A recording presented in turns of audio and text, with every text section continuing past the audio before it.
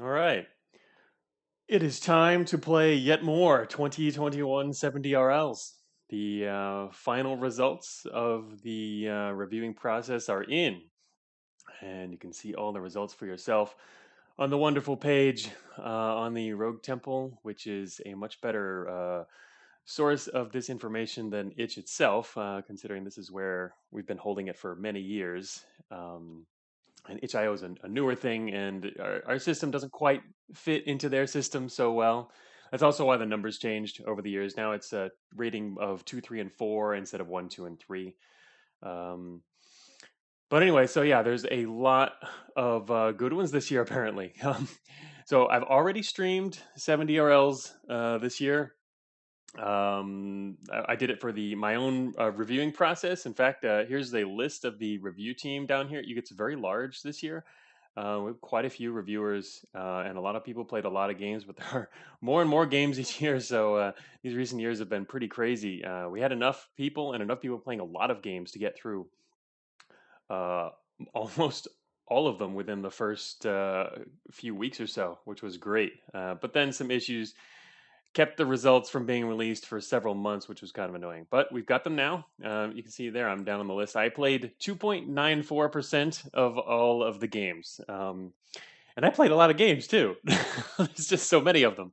Yard, of course, at number one. Yard is just, he's been hanging out on the Discord, the Roguelikes Discord for the past, I don't know, a year or two now, at least. That he plays so many different roguelikes and shares a lot of his um, experiences and design insights. Pretty interesting reading what he's got to say. So, and you can do that here on the review page. You can read, click on the actual scores and see the review results. All the reviewers, we left our comments, and they get passed on to the players who can come and, I mean, the developers who can come and check out what everyone had to say about their game.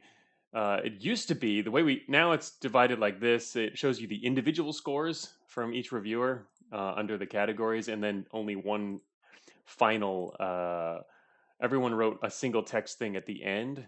This is a little different from how we used to do it. Now that it's on itch, again, some things had to change. It used to be literally we would write a piece about each of these areas to make it a little more clear why the score was given there. But now it's all lumped into one final thing here. But devs are still good with the feedback. Everyone's always happy to have at least some people play their game and tell them what they liked and didn't like about it. So this year, um, oh, this is yeah, 2020. Yeah, but anyway, if you look at this year, I mean, the scores are pretty crazy. Especially look at this. I mean, there's all right. So we've got Enter the Chronosphere, which we're going to be playing momentarily. That is number one here. It got the highest average, and then look at this for there's like literally a 1, 2, 3, 4, 5 way tie for second place. There's often some. I mean, every year there'll be some ties in the top categories, and there's just only so many different possible scores. But there's a lot of really high or really close scores. This entire first page is quite high. I think the quality this year has gone way up, and there's always been, of course, some really good and nice polished games every year, but it seems like there's more of them than usual this year, which is interesting. I apparently didn't run into these during my reviewing process. I literally played a grand total of one of the games on this entire first page, which makes some sense because personally, I was kind of disappointed in the games that, or in. I thought the quality could have been better overall in the event, but it turns out that's because the games I ended up playing were, just kind of more average games for the most part. I did really like Endgame 437. That was a lot of fun, and I still liked the other games too. It's just I ended up playing a lot of roguelites, to be honest, and things that uh, yeah, anyway, a lot of roguelites. But anyway, so looking at the top of the list here, there's you recognize a lot of the names. Some of these people release a game every year. Numeron. Here's Jeff Late, one of the organizers of the 7-year-old, who's been doing it like ever since the beginning.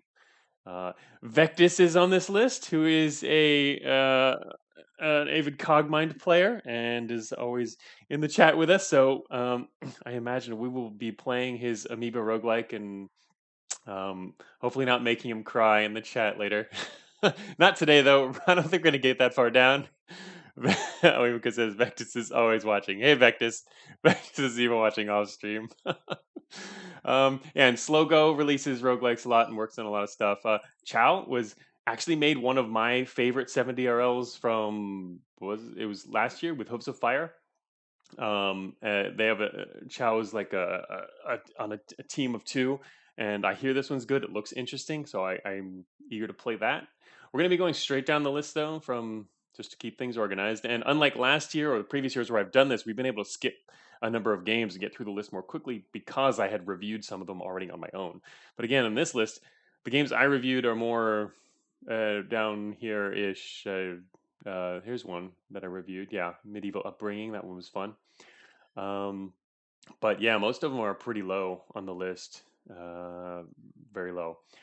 So it looks like there's a lot of stuff to get through. I don't know how quickly we're going to be doing this. I'm going to be playing them for longer, as I normally do with my reviews. Like maybe an hour or so at least, kind of to get an idea of the mechanics. Try to really see what all the games have, what the game has to offer in full before going on to the next one, especially if it's fun. If it's not quite as fun, then we might move on more quickly, or fun for me or chat. We'll see. But yeah, there's a lot of stuff to do here, and it looks like fun. If you look at, I was noticing one thing I noticed this year, which was kind of interesting, because I was looking through the first games here since I was gonna have to play them, and I kind of had to set up and make sure I could stream them right.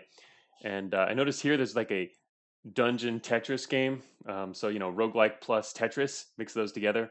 It's pretty common to do that with roguelikes, is mix your favorite or interesting other genre with roguelikes, and what do you get as a result?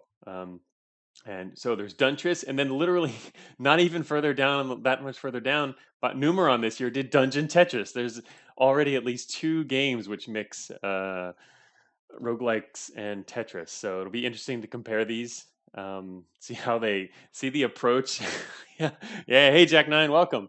Yeah, Dungeon Tetris. We'll see. It'll be interesting to see how they. I mean, there's so many ways to do it. Even if 10 people did a Dungeon Tetris game, they'll all be pretty different from one another in terms of gameplay, I'm sure. So make them battle. So yeah, Vectus made a roguelike this year. I'm pretty eager to see what this is going to be all about. So okay, that was much of the intro. Checking chat real quick. Yeah, all right. So we might have some of the devs of the games on, but I didn't actually contact the developers in advance because I don't really know how long it's going to take for each one and when we'll be able to get to their games. So this time I didn't. We'll see. I'm sure some will probably show up at some point or another. Since a lot of the devs of these games are aware that I'm streaming the 70 year olds again. So let's see. All right. So, another quick news thing here is that if you are interested in talking to some of the devs of the top roguelikes, Slashy at the Temple of Roguelike, again, one of the organizers, and where these actual results are even hosted, too. One of the organizers of the event, he's holding an online event. It's on in another couple days from now. Actually, wait. No, today is the 7th. It's like tomorrow ish. I'm not sure about the time zone, but he says it's July 8th there, and which means yeah. And then what he's going to have is all the top 12 roguelikes. All the devs for all of these 7 DRLs are going to be in this area where you can chat with them about their game, and it's kind of like an online roguelike space sort of thing where you can talk with people in a roguelike. Something he's been building up over the past year or so. I think it was since like the last roguelike celebration they started working on. He started working on that. I think that's what it was. But anyway, so yeah, if you want to, that's something I don't exactly know when it is. It still says scheduled to be released soon. So if you want to check that out, the Temple of the Roguelike Twitter at least will be one place. Plus, I'm sure it'll be announced on the Discord as well. So that might be something to check it out. Check out. Yeah, Slashy's always doing really awesome roguelike work. So yeah, I haven't actually checked this out. If I'm around, I'll probably want to stop in and see that finally, because he's been working on it for a bit, and there's been a couple different events held in there so far. So, and it's always expanding. It'd be kind of neat if and when it becomes some kind of actual more playable thing. You can already walk around and like examine things and stuff like that. Or I'm not sure about the details, but it's been expanding. So we'll see. That's something to look around for. All right. So, um, Maybe it was quite challenging, but very fun once you get the hang of it, says Jack9. Cool. Yeah, I can see a lot of these games being like that, or at least from what I've seen. I've glanced at a few people playing some of these, and it seems like a lot of these are going to be really worth getting into and playing like until you win, kind of thing. So, all right, so we're going to start here with. I think I've covered everything probably. Yeah. All right, so we're going to start here with Enter the Chronosphere. Let's go to the. Whoops, wait a minute. I probably want to open this other page in the background. Okay, Enter the Chronosphere. Most of these games that we'll be playing today are like web-based games, which yeah, has advantages and disadvantages. This one here, okay, so all right, so we've got a couple devs on this one. A turn-based bullet hell roguelike. I like the aesthetics already. Haven't even started, and it looks pretty neat. Turn-based bullet hell. So actually, one of my favorite 70-year-olds from many years ago was actually turn-based bullet hell. It can do some really interesting things with that type of mechanic. A good soundtrack. Be warned. Okay, yeah, that's the other thing. Anyone in chat right now too, remind me also, because well, that's the thing. I'm not playing one game. I'm playing many games, so I haven't really gone through them all to test and adjust for audio levels. So if the game has sound, I will try and adjust it, and you guys can let me know if it's too loud. Relative to me, but there are even more than one this year. There's some great turn-based bullet hells. That's plural this year. Oh man, that's these games can be pretty interesting. I mean, bullet hells can be neat, but you know it's a completely different approach to make it turn-based, right? And it makes it obviously a whole lot more roguelike because you can still gauge. You have time to think, right? It's not about reaction time anymore. It retains the whole get to think about your actions stuff. So this also has a download. It's also downloadable. Many of them are, even the web games, but we're going to be playing it online as long as that'll work out okay. All right, so it doesn't seem like there's any other instructions. I always like to check that out before starting. And also another quick note as we get started here, we are going to be playing always the most recent version of the game that's been released, because a lot of the devs did release a post 70-year-old bug fix thing, at least, if not balance changes or other additions. We're going to be playing the most recent. We're not reviewing officially. We're not going to be playing the original build, which some devs do leave up.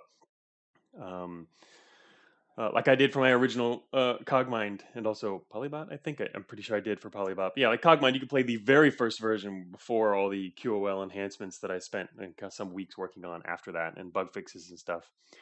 Just for posterity's sake, the original thing. So here we go. Bullet hell, turn-based bullet hell roguelike. All right, let's see if I need to adjust the audio to loading, and then. Okay, that's really cool. I like that. Should there be audio in the main menu? Because I don't hear anything yet. All right, so Enter the Chronosphere. That is a very cool multi-level Death Star orb thing. Enter. Okay, there is audio.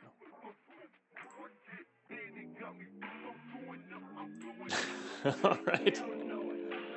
Okay.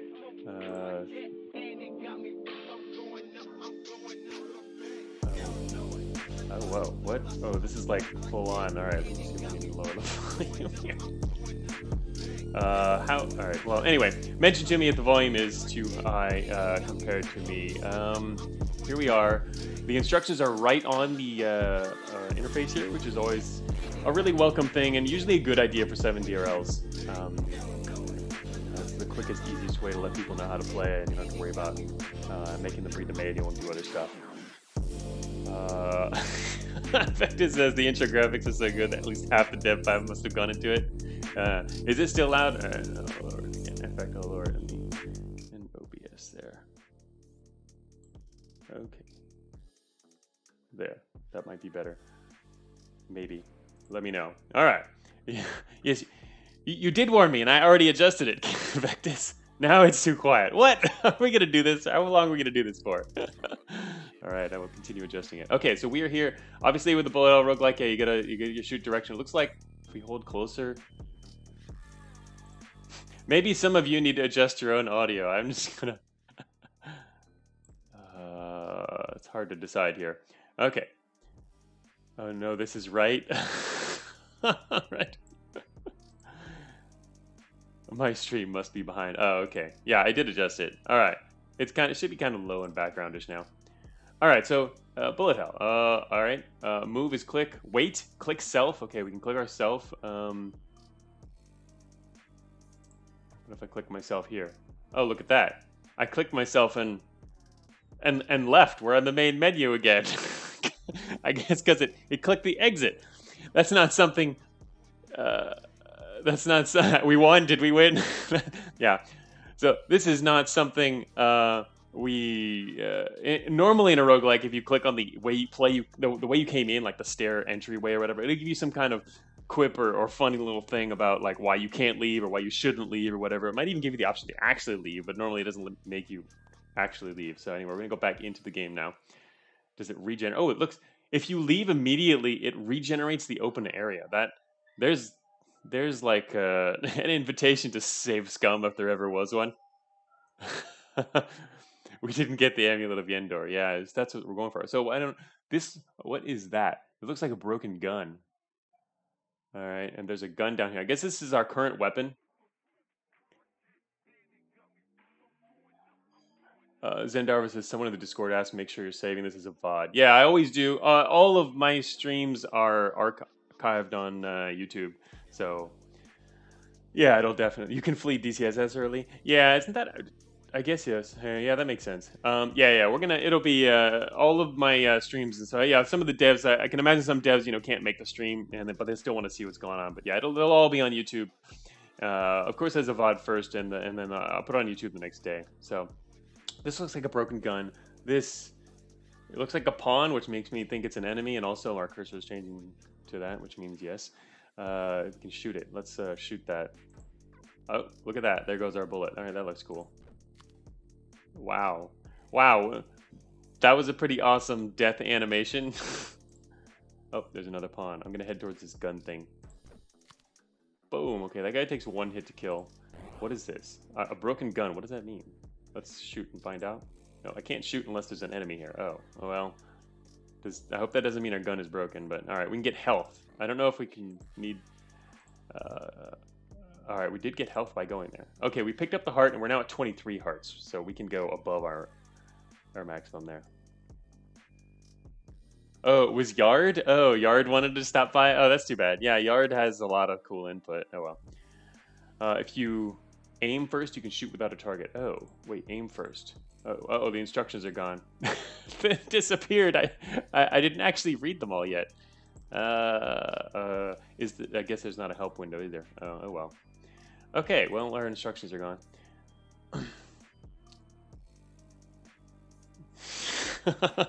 Yeah, it's a broken gun. Hope it's not broken. All right, so we can at least kind of look about. We can move shorter distances and longer distances. Short. Medium, yeah, longish. All right, and when there's nobody here, we can kind of like you can actually just even hold the cursor down and just move around like this. Obviously dangerous to do, but it's kind of like, this is interesting. This is kind of like holding down the button when you're playing a regular roguelike, right? It gets you killed. Okay, so we can now take these, which are apparently the upstairs. We're going up into this sphere thing. Okay, there's an enemy. I'm gonna shoot. Whoa. That was really fast. That was much faster. Also, there's a bolt over there now.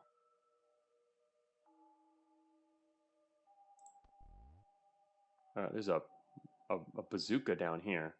All right, what is that? Oh, whoa. We're now shooting bolts? No, wait. Oh, wait. Never mind. That bolt. Where are we? Where? Okay, anyway. Shooting bolts, I guess. Let's head up here. Considering we can grab, I guess we can grab hearts anytime we want. Yeah, we can grab hearts anytime we want. Wow, are these guys shooting randomly?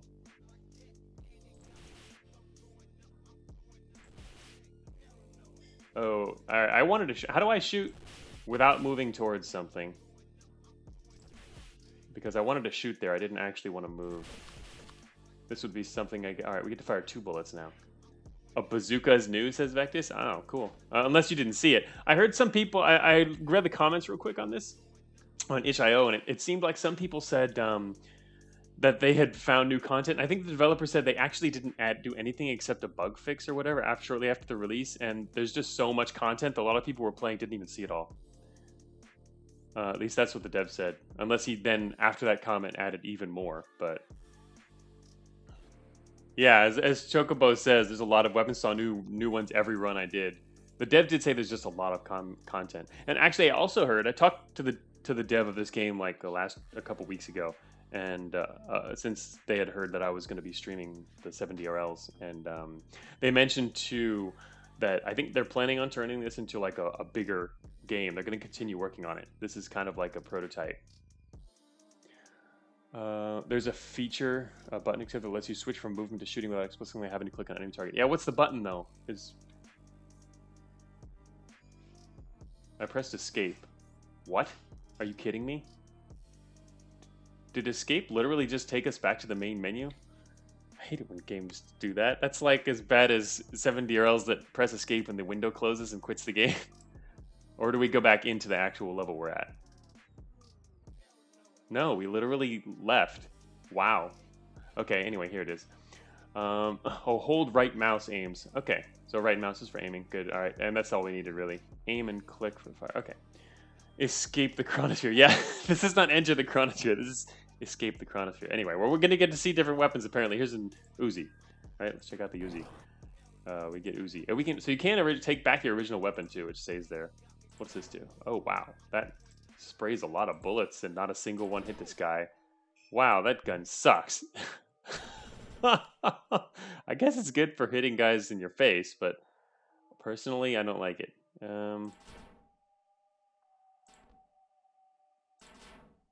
I like knowing where my bullets are going to hit. Whoops, I pressed the wrong button. I'm going to get shot in a second. Anyway, this game's already pretty cool. I like the concept, so I'm going to move out of the way because he's going to die. Anyway, that was not a good start. This gun, you know, I don't like it. I think our original gun better, even though it's got fewer bullets, right?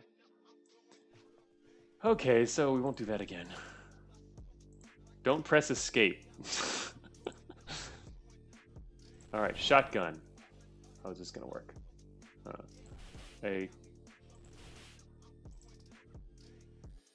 It's probably got short range and lots of bullets, right? Oh, okay, this is better than the Uzi, huh? Oh, yeah, I like that. Oh, all right, cool sound effects too, right? Oh, whoa, there's another enemy up there? Oh, it's probably the pawn guy I wasn't paying attention to. Can I shoot past this wall? Barely. He's just sitting there on the edge there. Escape fire is the ultimate weapon. Back to this. All right, kids. Now for the real question: is this a 3 on roguelikeness or 4? I would give it a 4. In other words, the maximum score, probably. The thing is, I also follow for roguelikeness. I'm actually not that strict. Despite being a strong proponent of traditional roguelikes, and I don't really like to see, for example, platformers in the event. Even some like platformer-ish games, I was giving I'd give at least a 3 on, because there's I followed the basic the judging rules about I follow the main rules that are given, not really rules, kind of guidelines, general guidelines. All right, need to kind of see how quickly these guys shoot. Follow the general guidelines where they can kill each other. Okay, this guy just killed his friend. In terms of roguelikeness, I pretty much followed them to the T. And the guidelines are also kind of lenient in that regard. Plus, there's only 3 possible ratings. There's only 3 possible ratings, so there's not a lot of nuance in there. Not a lot of room for it. Alright, so I guess we want to look around for more health. That's the main reason to want to stick around on a floor. Whew.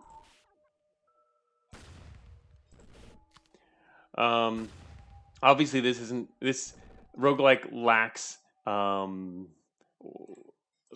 terms of, it lacks one of the main qualities of a lot of traditional roguelikes, which is it's pretty discrete.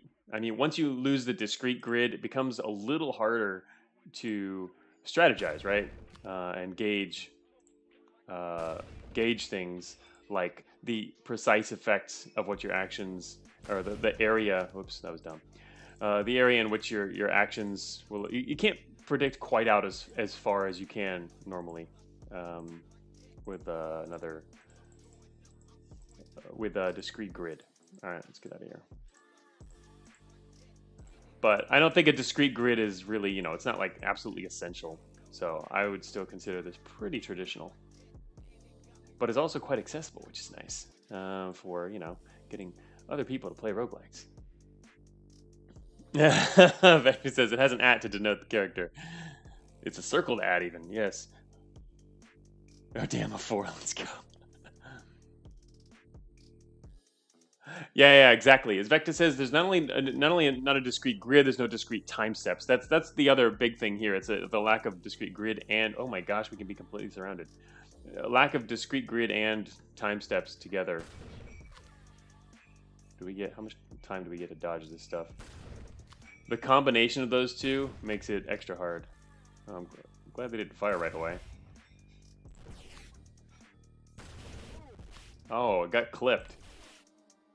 I can see this getting really hard really fast, which is nice. I like the 7D that ramp up the difficulty, right? No need to drag it out. What is that? It's moving towards us. Whoa, it's moving fast. What is it? Bomb, I guess.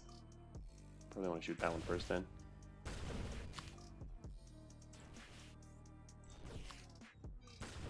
Alright, I can see one possible strategy, which could be very effective here, is getting enemies to shoot each other by passing between them and dodging.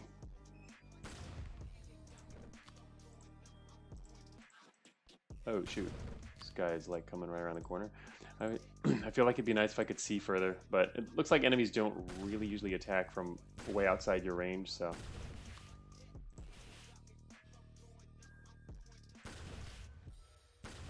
Alright, die.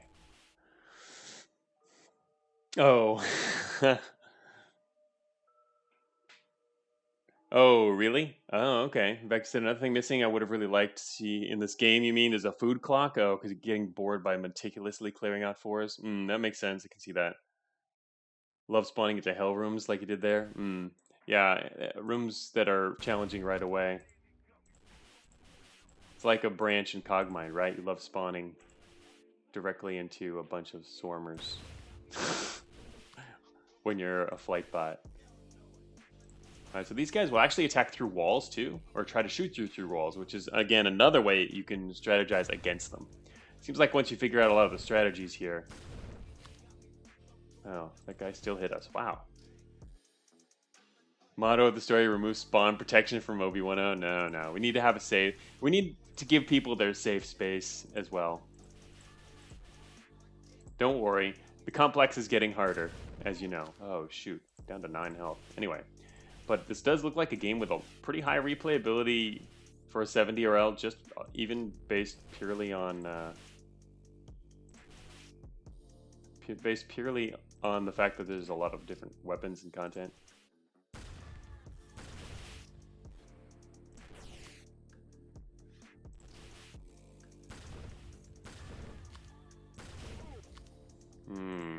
Damaging. So I wonder if we can actually go around this corner and hit that guy without getting shot at. Alright, we can. Didn't actually shoot us right away. Spider. What's that? We have a spider weapon. Alright, that was a shotgun. Let's check the spider weapon. Oh my gosh. Oh, did that... This actually stops bullets? Alright, so it's super slow, but it stops bullets. Huh. It seems rather powerful. Wow. Interesting. I need some health. Alright, there goes a guy moving too fast.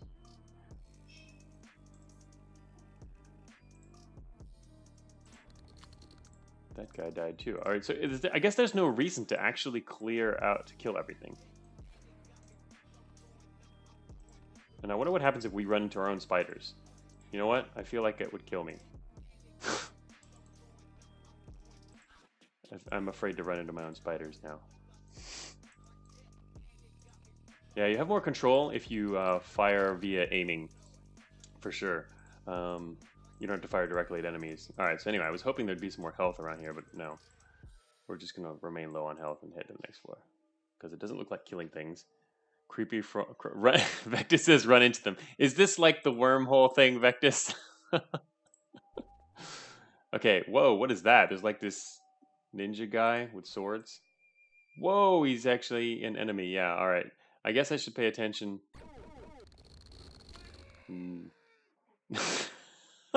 Alright. He screamed and died, and yes, that is a ninja guy who's going to attack us and move very fast. Okay. This isn't like the wormhole. It's for science. Yeah, I guess I could have done it, right? Too late now. Oh, shoot. Okay.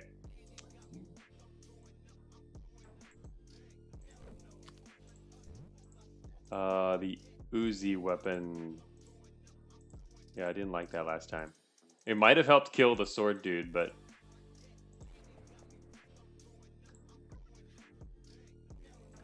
Can fire around the edge. Can we get that, clip that guy's edge at all? Oh no, we can probably get shot at though. Anyway, yeah, this is a pretty neat game. So far.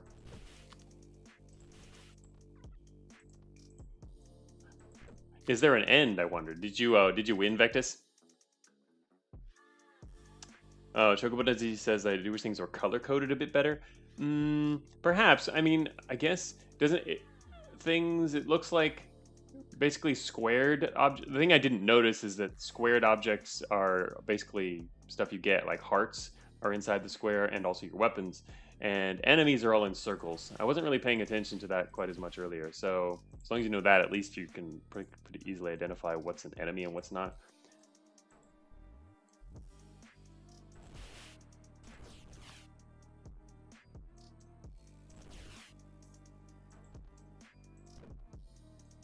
Oh yeah, he takes... So with your regular gun, this guy takes 2 hits.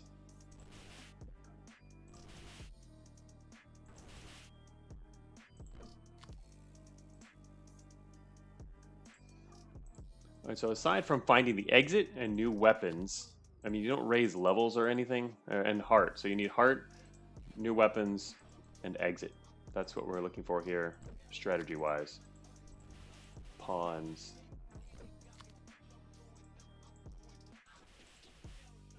A pistol. All right, let's check out the pistol. We're just going to be exploring different weapons here, right? I wonder how this is different.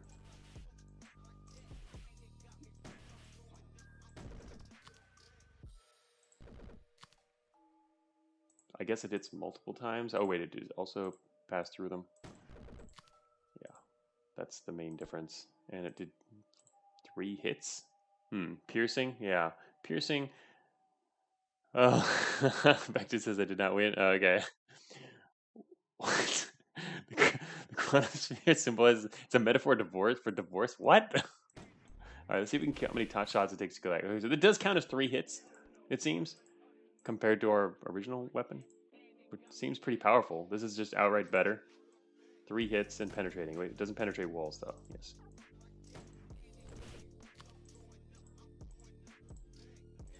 So anyway, yeah, we look around. We see if there's hearts. There is a heart. And no enemies. It looks like enemies can spawn in later, though. Alright, we got our new weapon. We got our heart. And so we find the stairs and leave. Oh, no, we're right next to this thing. And wow, this is a crazy start, eh? These things, I don't like it to explode on us. So that actually is pretty effective. Wow. Sweet. Obviously, a case of needing to know what should die first.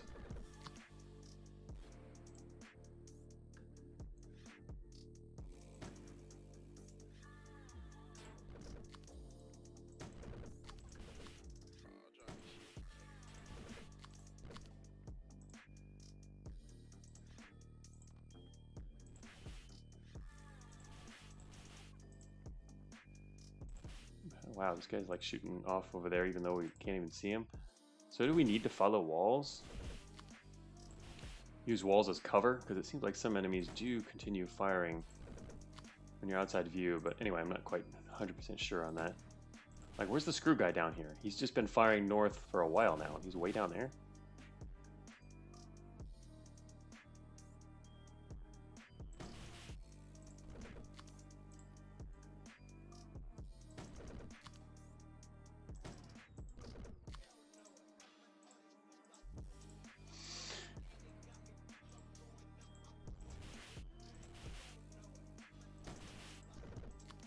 So yeah, I'm now basically using aiming instead of actually clicking on enemies. It's much more effective. More nuance.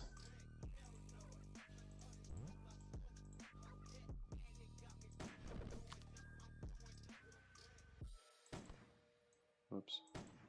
Sometimes it doesn't quite aim directly at what you're pointing at, though. It kind of goes out at a little bit of an angle. I wonder if it's not precise. You have a set number of angles. The direction we're aiming, I mean, the line it's showing us does not reflect that. But it seems like sometimes when I fire, the bullet goes slightly off that. So there might be a set number of angles which you're allowed to fire at, which would be kind of interesting. But if that was true, then I guess that should and would be reflected in the actual line. So perhaps that's just a misunderstanding on my part. And here's yet another thing here. Guess we'll check that out. What does this do? Maybe it... Anyway, we'll find out. It's cooler when there's lots of enemies around. Yeah, it seems rather easy when there's not, that's for sure. You have to kind of like... But if you have to work through multiple enemies, and that's where you start to have to actually make some tougher decisions. Okay, so this weapon cuts through bullets. I wonder which is better, cutting through bullets or also piercing the enemy. Piercing enemies seems not as useful, but that's because we haven't had a lot of enemies doubling up yet. The levels keep getting wider too, so it gets very slow. Alright. Well, we'll see. We'll continue with it for now. I think I'm going to keep this, I guess. So we can switch back to our original weapon. Oh, yeah, I agree, Zendorf. I was wondering the same thing when we dropped into this. The gear in the background, does it have any kind of meaning? Because they're only in some levels. But also, we've only just started. We barely made it anywhere, so. All right, I don't think there's any hearts. I'm kind of too lazy to walk around to the other side to see if there are, but. Whoa. Okay, now there's some kind of fast-moving wolf thing coming at us. Oh, wow, okay, it shoots out like that. It shoots... Is that shooting bees? I think we just got bees shot at us by a wolf. So anyway, we're still seeing new stuff. Yeah, I like this weapon.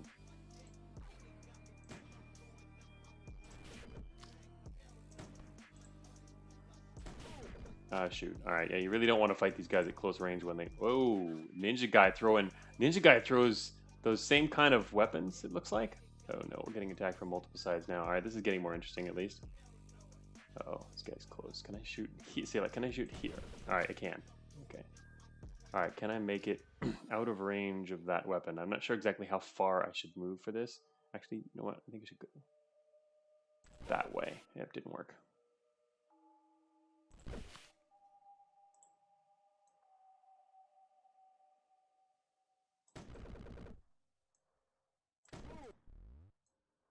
Uh-oh. Oh, damn, these guys actually are smarter. They're retreating. Kidding me? Here I'm thinking all the enemies are dumb. This guy's not dumb. We can wait by standing here. He's waiting too. Uh-oh, this AI is... You got ninja'd. Yeah, that like took a lot of our life.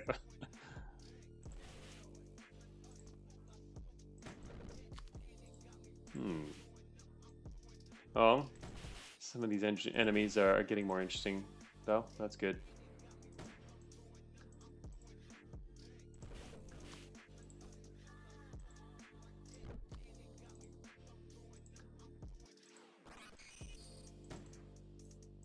Not going to take any chances on this guy. Fired two, which is a good thing, because he made it through the first one. Pawn. Not worried about pawns. Whoops. be I should be. Whoa, what? How did it get a bullet to me that fast? Anyway, maybe I guess that was too close. But anyway, yeah, mainly because streaming. Otherwise, I'd go a little more slowly and pay a little more attention to the details of what each enemy is capable of. Yes, reveal your position by continuing to fire.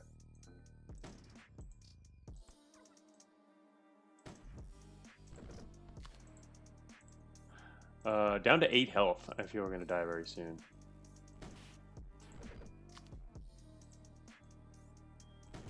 Wait, is some of these guys shooting screws? Oh, some of the pawns are shooting different things. Oh, okay, so we managed to see the same weapon a second time here.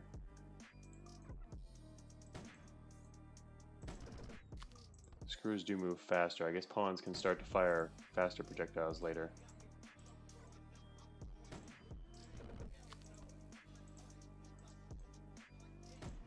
Another pawn. Alright, so... Oh, shoot. There's... What is this guy? It's like a... Looks like some kind of helmet guy. What's he doing? He's just sitting here next to us, not attacking. Which means he either has a... Whoa, okay. There's a slash that just appeared there because he's slashing. Samurai guy, yeah. Looks like a samurai helmet. Oh, the bishop shot is faster. You know what? I didn't even actually tell the difference between the bishop and the pawn piece. I couldn't quite tell there. Yeah, I can see the samurai sword. Can we step away from him and survive? No. Wow. Okay, it's kind of interesting seeing his little sword going there. All right. That was interesting. Let's try some different weapons, which I assume we'll get. Whoops. When there's an enemy on top of the exit, you got to watch what is actually glowing when you're shooting there.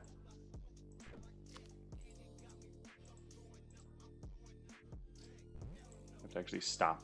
Alright, I'm going to try the Uzi this time again, even though it's not good, but it's just something different. I don't really like it as a weapon, though. It seems harder to use strategically, but I don't know. Maybe if you got smart, and it just seems really dangerous. You could get close to use it well, right? Yeah, you end up taking extra hits. Let's get another weapon quick. But I wonder if there's... Also, it's true, though, that I'm mainly preferring to fire direct, when technically you could perhaps do some interesting things by firing at multiple enemies indirectly at the right range, but this thing, wow. I have to intentionally not shoot directly where I want to hit just to kill pawns. They're not hard to kill. Walk around the corner and Uzi them. Right, here we go.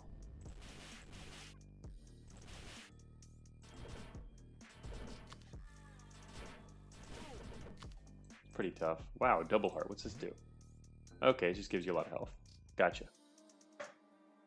I wonder if spray is reduced if you wait a turn. That's an interesting idea. Stabilize your gun. Let's wait a turn. Looks identical. Either it's just big spray no matter what. It's a random though, which is, yeah. I mean, I wonder what the. Yeah, I mean, sometimes they do go straight, so it's really random. It's just the arc is rather large. Obviously, it reminds me of arcing weapons in Cogmind. But the arcing weapons in Cogmind are generally because they're explosive. And so when you want a multi-projectile area of effect weapon, it makes a lot more sense to have bigger spray. But with an actual projectile weapon, that can be kind of dangerous in terms of mechanics. Anyway, we're going to switch to the shotgun, which we used a little bit earlier, and that's better. I think we probably already got the health we need here anyway, so we should probably leave. Get to some of the more interesting enemies. Wow, there's 3 guys up there at the top. They're just sitting on top of each other. Shotgun, it is.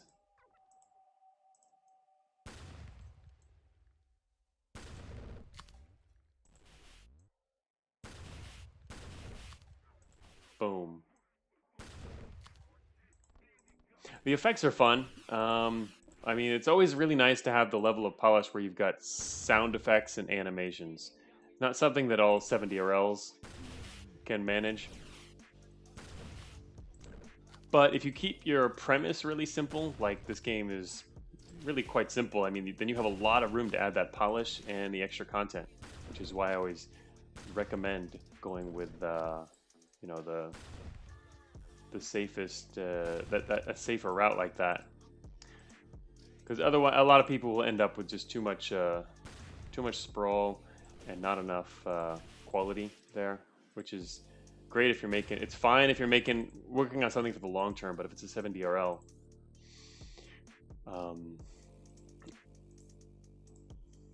got to kind of really aim for aim for the amount of time you have, right, to do the best you can with that time. I noticed also, the gears turn, as we're moving, right? They just kind of represent time, I guess, which is interesting enough. They don't seem to turn at the same rate we're moving, or do they? Okay, maybe, nah. I think they turn at the exact, they represent the passing of a turn, regardless of the size of the time step. All right, there's another one of those things. Ooh, another big heart, and a lot of pawns. A whole lot of pawns. Oh, not pawns, also. Some of these are bishops, which honestly I didn't notice the difference until it was pointed out.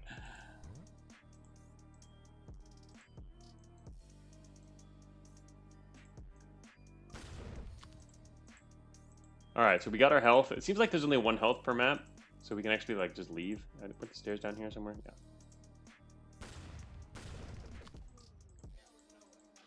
Pretty fun firing the shotgun. So time is discrete, just not easily measurable. Yeah, we were the beginning of the gear moves. Now I think the gear is still moving at the same amount. Does it move more when we're shooting? It seems. I think it's about this. It's the same. It's this. I think it's the same, or it's such a tiny difference that you can't really tell. I'm pretty sure it's 1 turn is the same amount of rotation on the gear. Oh, hey, Cassiopeia Star. I really love the way your turns show time passing. Yeah, we were originally wondering what those were for, too, and they're just to show time passing. I think it's not every floor has them, but maybe on later floors they are more ubiquitous, or no? No. All right, so we get 1 turn. That's another thing to make sure. All right, so we get 1 free turn, I guess, only at the start. Now, I haven't really paid too much close attention to how the AI is working, which is something you really need to do to get ahead with roguelikes. All right, here's our heart, which again, I'm guessing there's only 1 of. So there's a heart. We gotta find our weapon. Oh, shoot.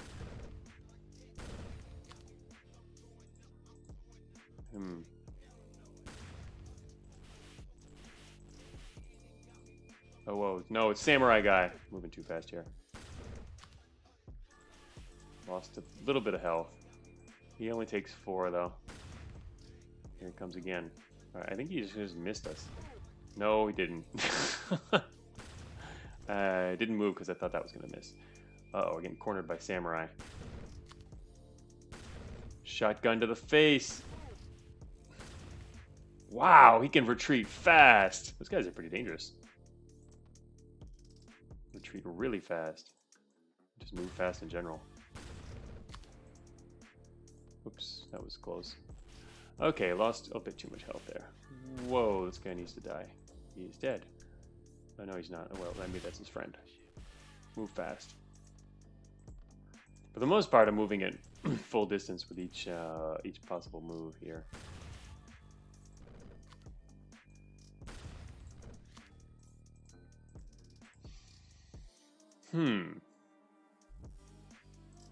Alright, so far... Oh, I was going to say I hadn't seen the stairs or the other weapon. There's a new weapon over there. What is that? Can't even tell what that is. This guy's coming fast.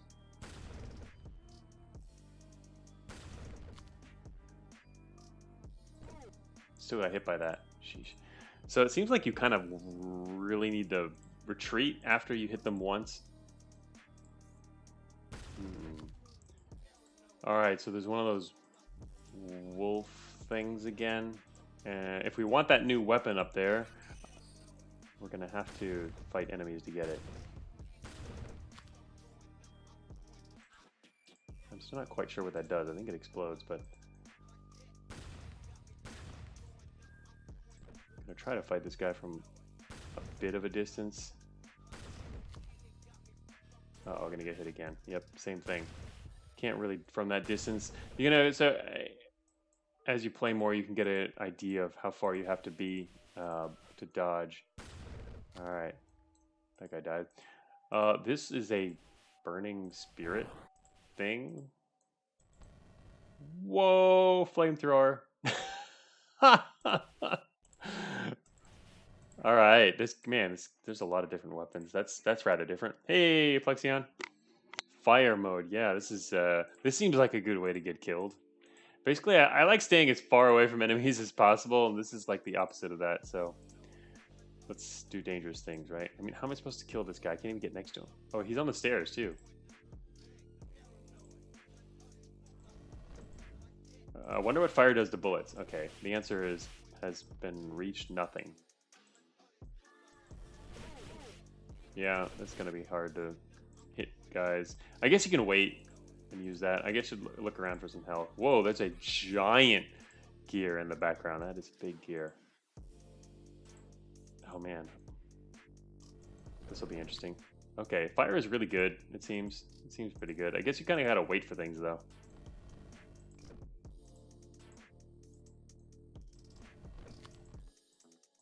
It's pretty funny. I'll continue to experiment with this. There's a new enemy to the north, it looks like. Oh, shoot. That thing make puppy noises?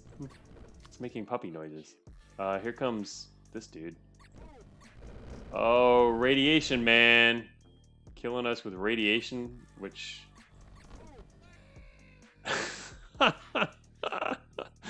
Alright, I see. It's a big wide projectile. Alright, we'll check this out for a little bit longer before moving on. Just to see if we can find other new content really in weapons, basically. Oh, wait, there's no enemies in this start?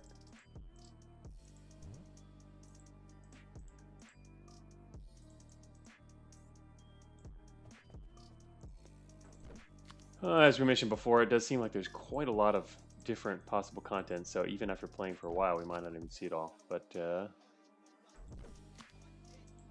got other games to check out too.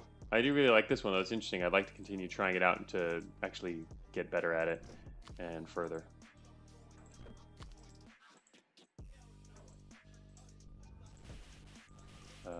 Okay, so let's see. We're trying to find basically new weapons and new toys to play with. Oops.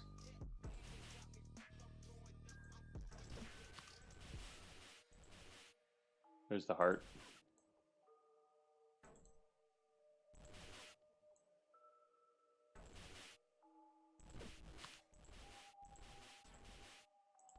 Oh, and a new weapon. Yeah, see, like I aimed right here, and it actually shot here. I wonder why. I wonder the reason for that. It doesn't always actually shoot directly where you're aiming. Sometimes it does, sometimes it doesn't. But like shooting at this point instead shot that. Unless it's okay. Never mind. That was my mistake. Apparently, the main weapon is not 100% accurate in terms of direction, which I guess is fine. Oh, get this guy to shoot each other. Whoa, there's a lot of guys coming. So that makes sense. I can see that. Had to actually test it out to see, right? Okay, we've got now dual pistols, which do what? Oh, it's like the same as the starting weapon, only you get two of them.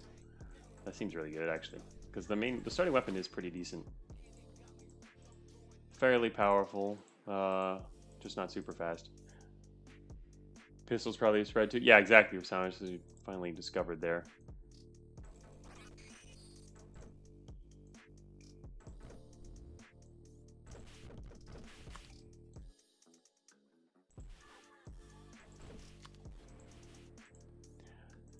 So it's just a case of how much spread each weapon has.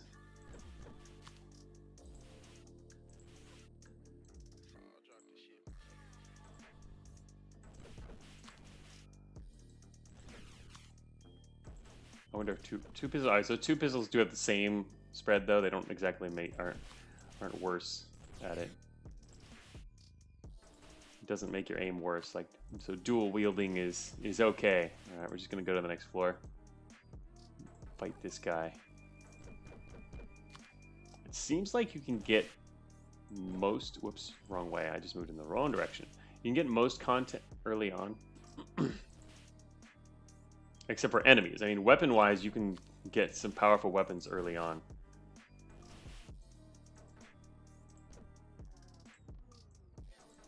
Case of pistols not working quite as well at long range with their spread.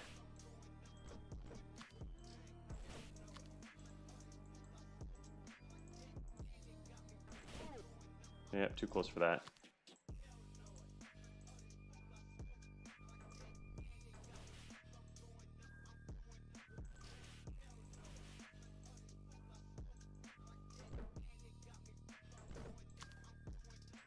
Actually managed to kill Ninja Guy without taking any damage. Dual pistols, they shoot twice.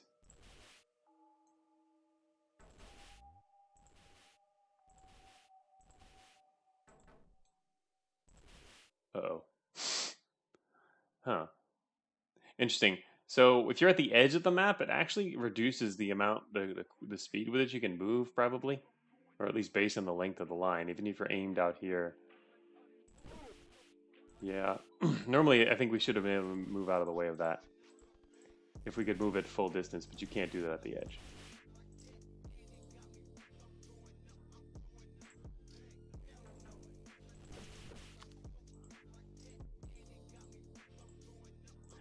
Technically, we should be counting turns that it takes these guys to start firing again.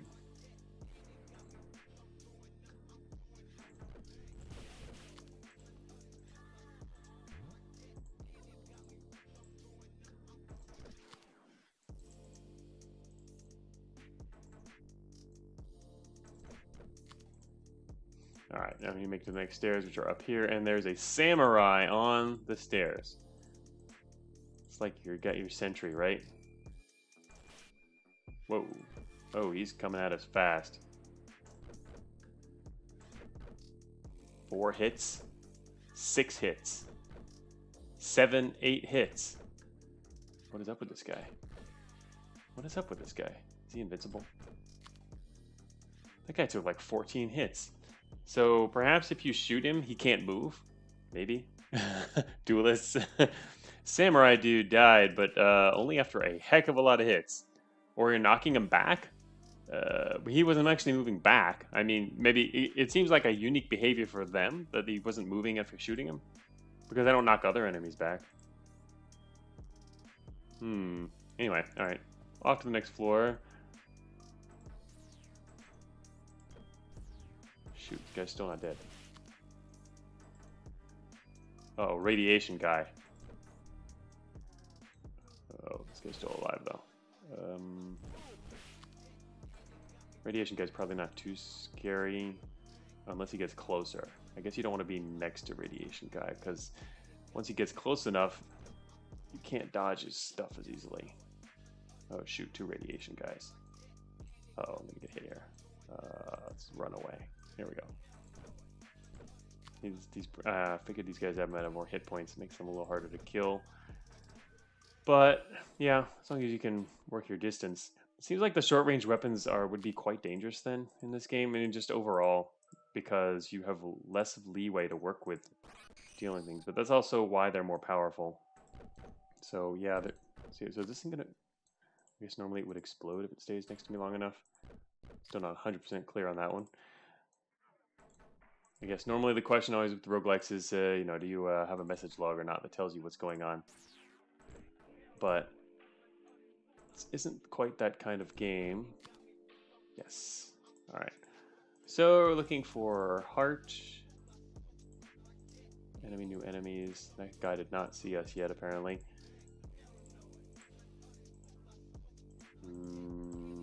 Wow, the levels do really get big. Everything's kind of expanding out.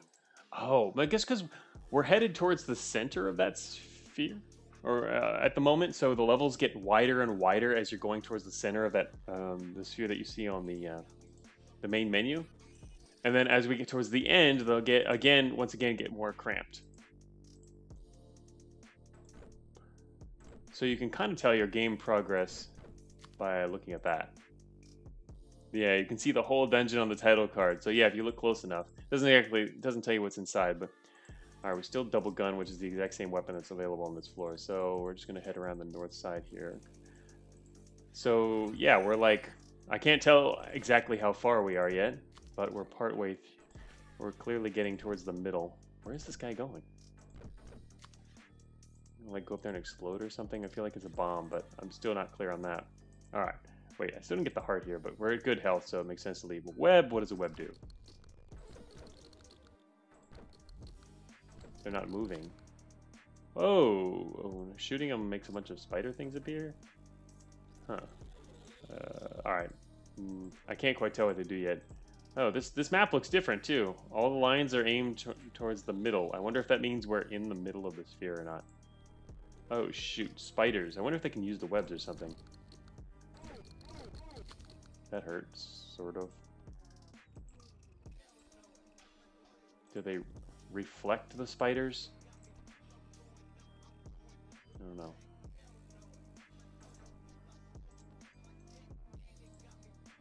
The spider stopped.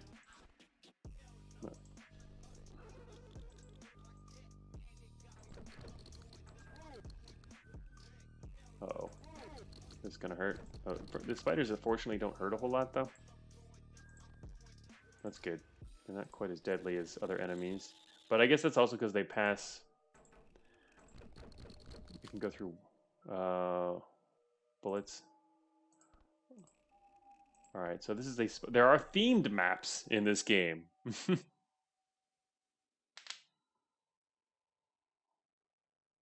They make a spooky noise. Yeah, I'm still not sure what the webs do. They just stop you from going a place? Maybe I feel like I shouldn't get close to one. Uh-oh.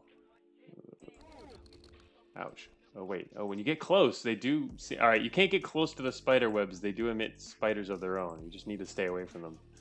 All right, well, it's easy enough for the most part.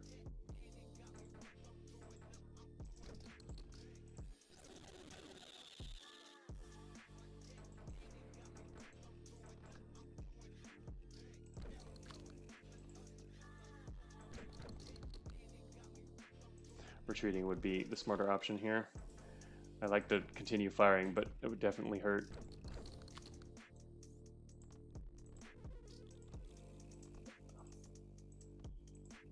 Okay, no, that spider web up here is actually spitting out spiders, like, even though I'm not in... Maybe it's because I actually got close enough around the edge. That's the problem. All right, that weapon I know. So I know even this one I hadn't gotten close to it, and it's now spitting spiders. So I don't know what's the trigger for that.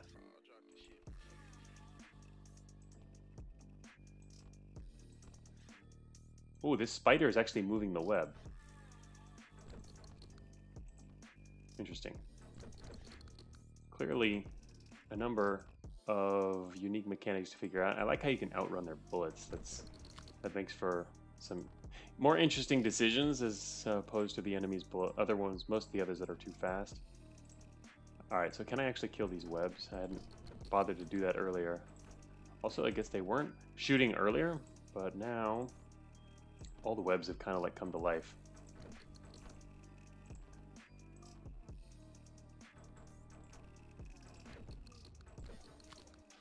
Okay, yeah, we can eventually take them out.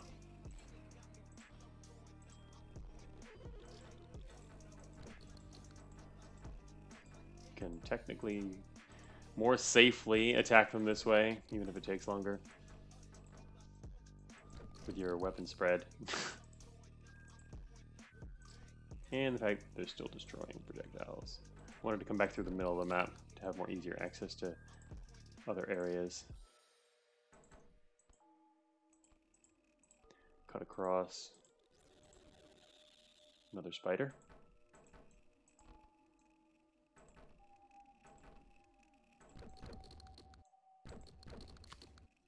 Yes. I was hoping that guy dies fast. I like to take the web spawns spiders and not the other way around. That makes sense. Maybe you just walk away when they get close and then shoot. Yeah, the spiders in particular, I guess they are spawning. All right, so where's the exit? This level's kind of annoying.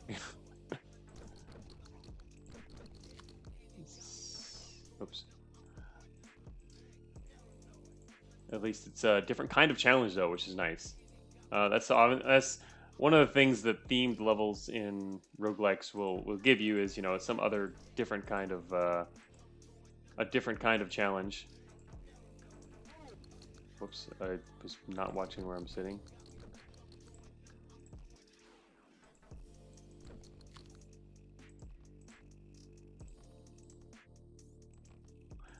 But yeah, anyway, nice that you can outrun the spiders. Two webs together. Wow. I guess we go back through a safe area. I'm gonna switch to see if I can get to the other side, the left side of the map here. Nope, a lot of guys there too. Can we go to the outside? Now I'm actually exploring more of the map. Here we go. Yeah, this is, I guess, gets more tedious though.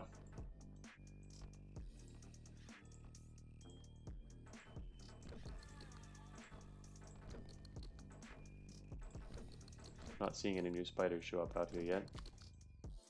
And of course, certain weapons would be more effective at dealing with certain different types of enemies, right?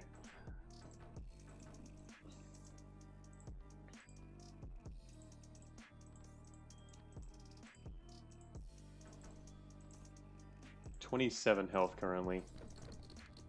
I guess the exit is on the west side.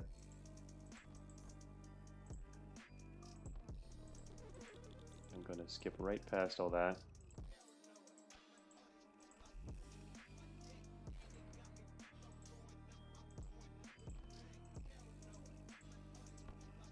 Ooh, big heart. And exit. There it is.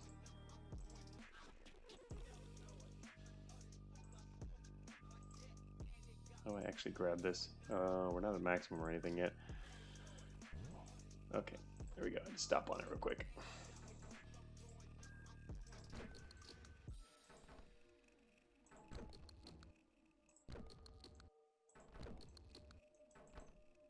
Currently at 37 health. Doesn't seem like there's a maximum. Would you say that there are themed levels in Cogmind? Asks Plexion. Yeah, for sure. Definitely. I mean, like garrisons, like Jackheim brings up, is one idea. Basically, any kind of floor where, yeah, there's a more predict. Oh. If there's a more predictable, um, predictable set of rather different kinds of challenges.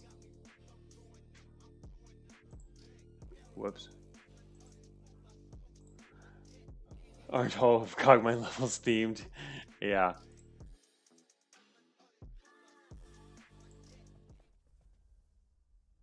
Are we in the middle? We're now in a rather large level and it looks very different and the music stopped. Is this a boss level? Are we supposed to fight a boss here? Or what? C is a themed level? Yeah, I mean you could definitely say a lot of Cogwind's floors are pretty themed. It really depends on what you want to consider a theme, how different it has to be from the regular gameplay, I think. Wait, there's a different kind of radiation guy? There are multiple kinds of radiation guys. A lot of the enemies seem to be represented by helmets or masks of various forms, which makes sense. These guys are just chilling on the edge of the map, so we're going to let them chill as we watch these gears go round and round in the middle. Alright, new radiation guy, what do you do? Oh, he's a fireman. Whoa, okay, his fire travels fair ways. Just got to make sure he doesn't get up close to you. Pyro, that is a pyro. Yes, all the gears are moving now, all around. Yeah, the special caves maps too, yeah. Uh-oh, there's a new weapon up there. Uh-oh, we're being approached.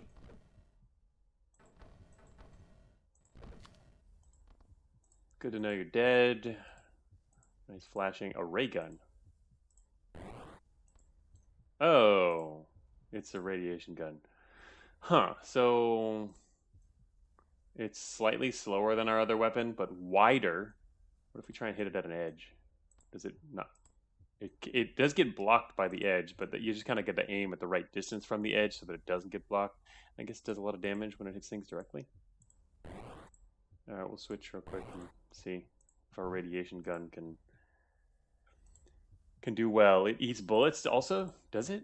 I didn't think this one eats bullets. I think it just manages to... Shoot, it's easy for this thing to get stuck. Oh, it does. It also eats bullets. Ooh, it's fairly good. Could be decent. Seems powerful. All right, we'll stick with this. It seems like it could be hard to use in some enclosed situations. You know, like all radiation. Oh, radiation man. Hey, wait. Which radiation wins? Gonna find out right now. No, we're not. 'Cause it's gonna die right away. All right, I'm gonna take a risk and come down here. Yeah, this gun's pretty good, huh? Oh, wait, how do we get to the middle? I'm assuming we're gonna find a way to the middle eventually. All right, Mr. Pyro, you walk around the corner and get irradiated. Oh, here's another mask type guy. Oh, shoot. That guy got here really quickly. Wow, radiation's good. Radiation is good. You heard it here first. Get irradiated. Yeah, let's go over here so we can see if we can aggro this guy behind the wall. No, he does not get aggro. Well, there's a spider. Oh, interesting. This is just you go around the whole thing and there's an exit there. Irradiate your kids today. That's right, Vectus. Your radiation is better because it's green. I think it's blue, isn't it?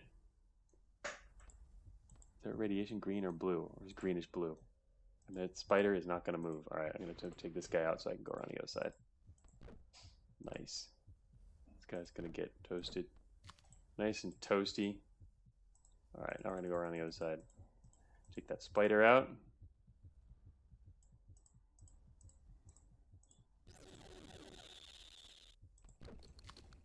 Oh man, these even kill spiders, which normally kill other bullets.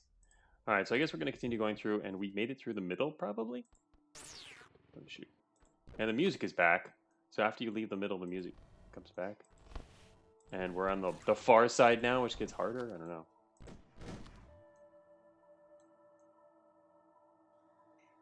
Whew. Not easier, that's for sure. Alright, can you teleport? Ouch, ouch.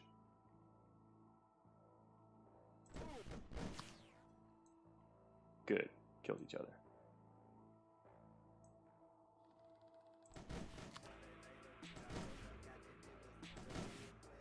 Different music on the other side. In some cultures, green and blue are the same color. That's true. That is true.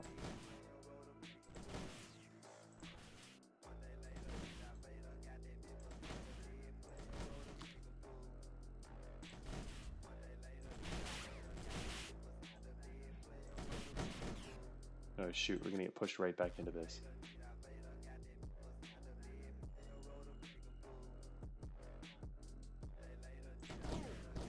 Yeah, that seemed rather not likely to work. Whoa, this guy's chainsaw guy. Look at this guy and all his chainsaws. He's all right. That's pretty wicked. You clearly don't want to stand next to that guy. Chainsaw man. Wow. That was unexpected. I'm glad I moved away from that guy then. Chainsaw man. Uh-oh, somebody over there has a penetrating gun, which moves fast as well. Oh.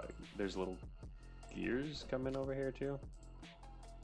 I feel like I'm not gonna remember all the masks. A lot of the masks are starting to blend together now. Found an exit. I'd like to find the heart first, but as we know, there's a heart somewhere. It's always the question of, is it worth it? Might you gain enough resources to make it worth it?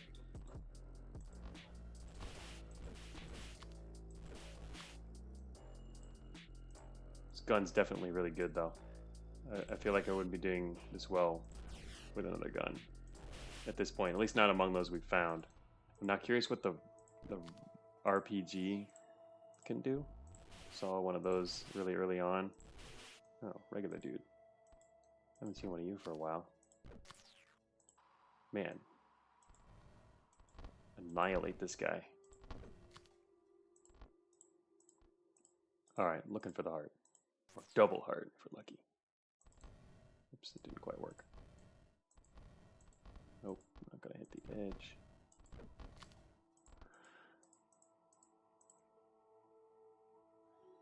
This gun is just like the enhanced heavy bad rifle. A mine layer. Yeah, is that what that was up there? I saw that stuff on the ground, the gear looking things. I wonder what those were. Alright, now we can get out of here. I'm not gonna bother checking out what weapon. Oh, actually, I think we passed the weapon earlier, didn't we? Oh, can't make it that way. Behind a cover of radiation. We're on the far side of the sphere again.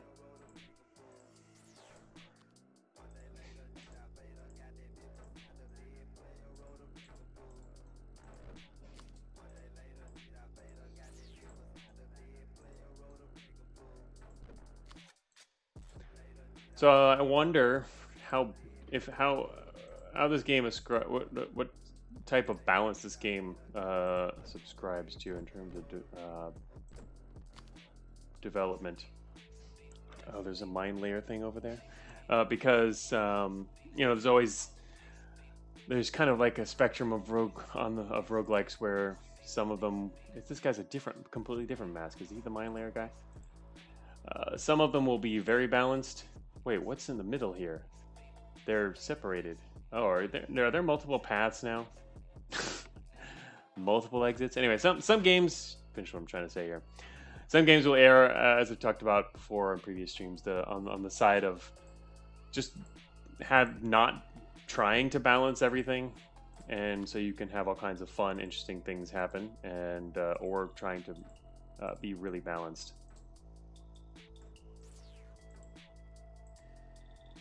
This one, you have to play a little more sometimes before you can tell, but.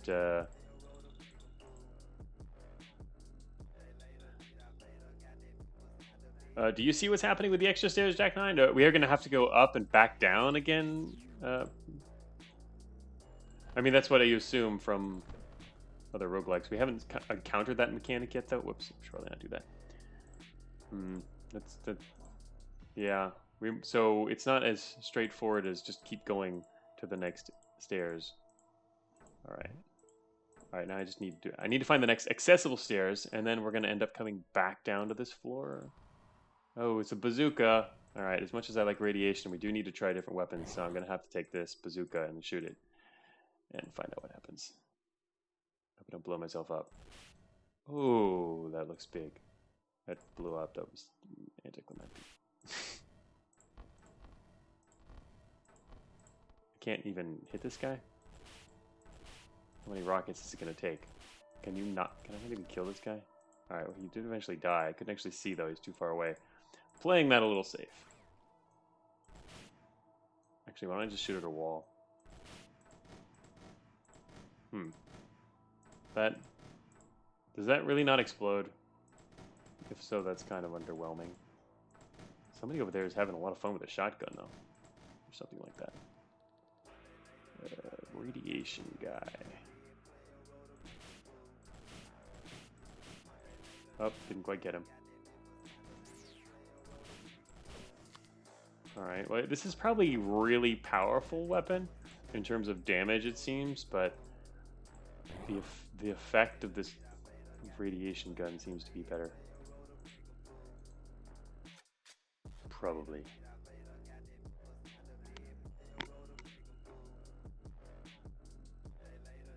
Oh, pass by the heart of the Chronosphere. So, eventually what? We're going to go back straight through the center, you think? We'll see.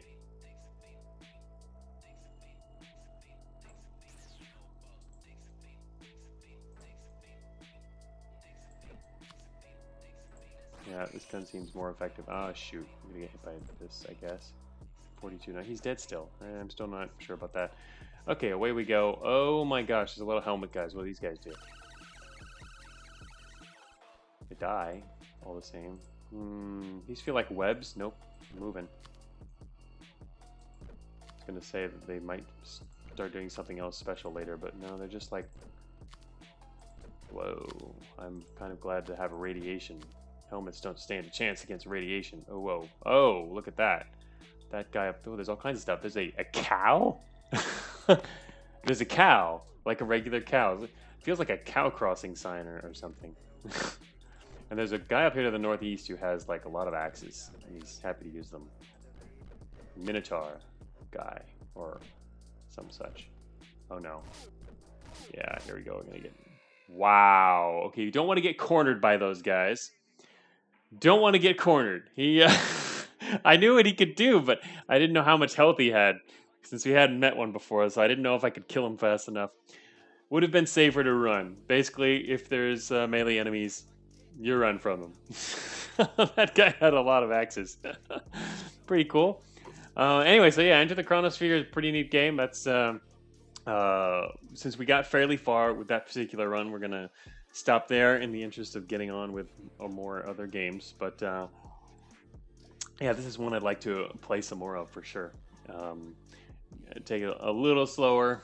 Also learn more about some of the different enemies and get further.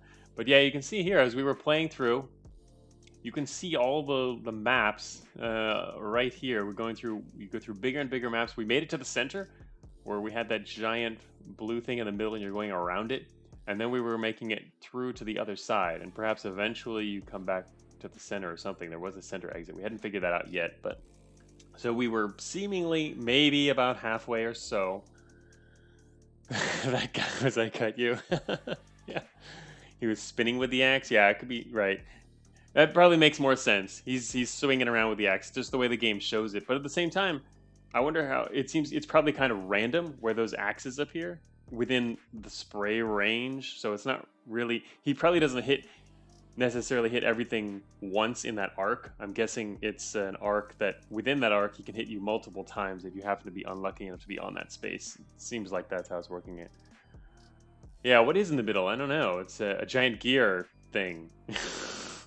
I mean, you can see on here it's the outlines of a big gear with little gears. Now you can see if you follow this, but anyway, all right, we're gonna move on to the next game on our list. Boom, that's down.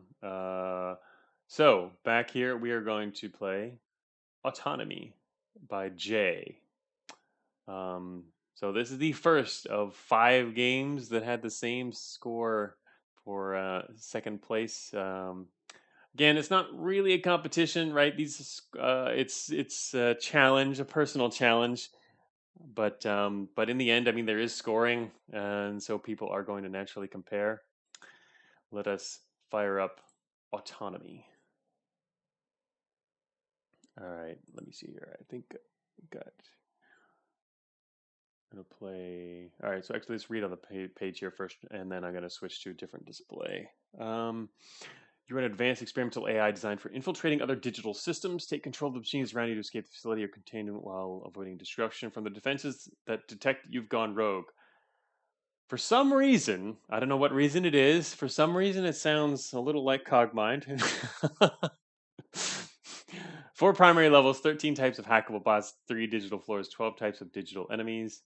Let me know if you find the secret bot. All right. Space passes a turn. I forgot to put this on the control screen. All right, so at least I'm glad it's here. That is a good thing to know.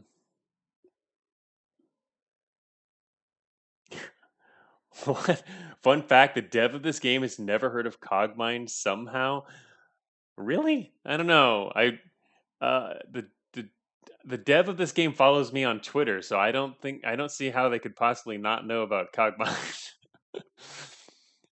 And fonts by some picks.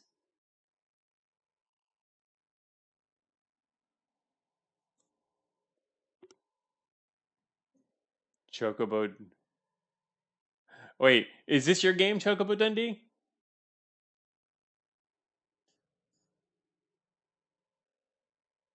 Chocobo Dundee says, "Oh, okay." Chocobo Dundee says, "I've heard of Cogmind, but I've never played it and don't understand any of it, though." I mean, yeah, Chocobo's been in our streams before too.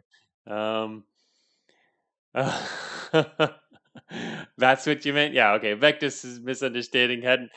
Oh, okay. That hadn't heard of it before. No, he just doesn't understand the game instead. But anyway, yeah, anyway, obviously a natural assumption that I would make too, just from the description. Okay, we've got audio here. Switching over to a new display. Subnode links established. Nice. Autonomy.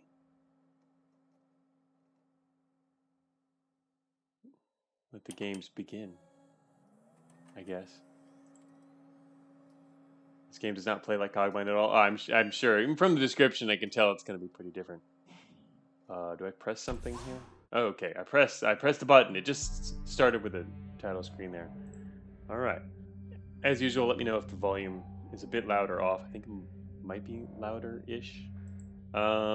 It's not. So the similarity ends fast. It's not like mainframe defenders. Yeah, even mainframe defenders. The fact that you can have more than one bot and whatnot, it's kind of different. I think the volume's louder. Lower that a bit. Just guessing. All right. Okay. Here is our interface. XAI Unit 1. Hull 6060. Free memory 100.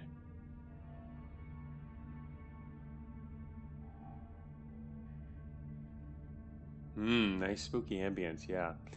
EVA 10%. I'm not sure what EVA means. Maybe the help screen will tell us. Physical defense. ENG defense. ENG. Not sure what that one means yet. Weapons none. Routines hack 20 meters. Interface with target machine. Okay, so we can interface with machines. All right, let's go to the help screen. Controls. Okay, WASD to move or arrows, but since I want to use the mouse probably to point to stuff, I generally use WASD for this sort of thing. Aim range weapon is F. EVA is evasion probably. Yeah, okay, EVA, right? Evasion. Yeah, that makes sense. So I don't know what the ENG means, but normally a help screen might tell you that kind of thing. Let's see, aim range weapon. F again to shoot. All right, so FF, X for canceling. Cycle equipped weapon is R. Okay. E, examine enemies. Wonder why cycle equipped weapon is R, just to have it near WASD. Examine enemies and objects, X to cancel. Alright. So it looks like we might be able to control this entirely by keyboard even. H, hack. Aim at an enemy or a door. H again to confirm. J is overclock. Take 2 actions per turn and gain evasion for 3 turns. Wonder what the cost of overclock is. There must be some kind of cost, right? Oh, 2 actions per turn. Gain evasion for 3 turns. Or it's got a cooldown or something. We'll see. Scan. Show no nearby enemy positions. Gain accuracy for 3 turns. All right, so that's kind of cool. Oh, here it is. Overclock and scan do not end your turn when used. All right, so they're kind of like, it's a free action kind of like toggle type thing that starts a new mode. Okay, so that's kind of neat. Some options there. While hacking, J is a Zor swap positions with an enemy. J again to confirm. While hacking.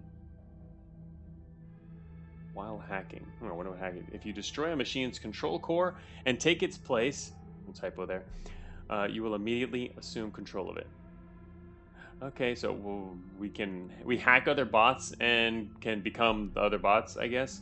Doors can be opened, closed, or locked by pushing their instruction block over to the corresponding instruction tile. If you lose all your HP in a hack, you will be kicked out and stunned. It's better to manually disengage if you are critically low. All right. I guess it's kind of like hacking terminals in Cogmind.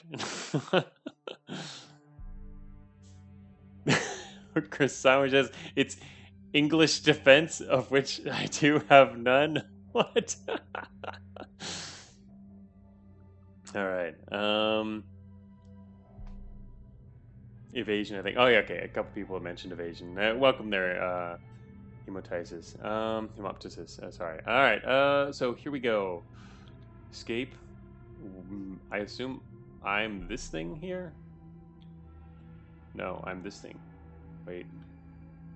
I can't even move. All right, so you can't even move in this form. So we are this thing. When I try to move, it does that. It kind of like jogs us around the sprite. So yeah, we can't actually move right now in this form. I guess that means we have to hack, and it immediately helps us target this thing. Hack. Whoa. Nice. Interface established. Destroy the control core and take its place to assume control. All right. Destroy processes that try to stop you. Oh, cool. Sorry. So it's kind of like there's 2 layers of the game here. I think this is kind of like Paradroid, was it? Paradroid does something like this. Had you known or played that before, Chocobo Dundee? It's something people keep asking me if I've played when I developed Cogmind. Paradroid this is closer to that than Cogmind is, where you hack robots, go inside them, and take control of them. It's an old C64 game. Oh, and I like the music. All right, exit machine hacking interface. Swap position with target process. Cannot target control cores. Open the door. Here we go. Wow. Okay. I guess these are processes here. I like it. And I don't know exactly what's what though. I guess we can examine E. All right. So yeah, we can't actually use the mouse to point at things. We can go into examine mode though. Oh, I can't examine anything. Oh, that's kind of unfortunate and interesting and weird. You can't examine things beyond walls. The walls stop our cursor here, even though I can see them on the map, which is kind of interesting. Oops. Wait. Oh, I have to press E again to exit the mode, not escape. I thought escape would exit the mode. Alright, let's find out what these guys do. I guess the control core is up there. I don't know what that does. I guess we're going to have some experimentation going on here. Follows line of sight rules. Yeah, I can tell now. I guess we don't need to worry about that. Oh, whoa. Oh, these processes spit things out. We've got something coming after us now. Well, I don't know if it's a process or... Okay, this guy just got alerted to us. They got their little exclamation marks. Oh, this is the block that we have to get to there. Can I guess... Oh, I can attack things. Also, it says E decryptor. F, weapon. Oh, that's our weapon. I guess I should probably attack something. Here we go. Oh, that worked. Oh, that guy has a lot of health. I like the music.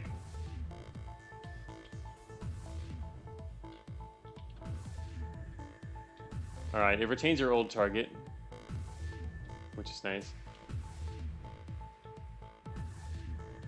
Alright, game is at least somewhat lenient at the beginning here.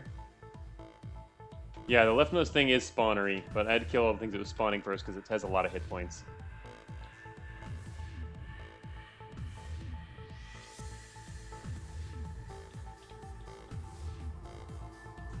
We'll get it eventually. Whoops. I keep practicing escape, trying to escape that mode. Wait, how do I escape fire mode? I can't. F again to shoot. X is to cancel aiming. There we go. Alright. X, I think. Alright, so we're playing a little bit of... Alright, we only have a range of 2 here. Wait, and we wait by doing what? Pass turn space, right? Oh, it's in the game now. Alright, that was updated since the Twitch. I guess you can remove that from the itch.io page now, that extra info, since it's now in the game. Unless you saw the old version up there somehow. I can escape from that, and we have to press space to wait, F to attack, F to attack again. Oops. Control core thing? Wait, I thought I had to move this onto that. Oh, wait. Did that...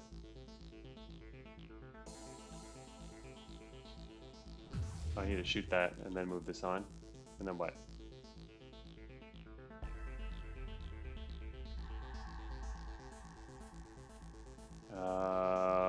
I was assuming I put that there. Oh, wait a minute. What was that thing to push around for then? Oh, you push it there and then stand on the spot? Oh, okay. I see. That seems kind of interesting. It seems like you should just kind of like push it there and that should be enough probably, but I don't see what the other step was for. But all right, so here we now have a nail gun, and we took control of this robot. Double speed and get invasion bonuses. I like how the letters, and it's always nice. I mentioned that in the previous game too. How you always want letters and descriptions here of basic mechanics. It's very helpful. It's locked. Oh, okay, I guess that means we want to hack it. Hack. Hack the door. Oh man. Alter door's physical state by changing their instruction. Push its instruction block over a new instruction tile. Okay. I see. Lock and I see lock, close, open. I assume.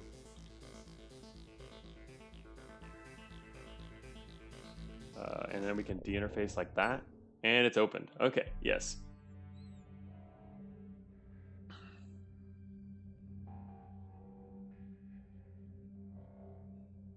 Oh, what? Oh, Vector says you don't have to push the block there to stand on the spot. Never figured out what the block was for. Wait, does... Really? Then I thought we were supposed to push the block. It says you're supposed to push the block. Huh. Oh, you mean the one in the previous area too? I don't know. Anyway. Okay, let's see how the range... Our range is only 2, apparently. Range 2, 8 to 13 damage, I assume, and 75% accuracy. Alright. The block is for robots? Yeah, I don't know what you mean about that, but anyway. Wait, how can I... I can't actually attack that guy. X. Huh, I wonder what this is. I guess I could use E to find out. Barrel of volatile chemicals, explosive. I wonder what its area of effect is. Heavy transport machine, durable, but low combat capabilities. Oh, cool. So yeah, these are the different types of bots you can basically take control of. Weapons, melee 10 to 15, actually 100%. So we can compare to ourself here. What does it got? Hull 50, physical defense 50%. ENG defense again, quite. ENG, I guess might be. I guess it's energy defense. Yeah, that makes sense. Like energy weapons. Wait. Oh, we have a nail gun single. I see. You have different firing modes too. So we have nail gun single fire and burst fire, which is lower accuracy, but 4 projectiles. That seems really powerful. Have to try that out later.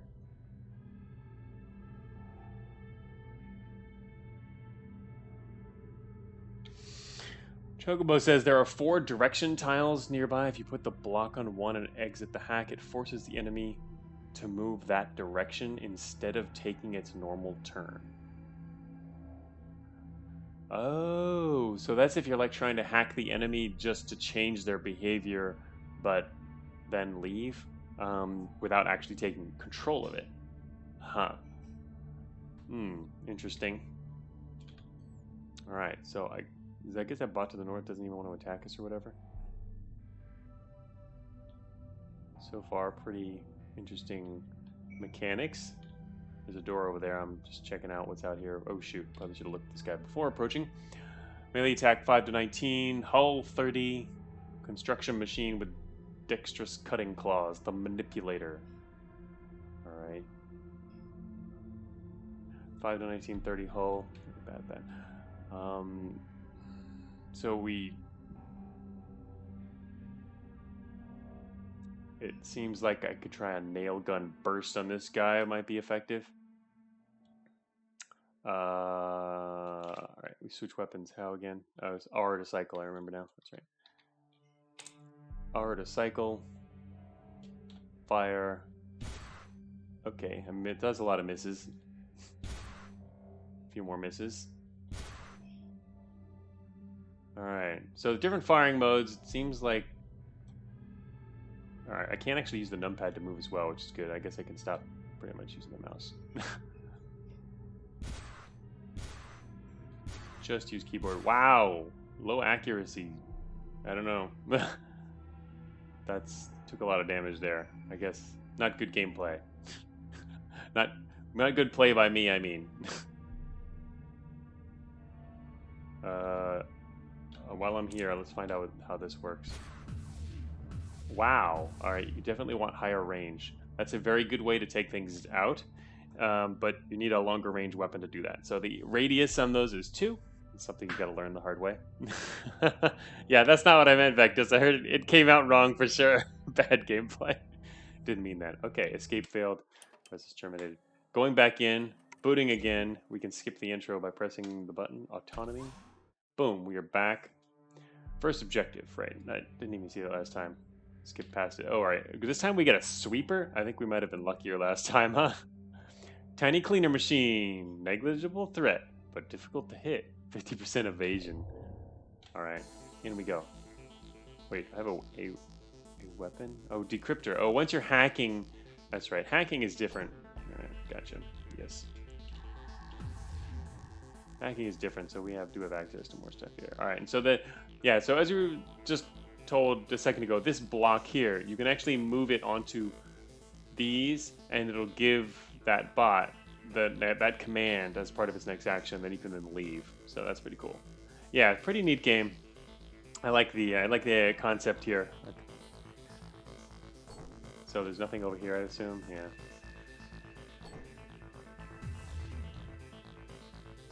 So we don't even care about moving that. Whoops. X for that, stopping that mode. I always want to press escape to leave fire mode rather than press X.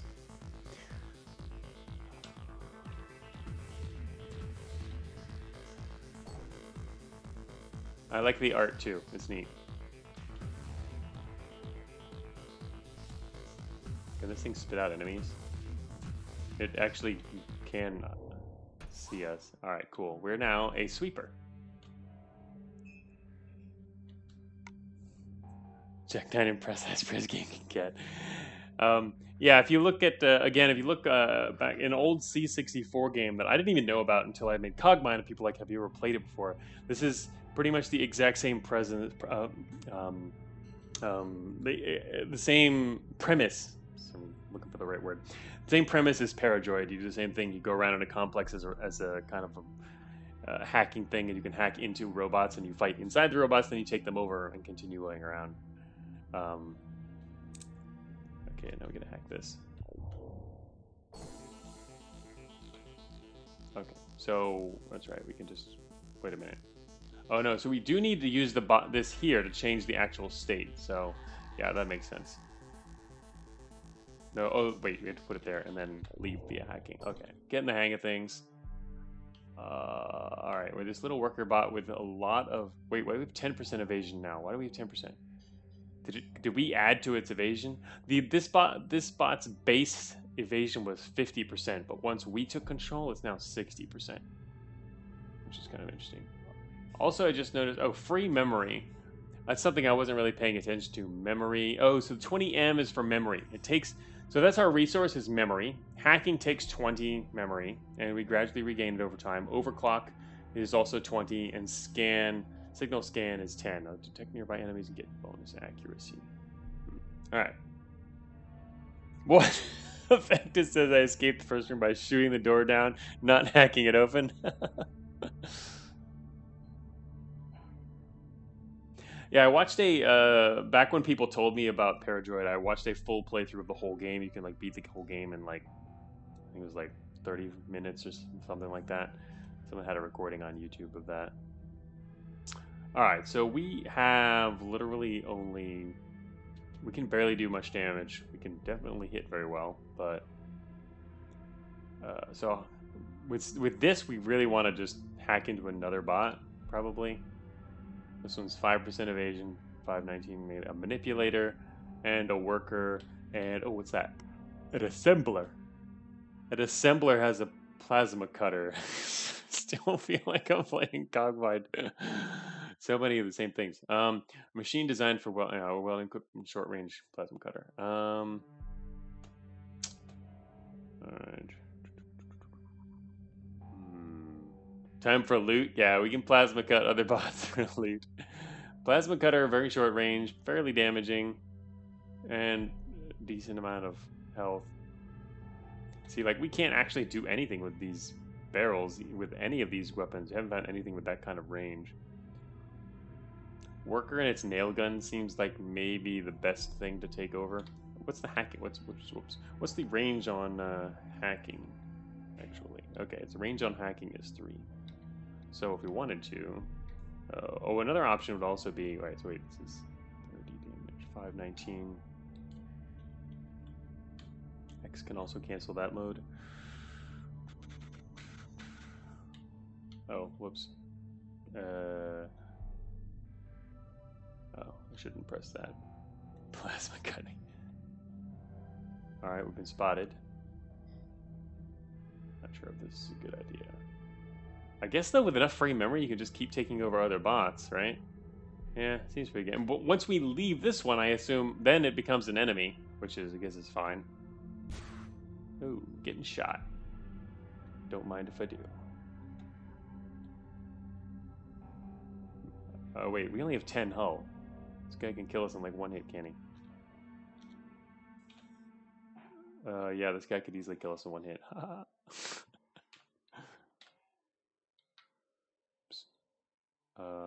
keep pressing escape. Bad habit. Let's hack into this guy in the middle. Mainly because the music's really cool. Actually, I also forgot we can use our memory to increase our fighting abilities too. Not that I would want to do that with the basic one, but.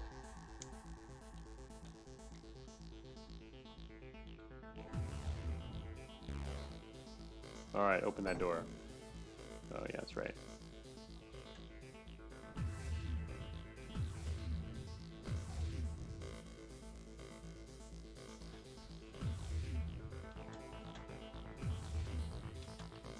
This guy can spawn guys fairly quickly.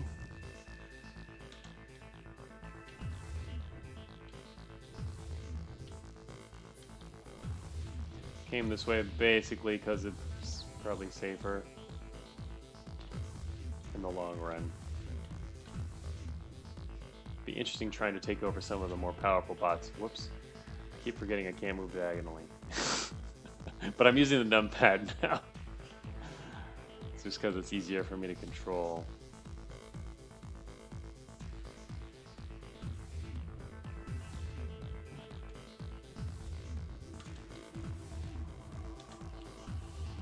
These guys, enemies can't seem to move. They can't move on to those that block there. All right, this guy's toast.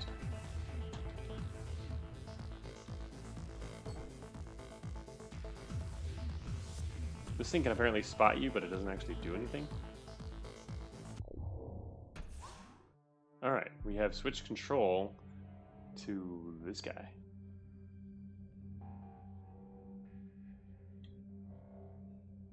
The manipulator. We have 30 hull, so I kind of gotta check this guy here. Has got 50 hull. All right, so we should be able to take a little bit of fire here, and we currently have 78 memory left.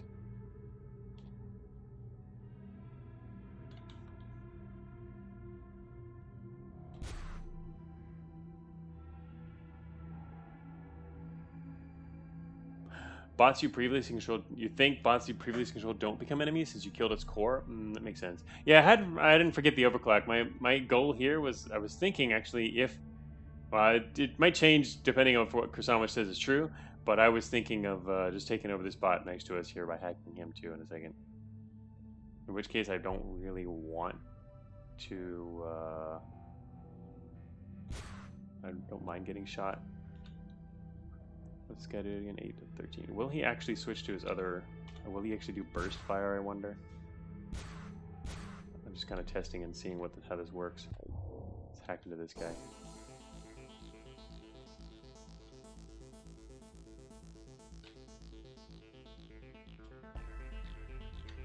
Bad at that. These take 2 hits, as I recall. Surprise!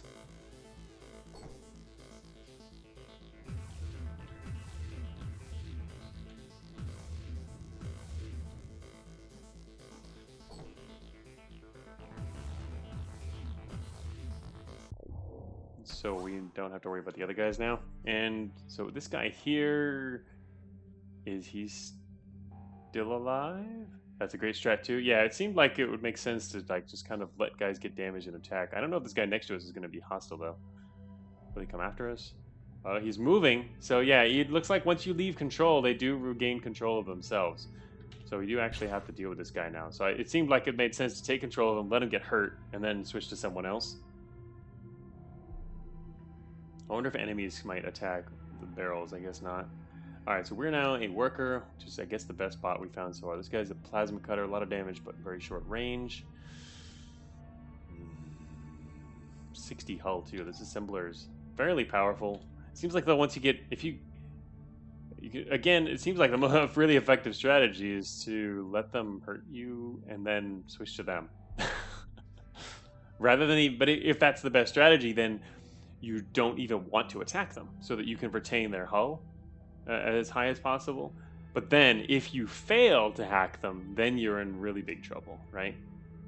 But let's try, we're gonna right now try to just overwhelm this guy by using overclock.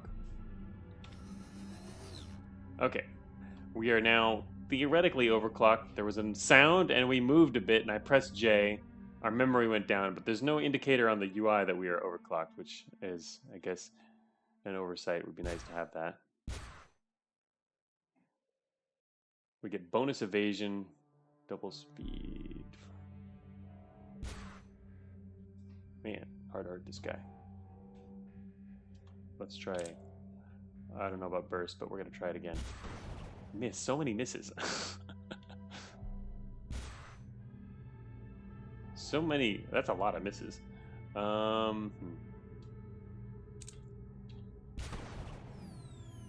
Still missing. All right, it sounds like we're not overclocked anymore. I heard the sound change, but again, there's no visual indicator of that.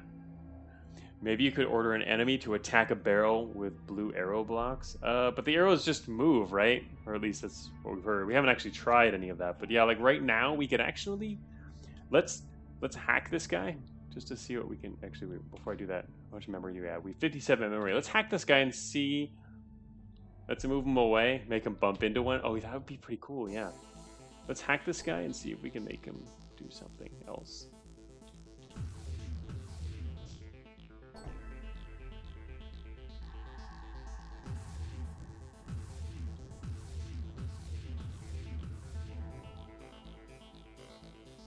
I want him to move north.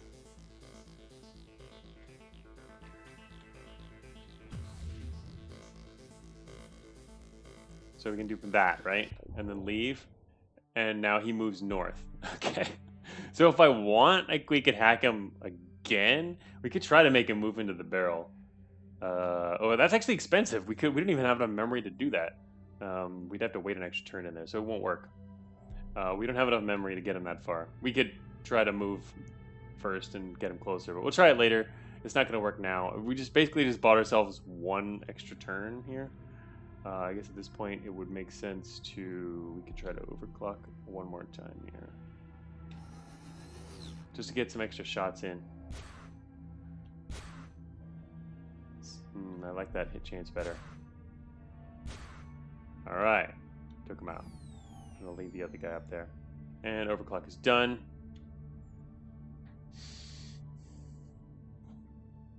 Oh, I see. Okay. And Chocobo says there's also an extra secret interaction if you destroy their core, then do the forced move. It makes them move for 3 turns. All right. Yeah. Guess that's something you would find after playing for a very long time.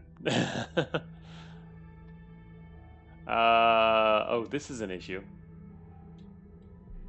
Wow. So explosive barrels can actually block the way forward. That seems to be a big problem, considering the last time that thing did a massive amount of damage. Can I hack barrels? No. Okay. What's this guy have? 50 hull. I was wondering if I could maybe hack another guy and get him to take the damage and then move forward, switch back and then move forward or something like that, but that seems problematic. All right, let's try and go a different way then. 210 can't hack barrels.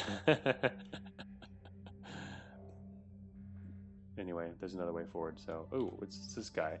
It's like a sweeper bot. All right, suppressor, a laser pistol, 3 range. Ooh, it's our first 3 range weapon. It's got 2 projectiles, very high. Wow, this guy's got 2 high accuracy, range 3 projectiles. Dual projectiles. This is pretty good. Agile flying sentry, weak but evasive. Carries a laser pistol. This guy's pretty good. It seems like though once the enemy gets within your range, you could be in some trouble. Not bad.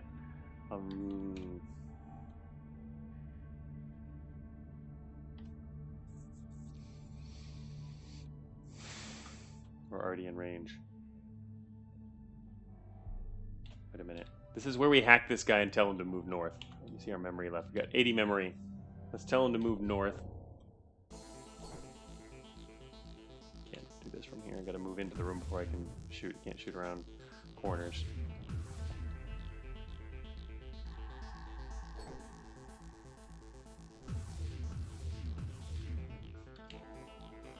Alright, we want this guy to move north. Can you just hide in the corner and regen all memory after each fight? It seems like that's likely. Alright, we just want this guy to move once, so I don't have to worry about taking out the core. Also, technically, we could just own him, but I want to see what happens here. Oh, nothing happened. It doesn't count. He can't bump into the barrel and make it explode. That's too bad. Alright, well then. Ouch. Yeah, too bad, huh?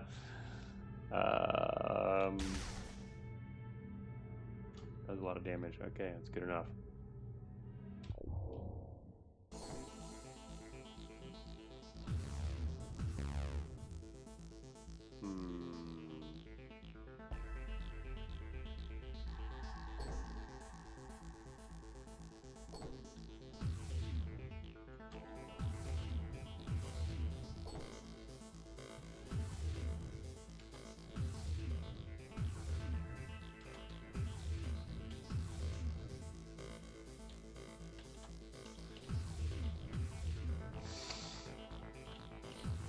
We're getting closer.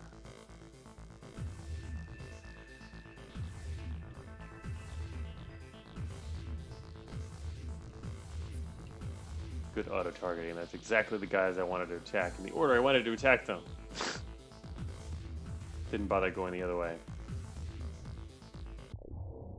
Alright, we now own the suppressor bot, and we can now kill our former selves.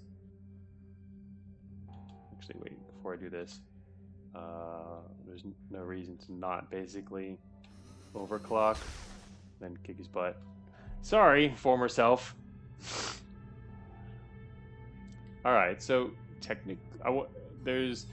is there no food clock in this game, and basically we can wait forever?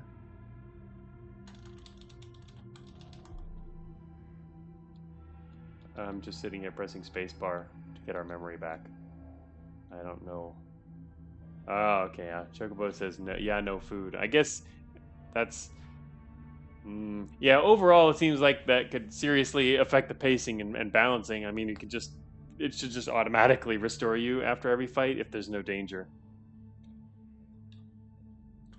So technically we can... I guess the thing about hacking doors instead of blowing them up, Vector says we can blow them up. Hacking them instead would mean... we could close it again. And other bots probably won't be able to open it, which might be good. Oh, there's like some turret thing up here. What is that? Auto turret. Can it move? Oh, it's an immobile sentry. Has rapid fire autogun. So we can, technically we can actually hack that gun and become the gun and then shoot around. But then you definitely want to switch back to something else, because otherwise, I wonder if the game detects that and you're permadead, because you can't move unless you're in a bot, right? And also, here comes some stairs. Our first stairs. Chocobo Dundee responds with a smile. This gun, wow, is really powerful, and it's sitting right next to the exit. 6 projectile. This thing can do up to 60 damage at 3 range. 60% accuracy is pretty low, so it's not likely it's going to do quite that much, but that is a very powerful gun. You definitely want to hack that, I guess. A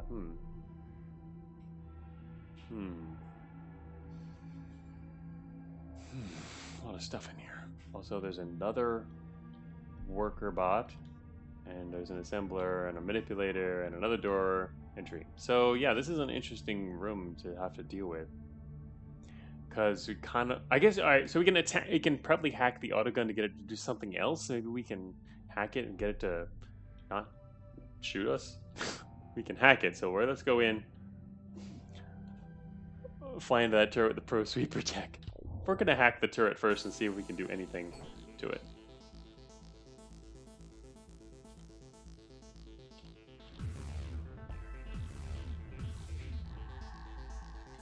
lot of stuff in here.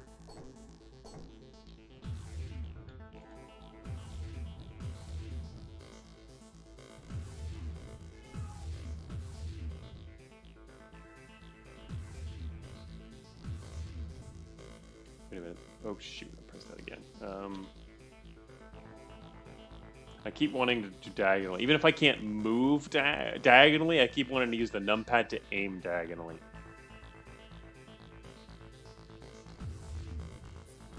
That guy didn't die in one hit. That's kind of scary.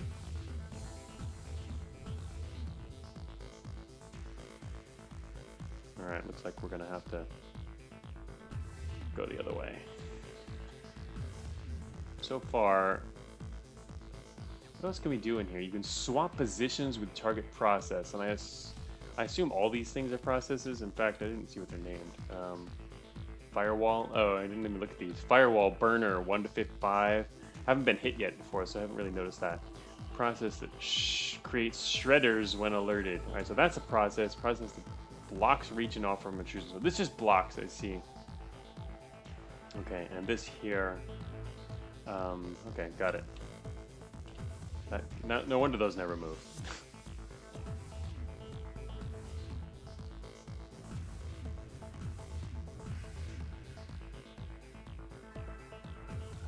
Does the probe ever upgrade?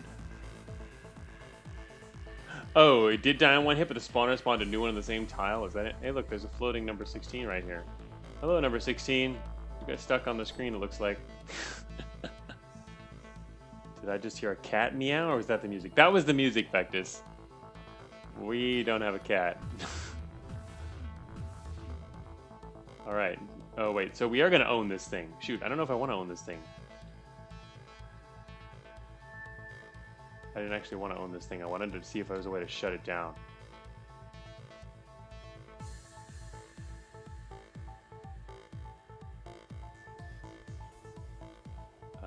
Alright, so there's nothing left in here. We can't actually just leave. We don't have to stay here, take it over, or stay here.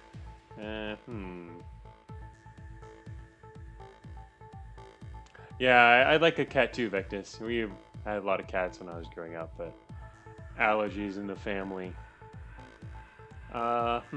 We can do a Zor swap. Swap positions with target process. Nothing else we can do here. We can only take it over, in which case it could turn into whatever. Let's just do it for fun. Boom! We are now auto turret. But at least for a moment here, we're going to be in good shape because our former selves to the southeast can't actually. I think they can't shoot this position. We can hack this position, but not shoot it. Anyway, the range is 3, but I don't think you can shoot around corners like that. So let's do an overclock and kill some other stuff first. It's still not gonna. Yeah, well, we'll see. Nail gun. This is plasma cutter guy. 60 health. Let's just shoot this guy and see what happens. Wow, sweet. Man, our former selves are just like sitting over there. All right, we're currently at 31 hull. That's another thing I wasn't really paying too much attention to. Is how much hull we got.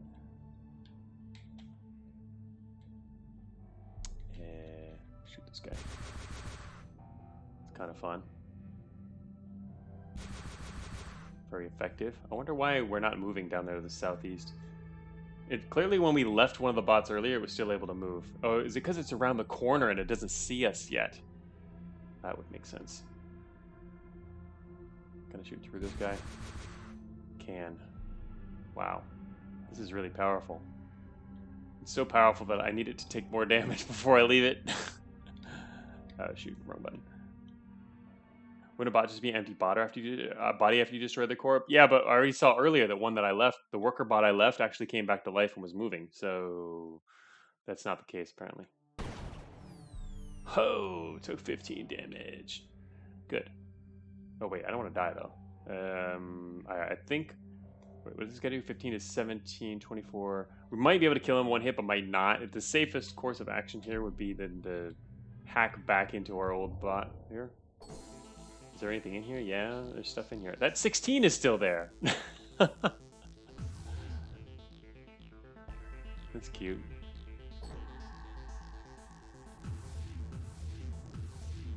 Also, it's interesting after you leave a bot, other bots like other processes come back into it. The 16 is still there. 16 forever. Creepy pasta. All right, so we're back in our former selves here.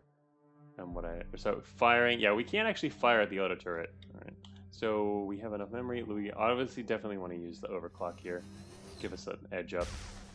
And he's dead. Oh yeah. All right, that worked out. Could have been much worse. All right.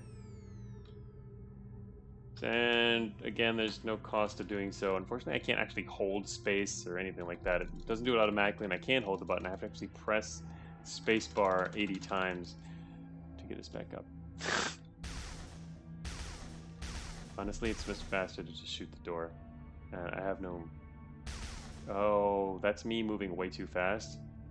It's not gonna matter though. How much damage do we do again? It's the same as us, yeah. So, can do up to 24 damage. So, in theory, this guy can kill in one hit from now, which is not good. It means technically we should take him over. If we do that, actually, would the other one be in range? Before spacebar breaks. I wonder if I should step. If I step north, can the guy hit me? I'm not quite sure. I haven't paid attention to how the LOS works yet. I'm not sure if I step north, would he have to step around the corner or not? Oh, I can tell that probably by checking the fire mode. Yeah, it probably would still be able to shoot us. But if I move into him, then two guys can shoot us at once, and we can die immediately.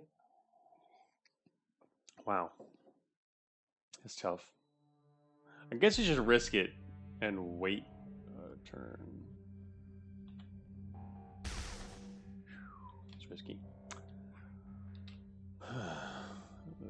This could be risky also. Well, no, because we're going to switch to... Alright, anyway, we're going to have to hack this guy. I think we'll be okay. Most likely.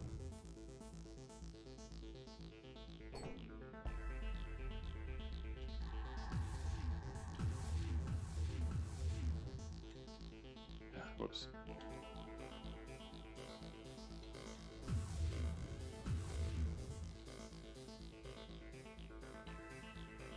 Oh, can't go this way.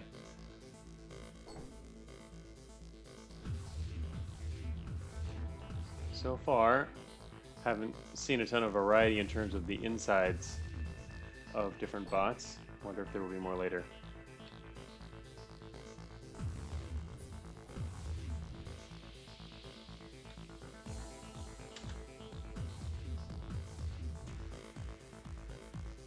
That's 16. It keeps kind of moving around. Ooh, we can actually use the barrel this time.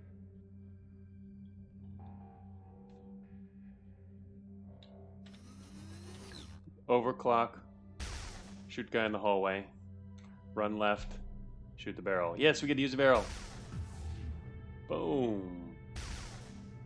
That worked. Okay. Yeah, I'm not quite sure why we just went down there, but...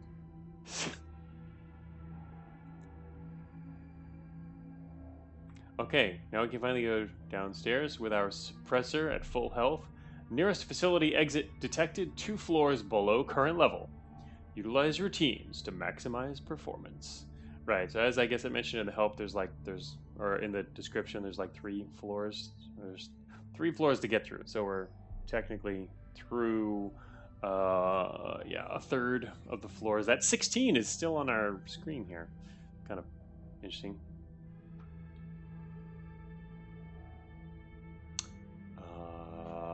All right, this time I'm gonna actually, I guess we'll hack the door.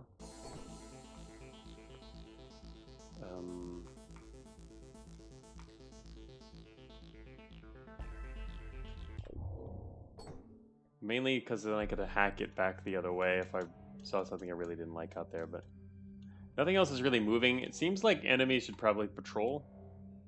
Oh, okay, check it out. More friends to play with. So these guys we know, the assemblers, and they're relatively powerful, but only range 1 weapon. And then there's the Sentinel. 90 hull. A laser rifle, 12 to 24 damage, good accuracy, 5 range. That guy's pretty good. I want him. Normal doors aren't locked. Oh, normal doors aren't locked, so you can open them with bumping. Oh, okay. Thought we had hacked the door open. We can open them by bumping. I see. But you can lock them so enemies can't chase, right? Yeah, I was thinking that option just there when we were in there. That's why I decided to hack it. Even though apparently we could also just bump it because it wasn't locked. I forgot. I guess the first one was locked in the first room, and that's kind of like to teach the player that you have to hack the door.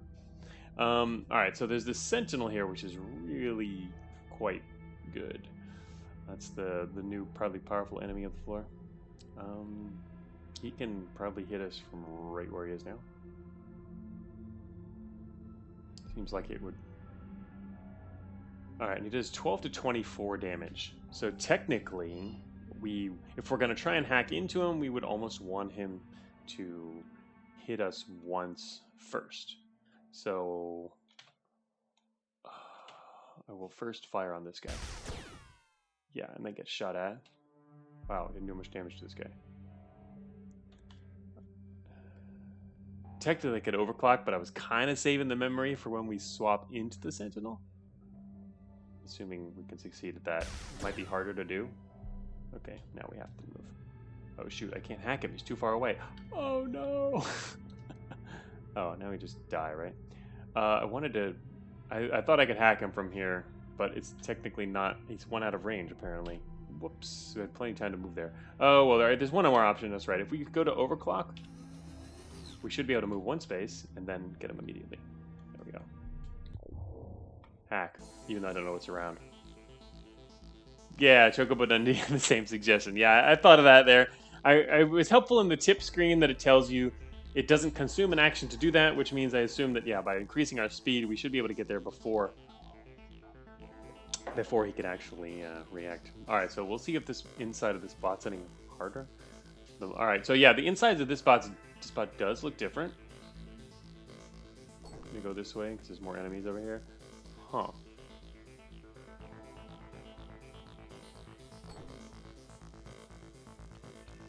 Are these all detector? I'm just trying to see if these have any... these all look the same, and they're going to do more or less the same. Alright, so nothing new. No surprises yet.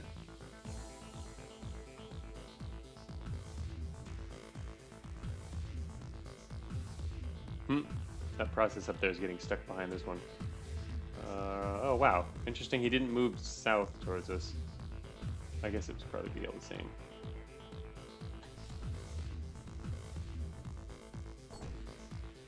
Oh, there's a new type of process over here, is it? No, I can't actually look because it only works in view. I probably shouldn't. Oh, that was my mistake. Shoot, it's an oracle. Also, we have 55 core now. I wonder, are we 55 integrity left? Does that change once we leave and come back, or what? This guy has an icer, range 3, 5 to 5 damage.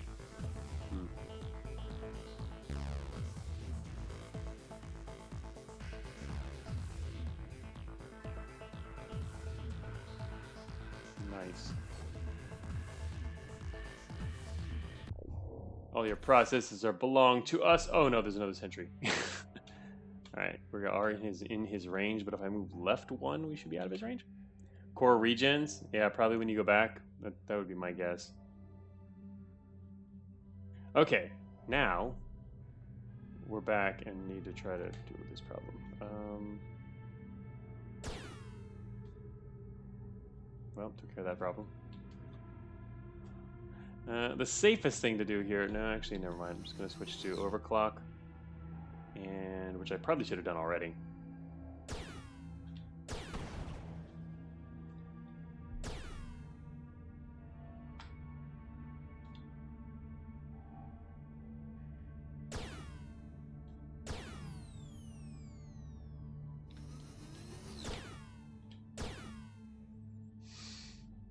Okay, and there's some other dude down there.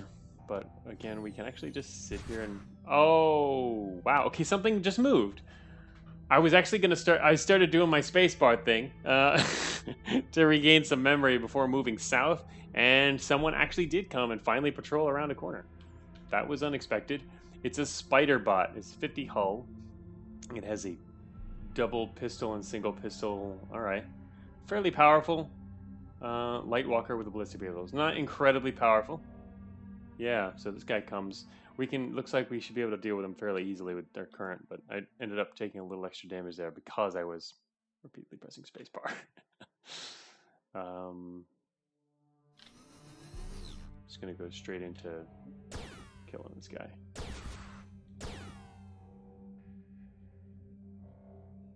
Now I'm going to move up here where it's a little safer, and I guess the problem with that, it means since I'm not sure if something else patrols, you kind of got to press spacebar more slowly.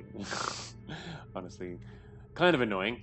That's why eventually, I mean, not even eventually, very early on, early in Cogbind Alpha, I added the ability to, as soon as an enemy, you can hold buttons and they stop processing when things would affect you. Like, for example, if a new enemy comes into view, you can just hold wait and it'll stop you when they come into view.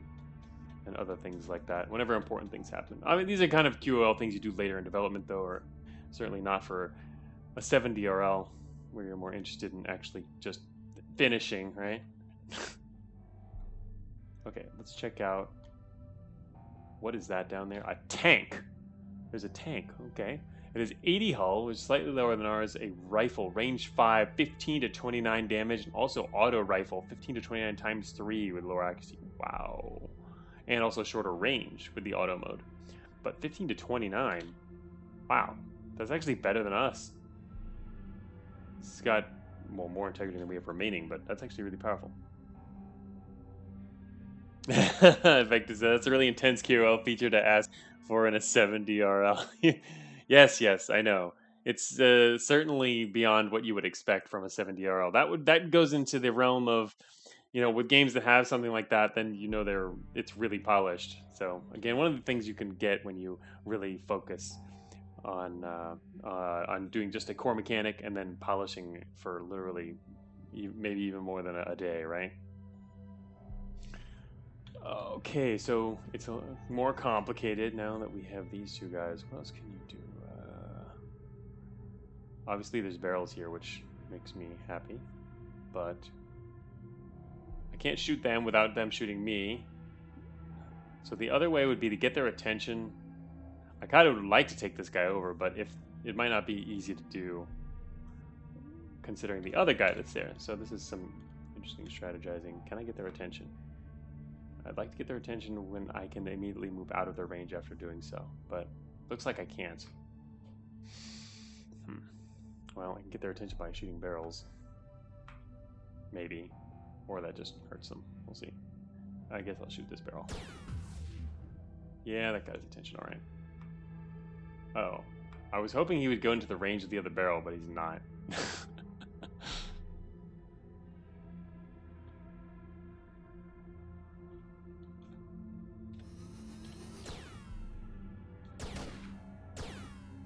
Yes, alright, that worked pretty well.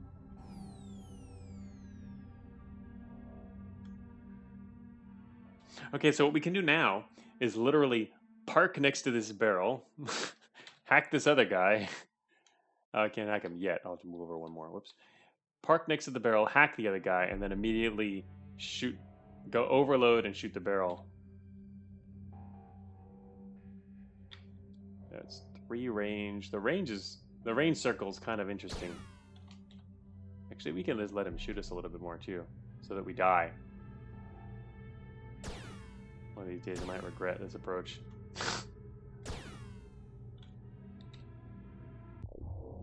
In we go. How do they know you're a bot to kill anyways? Oh, IFF signals, right?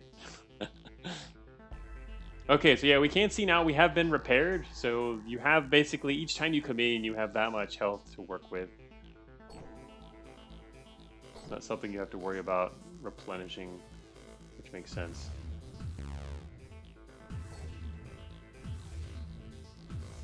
Based on what we've seen so far anyway. Uh-oh, friendly neighborhood shooty guy. All those guys like to hurt. Here we go. Uh-oh. This room could be problematic. Actually, if I hit that, can he step on it or not? Shoot. It might be safer to retreat from this battle really quick. Or not, because then now we're going to get attacked by a lot of guys.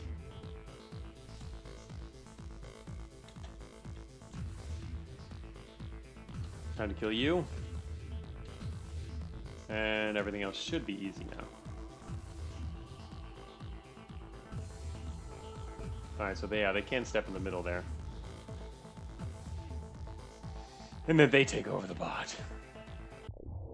Alright. Okay, new bot. We should be out of the blast radius. But just in case. Alright, everything's dead. Just in case I wanted to overclock mode. And once again, we can just wait. I don't think anything else can open doors. Probably safe down here. Chocobo says my Pathfinder is a bug where things behind immobile stuff to shuffle back and forth sometimes. Yeah, I noticed that. I've seen that a couple times so far. Alright, so bump to open. Bump to open.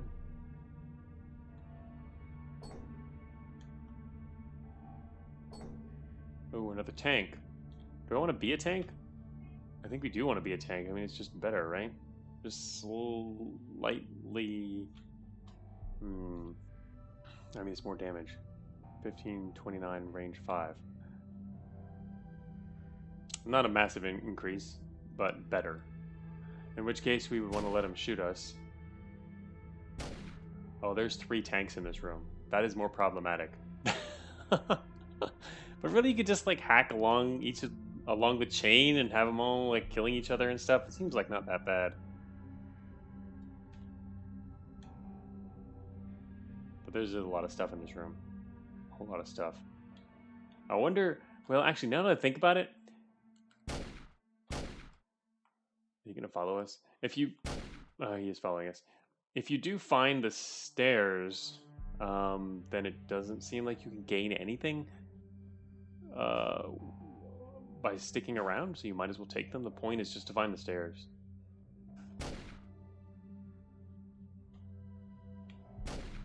Whoops, that was really dangerous.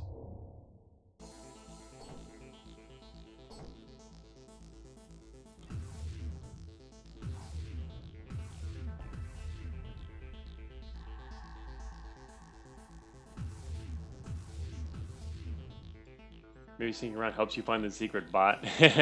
That's true. That's true. Low accuracy powerhouse bots might get really boosted by the signal scan. Oh, that's another thing. Besides cool robots, yeah, you know, the main thing to stick around for is for cool robots, right? And that's the other thing. I haven't used a scan yet. I make you open the door. And shoot you in the face. Can I close this door? I can't close that door because that's actually was kind of a nice way to get the first shot on them. Nope. Belongs to me. Now you die after I remember to overclock, which is pretty much something you want to do all the time. Oh shoot, getting chased again. Dangerous to walk into unknown territory.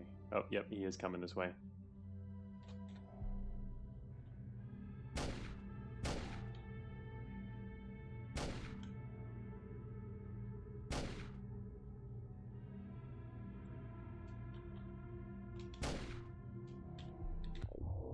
Just make the bots kill each other.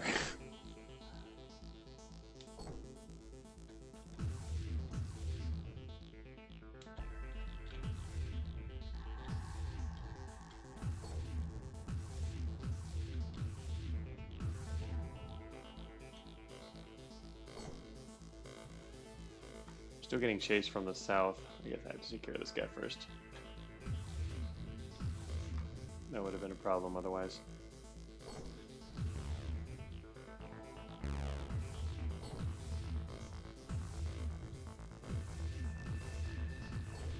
Oh shoot.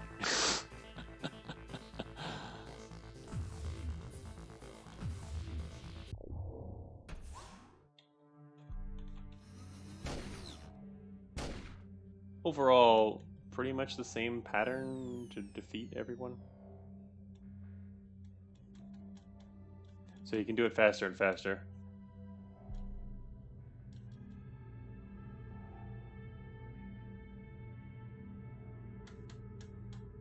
Okay, we're back up to full memory again. Basically, then just looking for the exit. But no telling where it is, so. I mean, so yeah, the strategy becomes anything that's weaker than you that you can kill first, go ahead and do that. But otherwise, you just let things hurt you, then take them over and then kill yourself, your former self. Of course, when there's a lot of enemies near each other, it becomes more complicated. There's this guy here where technically he's worse than us, but I mean, they're really similar. But it's not. I guess it's kind of unfortunate there's not other things you can do by hacking them. I mean, you can tell them to move. Yeah, as Marlon says, it seems difficult to actually dive. Taking over your assailant is always an option.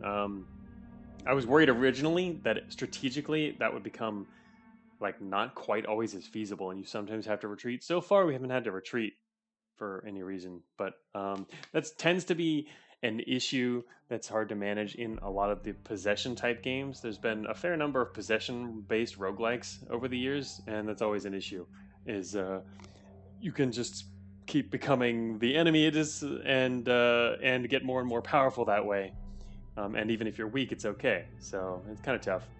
Delete their IFF cache and have everyone turn on them. Yeah, I'm sure there's a whole lot of ways this can be expanded, of course. Again, 7 DRL limitations, though, right? Yeah, Chocobo says I really wanted IT signatures, but never had a chance.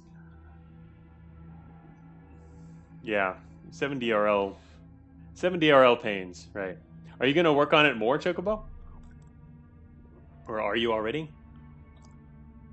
Or is this one of those, just one and done 7 DRL, just wanted to play around with the idea? All right, so let's see. Do we want to take this guy around the corner? Ouch, ouch, ouch. Just looking around the corner real quick.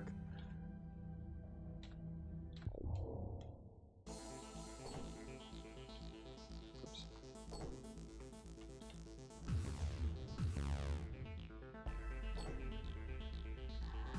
It's kind of interesting having these guys here. These firewalls, they just block the area. They don't actually spawn. They just prevent you from moving there, but they're kind of pointless the way that they're arranged. It seems like this could really benefit from having a variety of more interesting placements and prefabs and stuff. Again, not necessarily... Oh, this guy got out of his cage. Not necessarily 7 DRL material. Interesting that he came out so early. I hadn't done that before.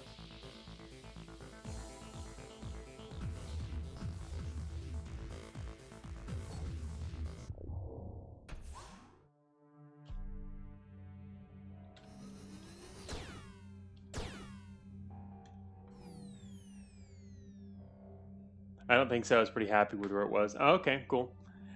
I mean, obviously, there's lots of room for improvement and expansion, so it's something you can continue working on. Especially people like the idea, which apparently people do. I mean, like I was talking about Paradroid a couple times. A lot of people brought up that they really liked that game and wish that there was more of it or more games like it, that kind of thing. Cogmind is not that, for sure. 50 spider hull 50. We've got range 3 on this guy.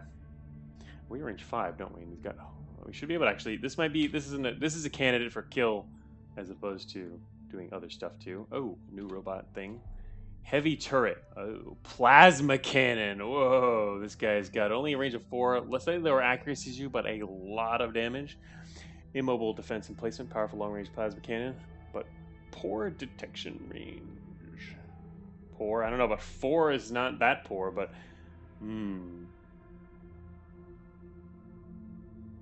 No, you plan to do more in your previous 7 DRL. There's never enough time. Yeah, as you build up more and more 70 RLs, you more and more projects to continue, right? Okay, so the heavy turret actually seems pretty cool. This is the kind of thing where we totally wouldn't mind fighting it as long as we can approach it from a different angle. Right now, we're at a terrible angle for approaching that because it can totally hit us. Can we get away without being hit? Yes. That one's a bit problematic. Our evasion currently looks rather weird. I wonder what's up with that. It's not 10%, it's 9.9999999%. It's kind of funny. It seems like it shouldn't bother displaying or round off those numbers, right? But I guess it's some weird thing. Floating point rounding issues, yeah. A Jack 9%. Okay, so what would be the best way to approach this particular room?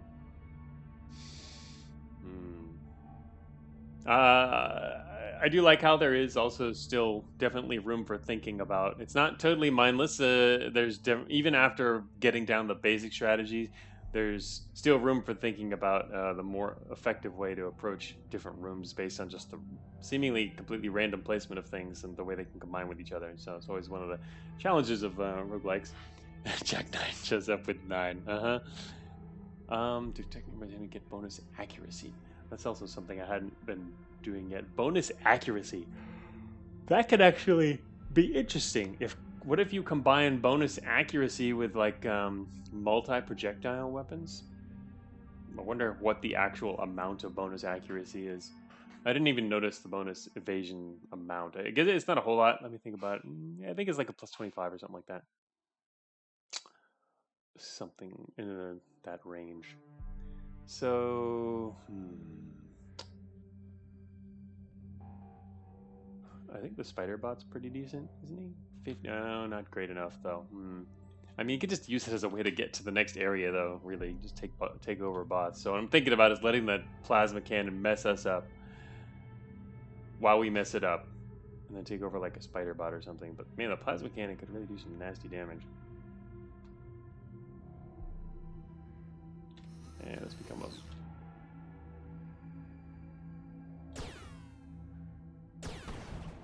Whoa, a lot of damage.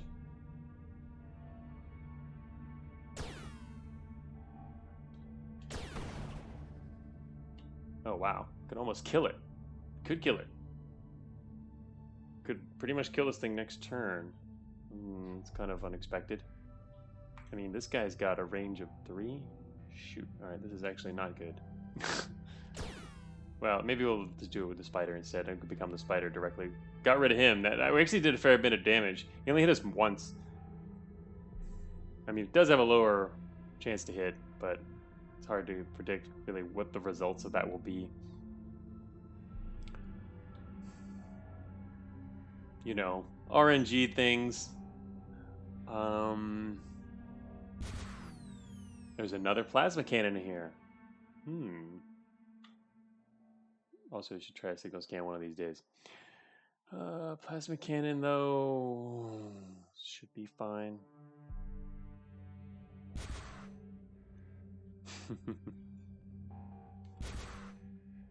Right, how much damage does this guy do again? 6 to 12 times 2. Alright. Hit me again. Do it. Spider bot it is.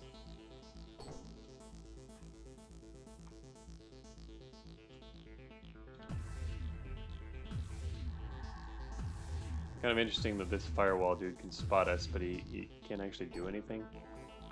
Spider bots also have these guys in their core. Core protected by ranged fellows. Not enough protection. And you're dead. Alright, so we're now spider bot.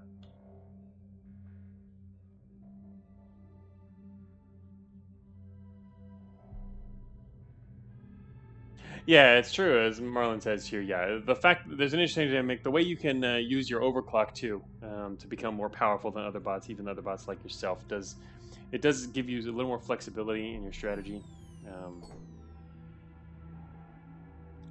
Without that, it would definitely be a little more problematic. A regular bot? What? It's one of these workers. Hey, worker. And he's got a range of 250 hull. He's got a fair amount of hull, which is kind of annoying. Oh, you know what? I also don't have enough free memory. That's not good. But we can like back up forever.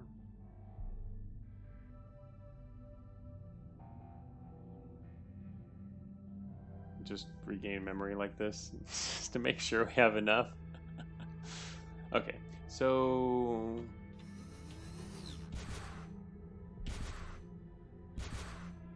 yeah. Okay, now I can wait here safely in this big open area until we get back all of our memory again. Still don't know where the stairs are. We know where there's a plasma turret, which is... we have to face off against one of these plasma turrets. They're kind of nasty.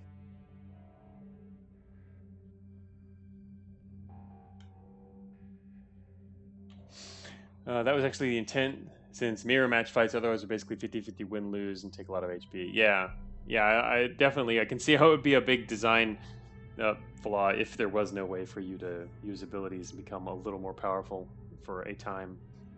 It's a good good mechanic. I haven't used signal scan yet. All right. I'm using last one turn there, and also it gives you that accuracy boost. Wait, what if we go up here? Can you see guys that are like outside view? Okay, there you are. We can see through the walls there. There's 3 enemies just beyond that room. So it seems like signal scan. It seems like, again, the fact that your memory outside battle is unlimited. You can pretty much scan anytime you're about to go through a door to at least see if there's a bunch of stuff on the other side. It might affect which doors you go through. Otherwise, it seems rather easy. Let's see. I'm kind of interested in the fact that there's more enemies to the north. I wonder if that means there's like interesting stuff up there, but all right, free memory. Here we go. But this guy, if he gets lucky, he can kill us in 2 hits, which is a bit of a problem because we can't take it. Unlike dealing with other bots, we can't take over one of the turrets. We can't become a turret. Not permanently, anyway. There has to be other bots to take over nearby. That makes both of these rooms rather difficult. Well, this one, at least there's a bot over there. It's not a bot I would want to be, though. A driver. Heavy machine, durable, but low combat capabilities. Like in here. Wow.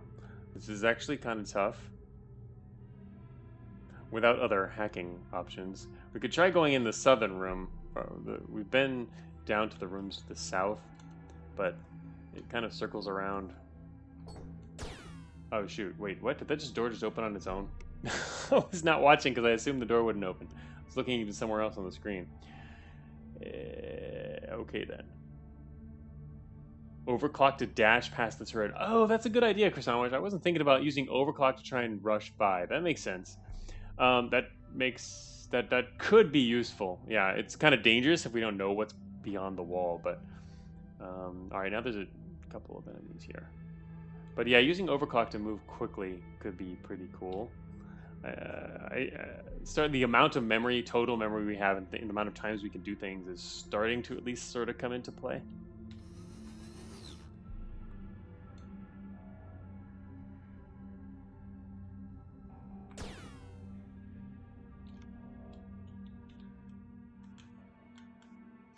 Whoops. I can't actually see his damage. I forgot what exactly his range and damage together are. I was thinking of shooting him, but you know what? All right, what's he got? It's 12 to 24, right? So we're good with that. 1990. Actually, I probably should not have retreated. Oh well, it's not going to be a huge difference.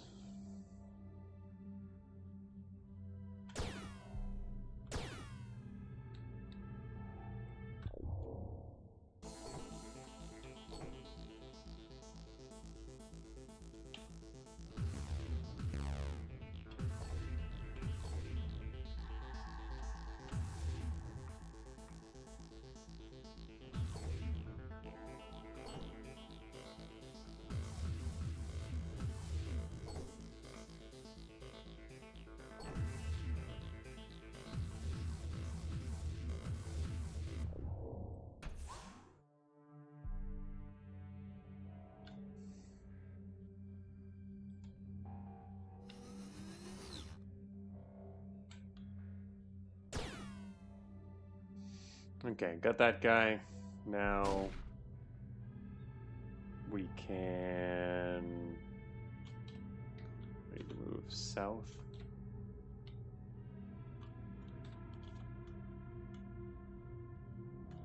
Are there any more enemies down there? Oh, you know what? Actually, I forgot. I probably need to regain memory just in case. Alright, this will be good enough.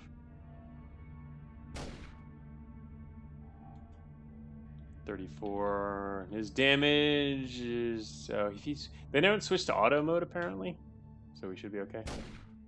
Alright, now he's good enough. Now we just hack this guy.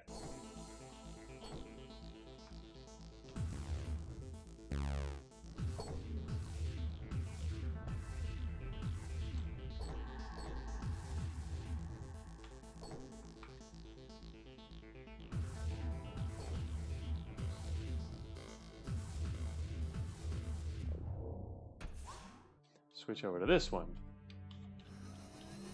Just to make sure we hit him. Oh, enemies can't swap modes. Yeah, that's Oh, the tiny cleaner. Oh, okay. Chocobo says the tiny cleaner bot has 100% evasion with overclock active. Love it, but it's so useless. 100% evasion with overclock. I don't know. It seems like you could rush past a lot of enemies with that.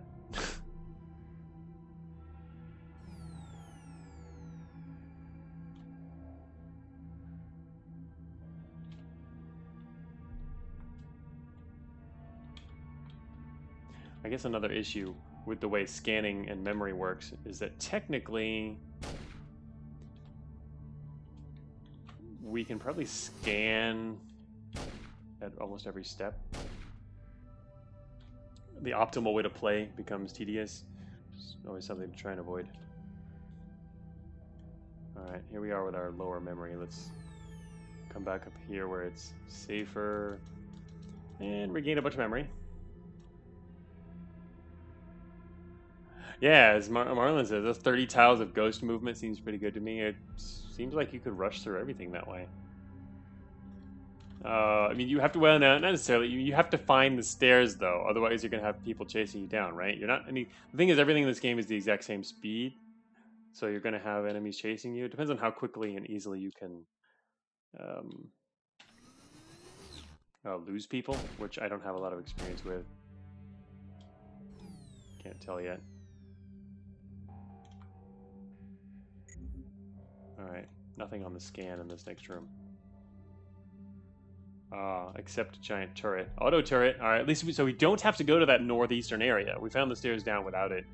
I mean, there might be something good up there, I guess, but it's hard to tell. It doesn't look any different from some of the rooms that we've been in terms of, for example, number of enemies. We've had rooms with a bunch of enemies in them. Okay, this auto turret, yeah, is up to 60 damage.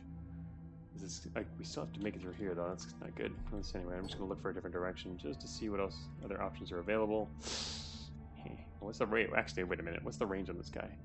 Probably is a shorter range. Yeah, he only has a range of 3. I don't have to worry about that. I can just shoot him from right here. Haha! I love having longer range. Oh, uh-oh. Don't have longer range than tank. Yeah, we outranged the turret. That was an issue. It wasn't an issue then. Here's a room to have some fun in before the exit. Technically, we could try and just run to the end, but the safest way to play would be to not do that. I wonder how the enemies spot you. Like, we're already technically within their range now, but they haven't spotted us yet. Still haven't spotted us. Alright, I took the exit instead. Localized, heavily fortified area detected. Probability of useful experimental tech high. I think we found the secret bot. It is somewhere on this floor. In a protected area. So we could get a cool hints. That's an obvious hint, Chocobo. We could clearly get this bot on this floor.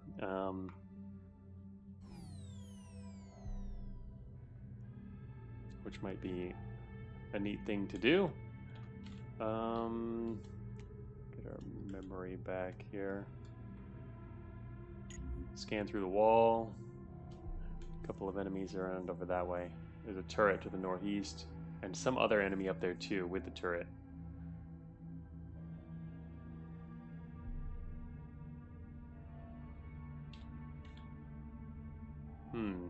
Turret to the southeast. Tank to the west. Eh.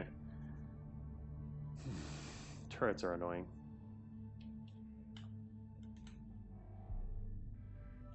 Is there any other enemies up here? There's another enemy to the northwest. Oh, more tanks. It looks like there's dead ends, though, up there. Probably. Alright. I guess I should kind of figure out how these enemies chase. Yeah, it looks like he's definitely chasing us down here.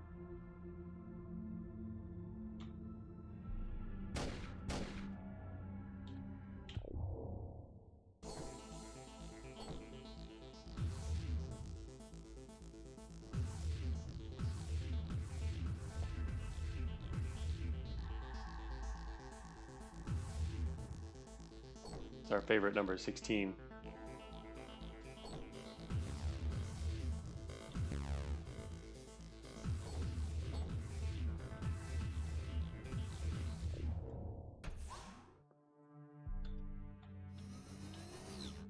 Evasion. Look at this guy's evasion.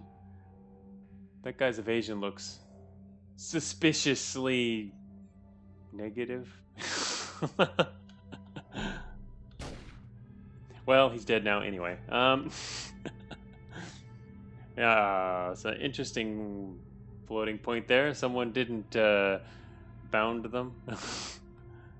Okay, so we don't need to go into that room probably. We have to go this way instead. We evade into hyperspace. Oh my, what? Look at this place. Scientific notation can't save you, tank. Alright, this... Huh. Alright, we haven't been spotted yet. This looks like a dangerous area. Kind of want to get the turrets to shoot each other, then take over the tank again. Let's just block this hallway with turrets. Yeah, great design principles here. Ouch. Wait, I don't actually want to be damaged too much. I want these turrets to kill each other and then take the tank back. Alright, so I guess we would need to do it now. I haven't taken over one of these turrets before, actually. So it might be more challenging. Hey, wait a minute. Inside the turret, you can move turrets? I just noticed because of the thing in this... The turrets are immobile, but there's a movement thing in the middle. What does that mean, Chocobo? Chocobo's now saying, hey, wait. What is the result of this, Chocobo? You must tell us.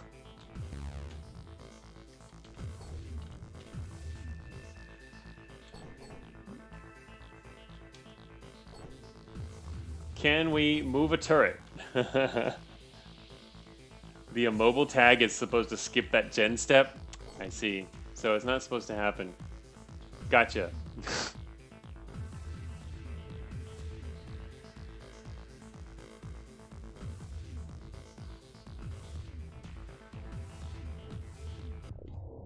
Yeah, that's... I guess theoretically then we could do that. Alright, these guys only have 60 hit points. Wow, wait a minute. We could die in one turn? Theoretically we could. Wait a minute. Our original tank now has negative evasion too. Zendarva said is expecting to crash the desktop. Let's see. I guess it's worth...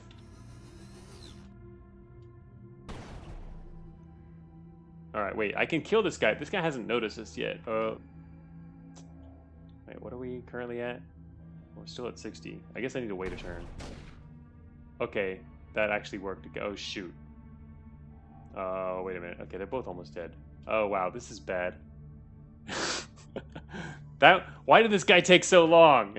I wanted him to... I started assuming our original tank was not going to notice us for some reason, but no, he just took him a little while because we didn't shoot at him, even though we're in his range. So that's kind of how the enemy AI works. So now, both of the turrets are damaged, but if I switch back to the tank... Oh, never mind. If I switch back to the tank, we should get 2 shots off, I think. So I think we can switch back now. And the turret to the southeast spots us with just being really screwed. But anyway, this is, yeah, I think we can manage by switching back to our tank here. And over, oh, do we have enough memory? We do. If we didn't have this much memory, we'd be very much big trouble.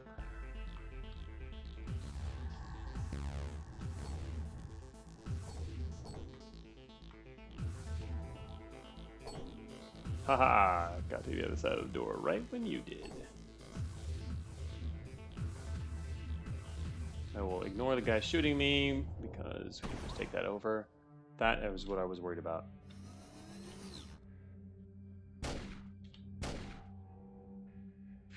Okay, now the turret at the bottom, the southeast of it here. At least you can run from turrets. That's true, you can. But we don't have a choice now. Running from these turrets would be a bad idea because this is the only way forward. I think it looks like the only way forward, except unless it's a tiny part of the room to the west that we didn't see. So running wouldn't really help here.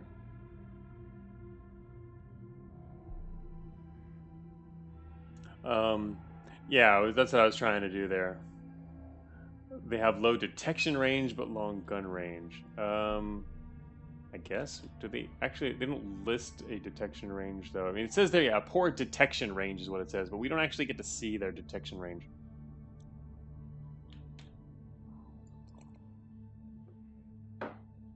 It seems to be 2. Really? I mean, or if you shoot them, obviously. Couldn't find a good way to show detection range in game. Well, I mean, you could just list it if that's the thing. Or I guess it might be variable based on distance and percentages and stuff, but anyway. Alright, let's continue moving forward here. There's 2 more turrets to the north of us and another one to the east of us. Sheesh. Wow, okay, so there's a lot of stuff here. Oh, you know what I need is memory. Wow, if something shows up now, that would be bad. Okay, we have 20 memory, that's important. I'm now just pressing spacebar again. Alright. Wow, wait, if a turret spots us and hits us immediately, we're dead. Bullets are a nice way to show detection range. Yeah, that's one way. I'm pressing spacebar slightly slowly. Optimal tedium. I think we found the fortified area. You know what? I think the fortified area could be down there. Maybe. I don't know. There's just a lot of turrets everywhere, though. It's locked. Okay. We're going to have to hack the door.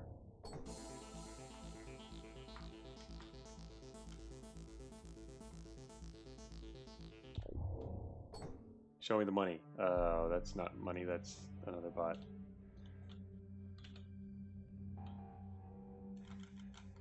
This guy again is 90 and 12 to 24. Alright, well. Wait, there's more stuff in here. Ah, it's another one.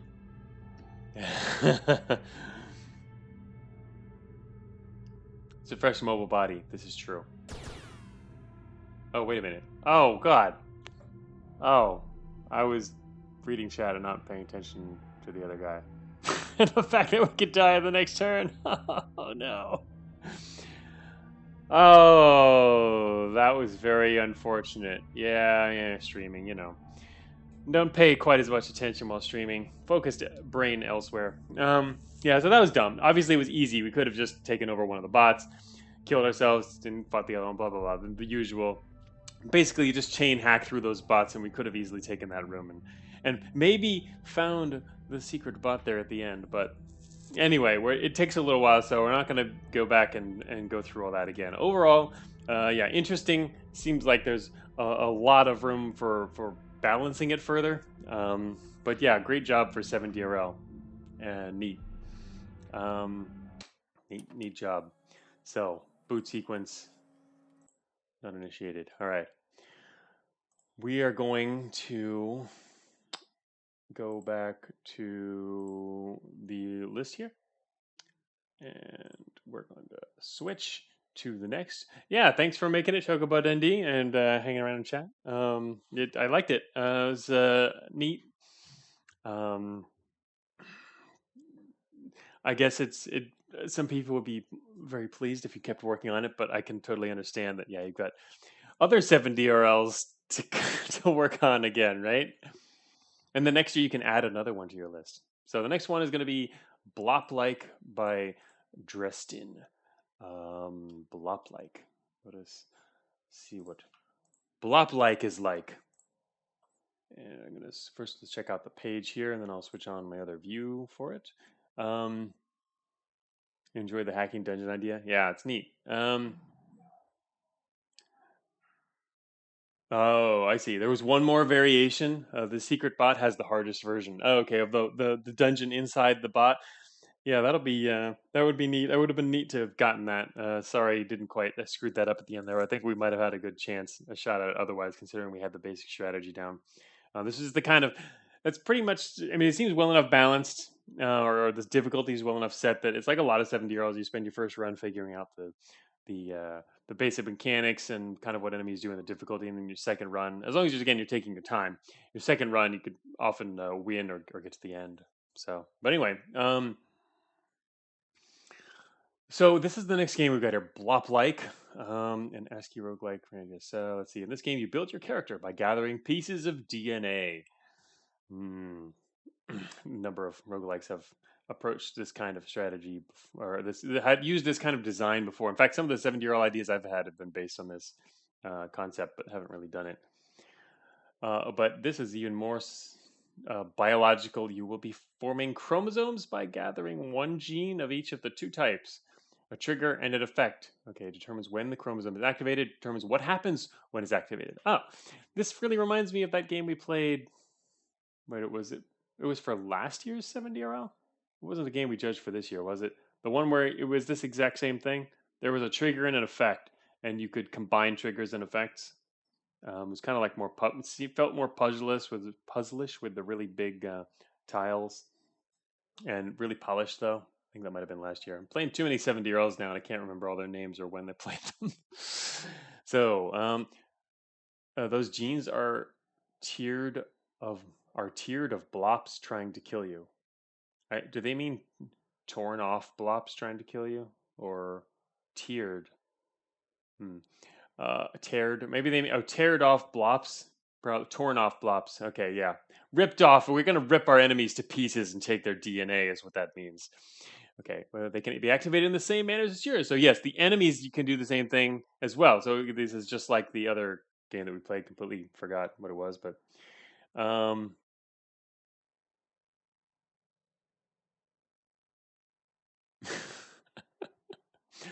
Slime 99. I didn't recall Slime 99. I'm thinking of a different one.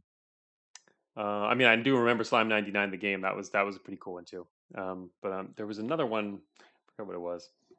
Anyway, so the goal is to defeat enemies by anticipating the chains of effect until you find the blopulate. Okay, this sounds complex. Already. Also, the screenshots. I like the screenshots. This is looking right up my alley here. Nice and ASCII. Okay, the controls are always displayed at the top of the screen. They're updated when the mode changes. Okay, so that'll be good. Controls. Again, I've made comments about that several times, and it seems so far pretty consistently. All these top 70 euros, we haven't played a lot of them yet, but they have all their controls displayed on the screen. You know, a number did from when I was judging, but not all of them for sure. But you know, that's one of the things that you consider as kind of like good usability for a 70 year especially when people are going to be playing lots of different ones. Okay, so precisions and tips. Precisions. You attack when you move into an enemy. Damage dealt by attacking is equal to the attacker's strength. There's a lot of typos on this page, by the way. Displayed below the health bar. You regain all your life when you go downstairs. Okay. Enemies drop only one gene when they die. So you can get one or other, either their trigger or the effect, I guess. You can't remove them from your DNA, but you can override them. You can look at dropped genes with over observation mode. You can look at enemies' DNA and stats with observation mode. Incomplete chromosome does nothing. No XP. You only get stronger by picking up genes and items. That's always nice. No grinding. On trigger is activated when a chromosome with a trigger other than on trigger is activated. Huh? I don't quite get that one, but it'll probably make more sense once we're actually playing. Okay. Change log. Pretty font. Oh, nice. Okay. Grade logs from preceding turns. Okay. So there are a few QOL updates. right after the release, made with Rot.js. Oh, okay. So let us get the show on the road. The Blopulet of Yendor, the most sacred of blobs. All right. We are going to go for the Blopulet. Let me see. Bloplike. Let's get into the game. I guess this will be the first time we're not going to have music in the game, I imagine. Oh, we're actually in the game already. We didn't have to press start. The game automatically starts when you're here. This is the game screen and we can actually move around in it already. It's not a screenshot. All right, so controls, move mode, arrows, 2468 HKL, move attack, right? And space is wait, enter, switch to observation mode. DNA, this is going to be trigger and effect, I imagine. Ground is what we're looking at. Player, 20 out of 20, strength 2, depth 1. This is our little map, and we have our message log down here. All right, so we're going to start this in a second. Music bad confirmed. Music is nice. I would like to play some of my own in the background if we had some, but I don't want to also affect somewhat otherwise change the um, ambience. Plus, we don't have. I'm not actually even sure what the games are like before because I haven't actually looked into this. But anyway, I'll be back in just a second here.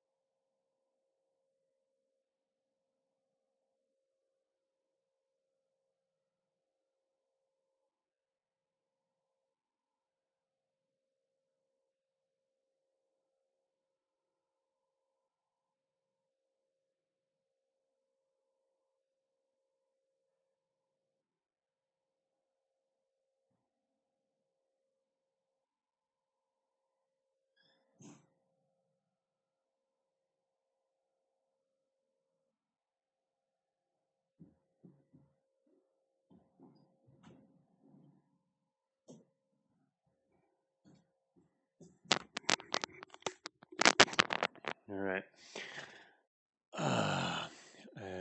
Second is over. Back. Rift Wizard caused Gizrati permanent brain damage. That's right. I've still got my. I left that in there. I've still got my my Rift Wizard away message, which is the first time I've actually added an away message, and I kind of like that one. It was fun, so I left it in here in the settings. Okay, no. Rift Wizard's good. Troublers sometimes good.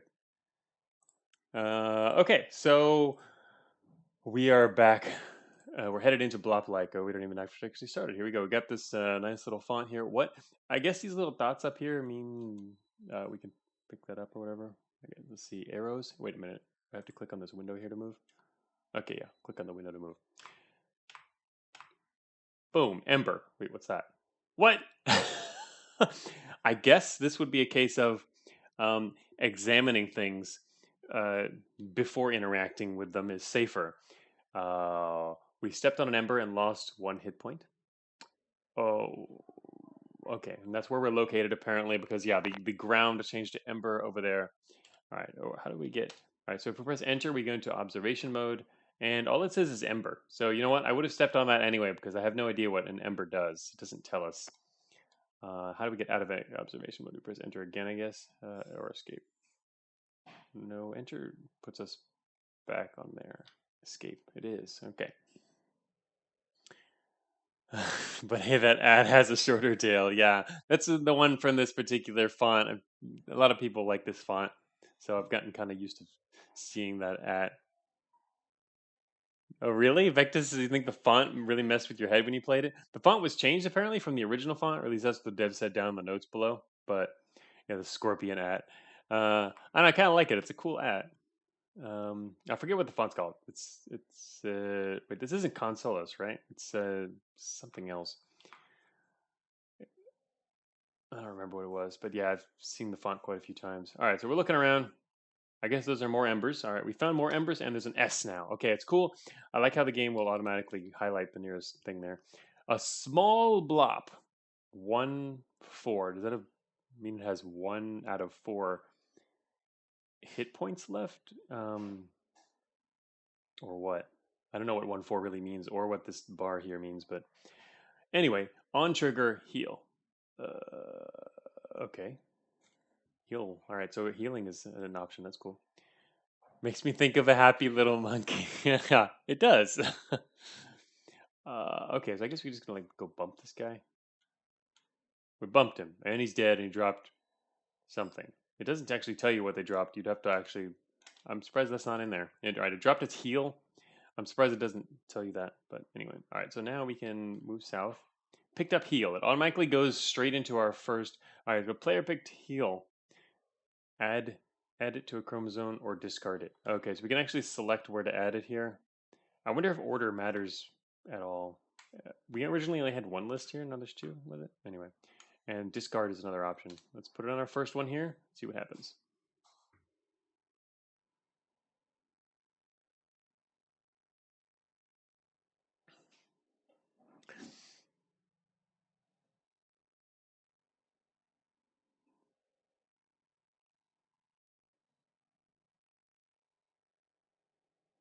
All right, here comes another enemy. We can examine them, and we see on lose life heal. Whoa, that's actually interesting. All right, so this also has 4 out of 4. This one's not hurt. Oh, you know what? I wonder if they can get hurt by stepping over embers. It's an interesting question. Yep. All right. But you can see them triggering as well. It triggered their ability. So did wait? Am I going to be able to kill this guy? How much damage do I even do? He's back up to max. That's interesting. Okay. So anyway, I don't think I want to kill him while he's standing on embers though, because then I have to step on the embers. Anyway, let's see what happens. Let's just watch him like. Okay, no, he's actually died. He didn't heal that much. Another heal. Oh well. I guess I'll just drop that in then. I was hoping to get on his trigger. That was kind of a cool trigger. Looks like I have to step on the stairs. I didn't have a choice. The stairs were blocking. I couldn't actually go to the bottom corner. Anyway, what's this here? On lose life heal. Another healing guy. A fat blop. This guy's got 12 hit points and he heals. This guy will kill us, I think. Stairs are reached. Um, that's an interesting way to write that. Player heals for 5. Okay, so we did get to heal, right? It does bring us back up to max. That's right. So we can technically probably kill him. The small blop is just as curious as you. Good point, Jack 9. That's why they're checking out the embers. Oh, that's right. It does say strength in the top right corner. That's our damage. So we do 2 damage. That's why, and on healing heals you for 1. So we are able to do 1 damage per turn. So it's going to take us 12 turns to kill this guy, and he'll do. So I guess it's kind of deterministic in that respect. We're going to take 12 damage from this guy if we can confront him. On the ground, additional chromosome. Another typo. Could use anyway. Oh wait, what? What is? Oh, additional chromosome. Oh, All right, that's nice. And this is just grass. I don't know if that has any effect or anything. Yeah, I don't think you probably don't have to wonder about that. I'm guessing, yeah, English is not the dev's first language, but I mean, technically, if it's just spellings and stuff, some people just don't pay as much attention to that sort of thing.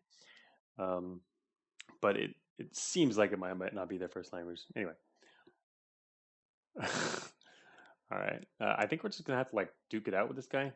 I mean, I don't really have any other options here. Can we wait? Yes, space 5. Okay, I'm just gonna wait, and then I just duke it out. This guy, and he's going to die eventually. All right. Yeah, we got the first hit in, so it killed him a little faster. And it's another heal. Wait a minute. All right, so I have to discard. Does that mean it's going to drop on the ground, I hope? Because, well, okay, it didn't. You don't want to step on it if you might want to keep it for later, that's for sure. Because I kind of could have just thrown that into a third slot, but there was no way to just put it on the ground. Oh, there's an arrow thing. What's that? Is it? You can make our strength go up? That's my guess. Reinforce. That made our strength go up, even though that's not what it sounds like reinforce should do. But oh, also there's some. Is this water here? What is this? Oh, it's fog. I did not notice. Fog, and what's this other one? Ice. All right, fog and ice. I like how we're starting to see some more new terrain, and I imagine some of these things might come into play. Otherwise, Why add them? Well, I mean, fog, seriously. I mean, fog clearly blocks our line of sight. We know that much. I go around the edge of the fog. I'm kind of wary of going straight into the fog. Oh no, it's another F. We do more damage now, at least. We could lose them in the fog. Oh, okay. Player slides on ice. So that's what ice does. It makes you immediately move to the other end. I can see that work. Um, yeah, the terrain effects are pretty neat in here. I like games that do that. I've seen a fair number of 70-year-olds that do this kind of thing over the years. It's a really easy way to add, a lot more strategic variety to your game. Um, is to throw in little terrain effects like that. Fog you can't see through, ice you slide over, that kind of thing. And a lot of these same effects are found in a number of games. But is there a limit to how many chromosomes you can have? It's a good question. My guess is the game probably will stop it before it reaches the end of that window. I mean, it's only 7 DRL, so how long can it be, right?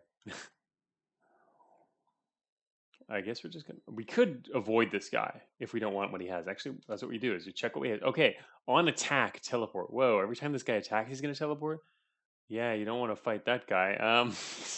Gonna keep coming back from different angles. It seems kind of pointless to fight this guy unless you want these things. Oh, what we do, we want to try and get his on attack. If we get on attack heal, we'll be in good shape. Of course, we might end up getting teleport, but whatever. It's worth probably attacking him, I guess, then. I'm just gonna oh, well, it's gonna take forever to kill him though, because he's gonna teleport every time he attacks us. Oh, also, we only have 9 hit points left. Oh, there he is. We only have 9 hit points, but we can still kill him. We should be able to take him out before he gets us, and then I don't know what'll happen after. Anyway, we're exploring the game for the first mechanics. We're just looking around here, trying to figure out. Oh, there he is. Gotcha. Figuring out the basics. Sliding on the ice doesn't do anything bad to us, so I guess that's okay. Is he gonna come through the fog? Doesn't seem like it. What did he drop? He dropped his teleport. Dude, why don't you guys, none of you are dropping what I want. All right, well, I'll pick that up because why not? Throw it into a third slot because it's not going to trigger unless we actually give it a trigger. So far, we have not activated a single ability. Oh, look, it's another tiny little. Oh, that's right. Got to remember, we also get all our health back every floor, which is really useful. You know what? I probably should look at what this guy can do before. On step on grass. Oh, this is great. All right. Now the terrain is making even more sense too, because it's not just the terrain effects, but the chromosomes can interact with the terrain. So yeah, I can start seeing a lot of cool effects here. Like you do not want to fight this guy on grass, maybe. I don't know what cleave does though. I guess yeah. Not having descriptions for these is a little difficult, but wait, he's got nothing left. He's gonna die in a second. Oh, he dropped his cleave. I guess I'll drop into one of our heal slots. Is it level wide teleport or local? It looks like level wide based on what the other guy was doing. The lawnmower gene. That's a good way to put it. All right. Lawnmower gene.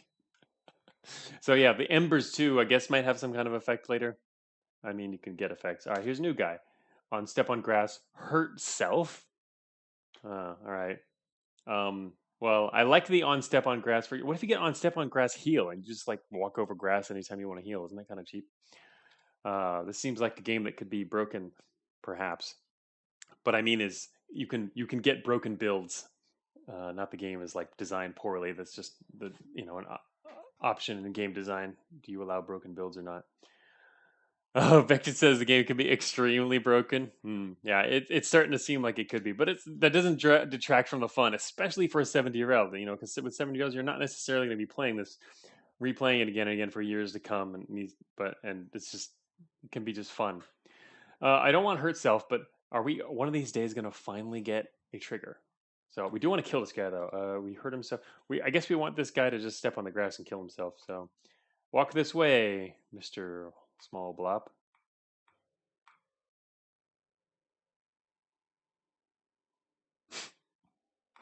Oh, well, all right. He's still alive, but he's almost dead. And I'm gonna wait right here. Throw the killing blow. And we finally got it. We can pick it. Do we want to teleport by stepping on grass? Cleave? I don't even know what cleave does. Or heal. I like heal because that sounds cheap. Now another thing. Is there? I can't see it there. Hey, thanks, Indarva. All right. A demo of neat mechanics, fun.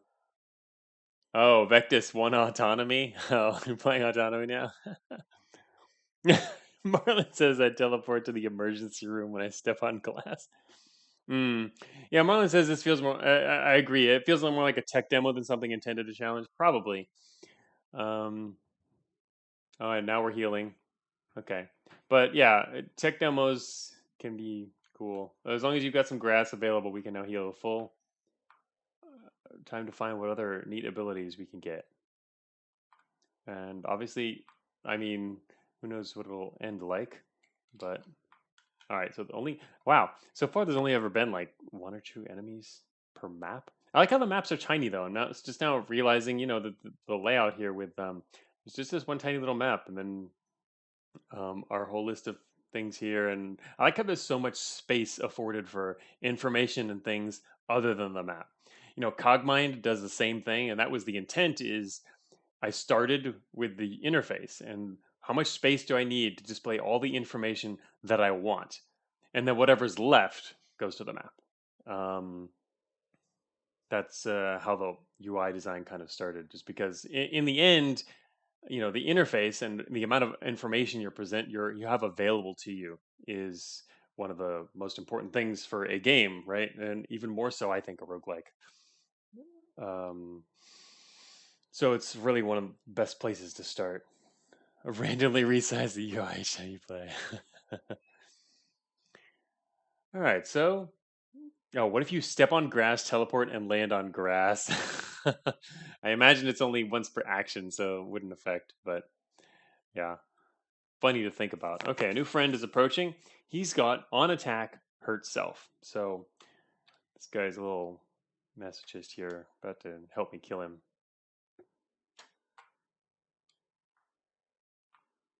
And we don't want whatever that is, probably. Hurt self. Yeah, I mean, when would you want hurt self? No idea. Um, Fat Blop used struggle.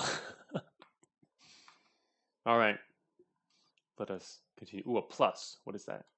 Additional chromosome. Oh, right. Wait, was that a plus earlier that I saw? Additional chromosome. I guess it was, and I just completely forgot. Okay, so we get a new slot here. I don't think I even want to pick up Hurt Self, though. That would make zero sense. Grass. Grass. So soothing. I like the flash in the animation. We get a bit of a flash animation every time one of the chromosomes takes effect. That's nice. Nice little glow. Fog here against the wall. What kind of effects you can have in terms of fog, or is it only step effects if you step on certain terrain? I mean, I guess that's asking for any more than that is a bit much. But other effects like burning things and on step on grass, destroy wall. Wow. Hmm. Destroy wall and step on grass. Those are some interesting sounding effects. Anyway, we're just going to kill this guy. Well, we can actually get to see what he can do beforehand. Like, step this way. Also, this guy got more powerful. Huh? He's strength 2. The small blob has a strength of 2. It's a little stronger than the other ones. I want to drag him over here just to see what happens when he steps on grass. Boom. Whoa. Okay. It's like a big explosion of wall destruction.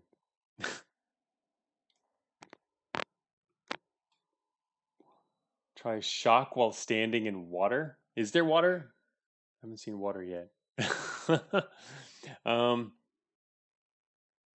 Oh, hey, Slashy. Yeah, I already mentioned that to everyone at the beginning too, and pointed them. We looked at the Rogue Temple um, tweet already. Oh, but the schedule is now posted. Okay, you can look in chat there. The schedule has finally been posted. We didn't get to see that earlier.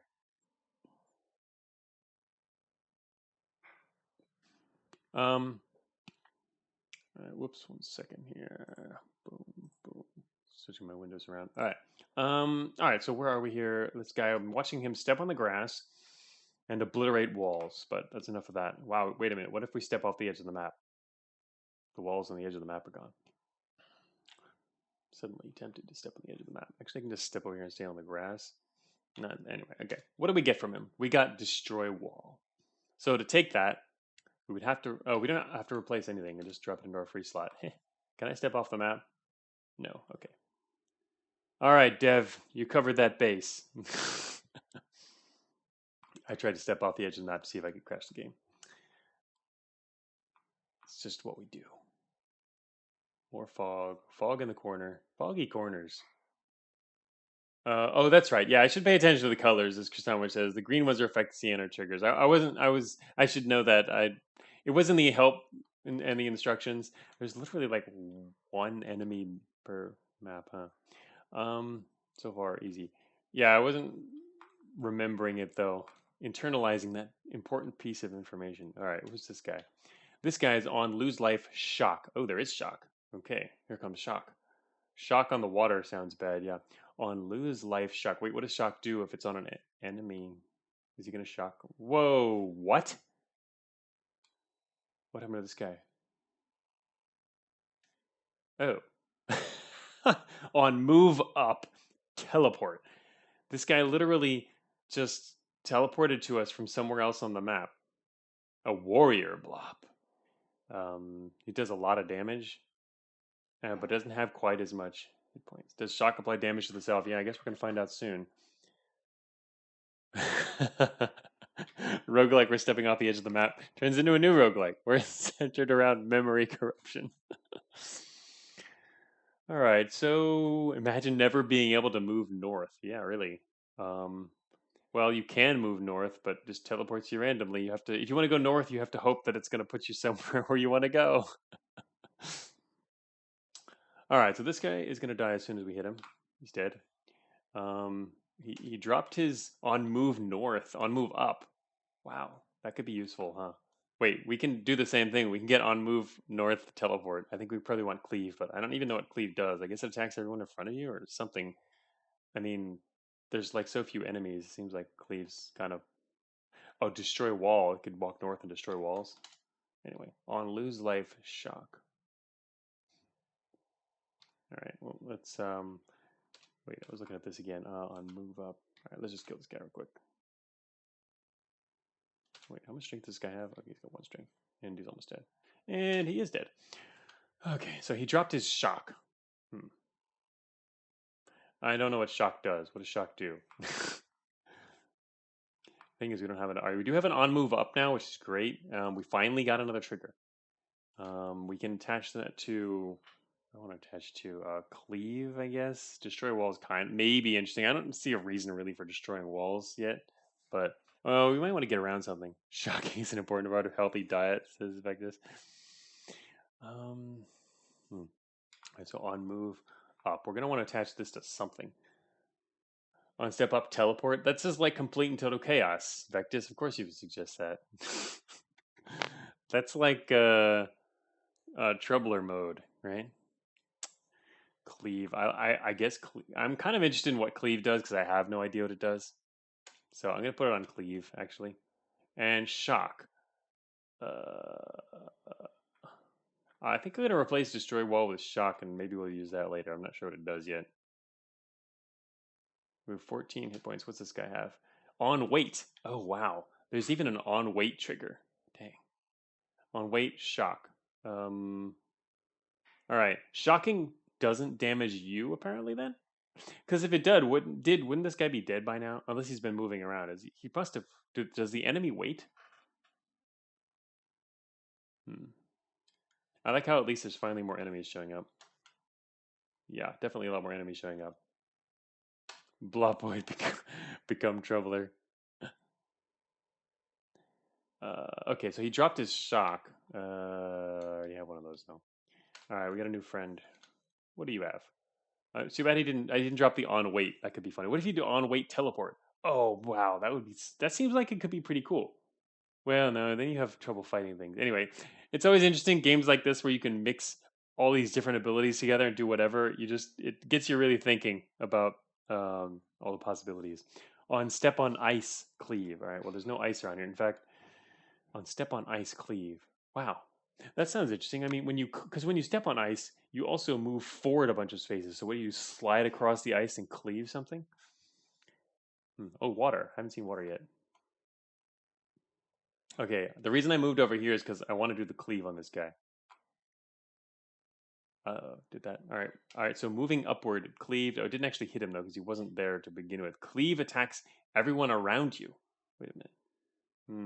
I see. So you kind of want to cleave from the side, I guess. On lose life, cleave. Oh shoot. This blop to the south is kind of dangerous. He's only got 3 hit points left though, so you should be able to kill him in one hit. This particular guy is not an issue. All right. I can't cleave if I'm blocked though. Question: what is a blop like physically? What does it do? Is it, Beck just wonders if it's a misspelling of blob. Mm, there are a lot of misspellings in this game, but I don't know if their title would necessarily be misspelled. Another shock is all we got out of that. Darn. On lose life, cleave. All right, so I guess we hope we kill this guy. And I need to find some grass, you know? We're getting pretty beat up here. All right, I'm going to wait for this guy then. Kill him. And he dropped his cleave, which we already have. I didn't really need another one.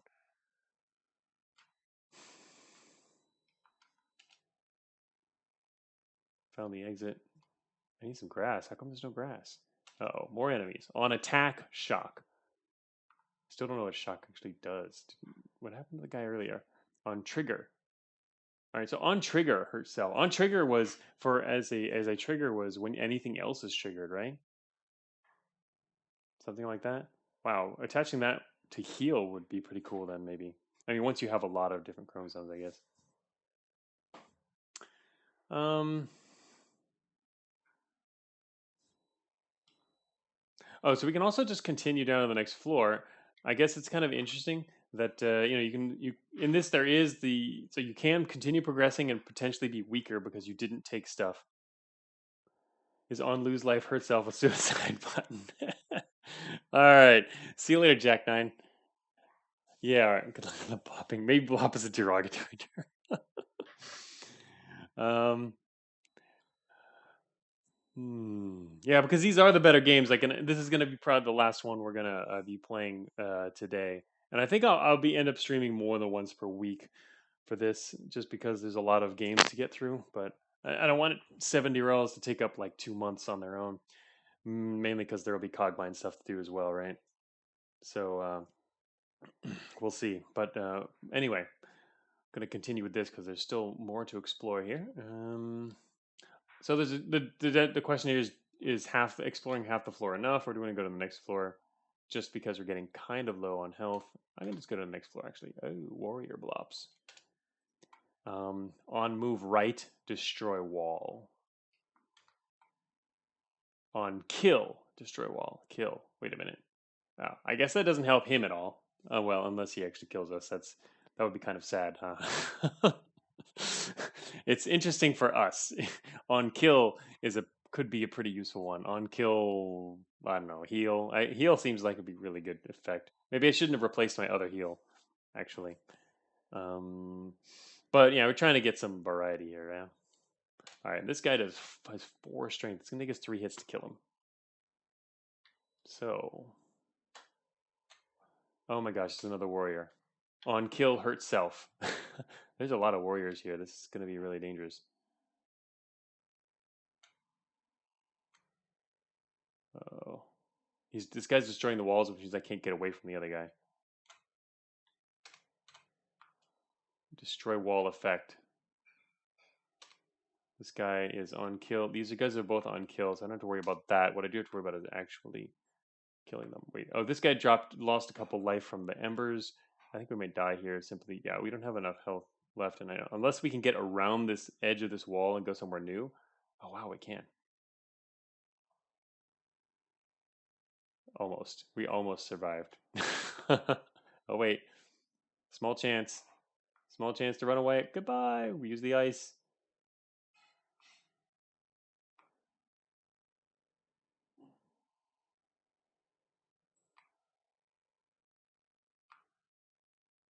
Stop chasing me. Okay. Small blop on trigger, heal. Okay. Shoot. I have to wait here to do this, and then it's going to take 2 turns to kill him. If I move forward, though, he'll kill us. Shoot. Uh-oh. Bad news. Enemies don't get affected by ice. Oh, yeah, I didn't notice that. Did he? That's a good question. He came from the south? Hmm. If only you took on move up teleport. Oh yeah, that would solve so many problems while creating so many others. Yeah, we did build distance with ice. That's true. I guess it didn't affect. That's what I was trying to do, is use the ice there for that. I didn't actually really even pay attention to what the guy right behind me was doing though. All right, so I guess I have to wait here. I was hoping the warriors didn't come, and they didn't. All right, on trigger. All right, so what was on trigger again? On trigger. I'm going to look at the description here real quick. On trigger is activated when a chromosome with a trigger other than on trigger is activated. Okay, so yeah, that would mean if I do on trigger teleport, for example, anytime we stepped on grass, we would also teleport. Anytime we moved up, we would also teleport. I don't really see that being super helpful in our current situation.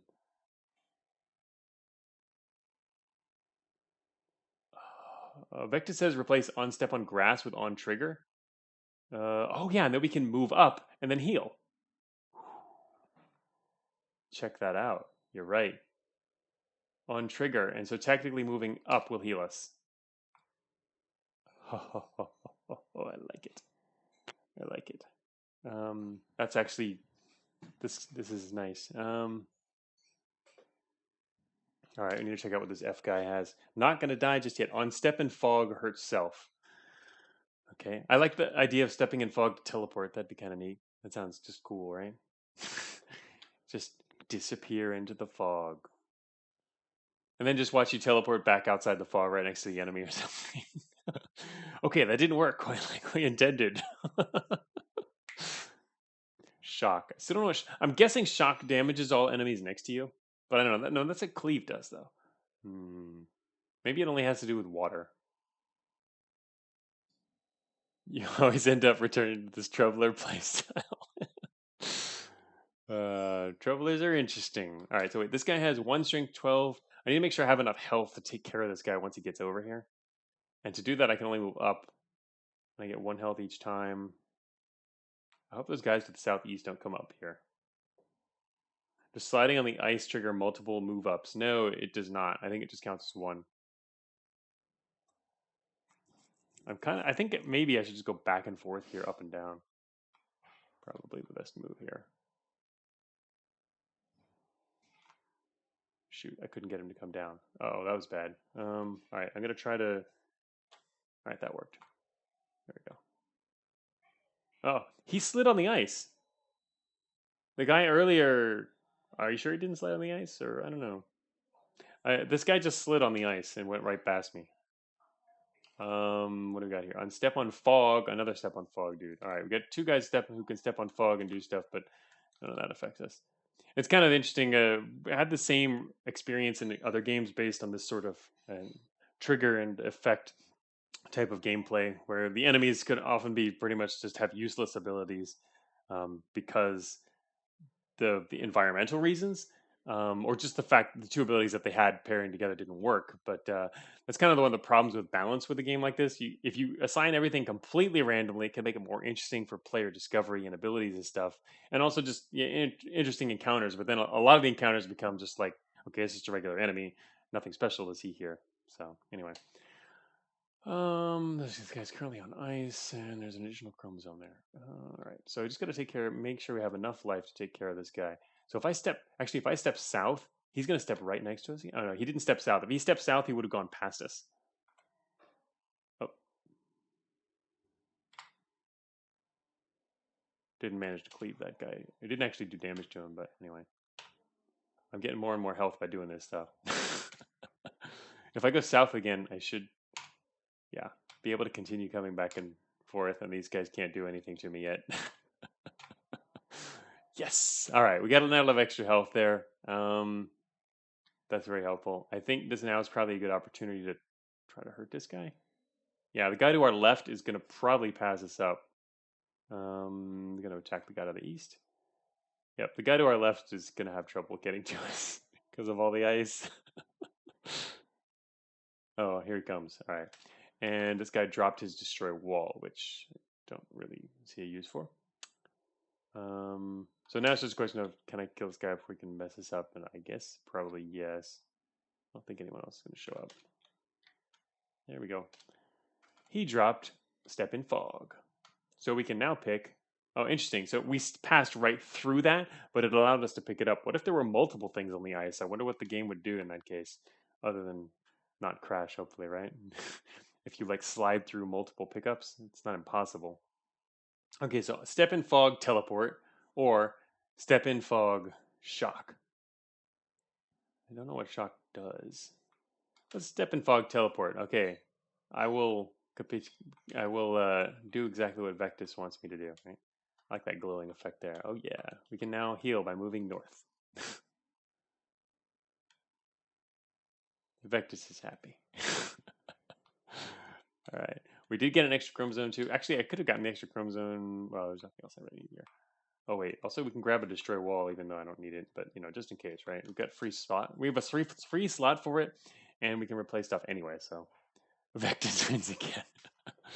All right, down we go. We are going to go down to depth 7. Boom. All right, Warrior Blop, who contains lose life shock. All right, I guess we're going to find out what shock does in a moment here.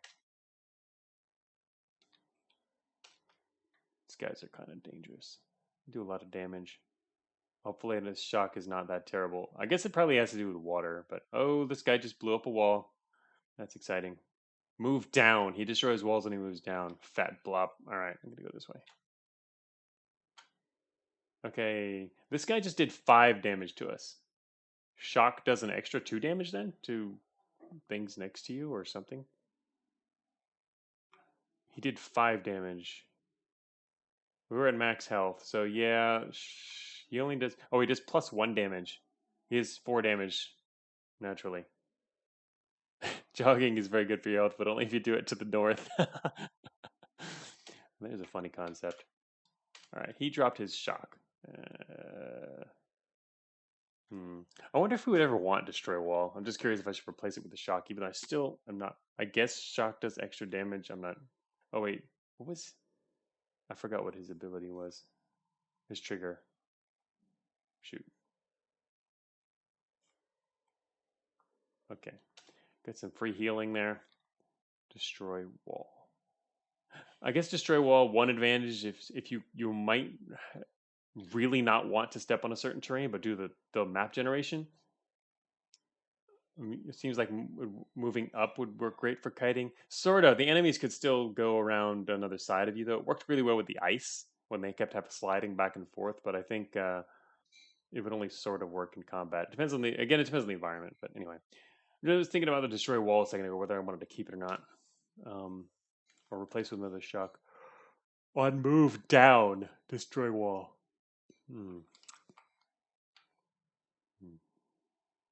Also, I got to keep remembering that we have this on trigger thing. So whenever we do anything else, it heals us.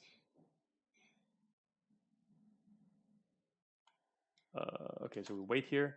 Oh, I need to check out what this guy has first. On trigger, cleave. Okay, the on trigger is useless to him, but would be helpful for us. Oh, very sad. He didn't drop his trigger. I really wanted that trigger. What if you kill another guy that's standing on top of that? Do I want on trigger? I'm really to wait and see what happens with that one. I kind of want to... I want to... just to check what the game does, I'm actually going to wait here and... Oh, shoot. I was going to wait there, and then I forgot I wasn't in examine mode anymore. I was trying to get into examine mode. Ugh. Anyway. Oh, Blops collect other DNA. Saw it happen already. Oh, really?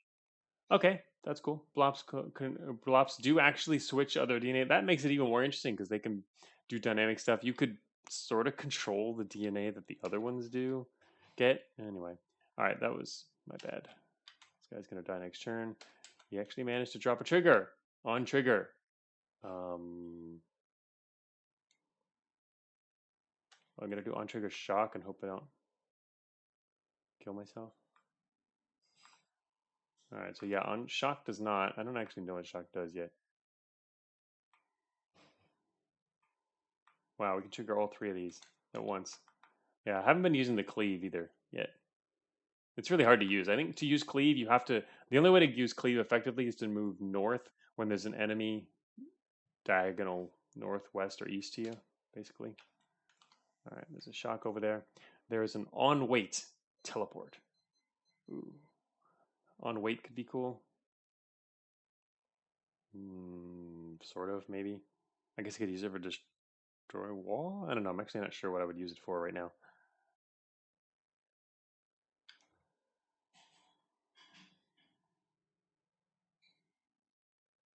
I don't know if I want to get shocked in the water. That did not hurt him. Anyway, just gonna like kill this guy normally. And he dropped teleport. I already have one of those. You can teleport by stepping into the fog. Like the cool blop that I am. Are we an actual blop? We are a blop too.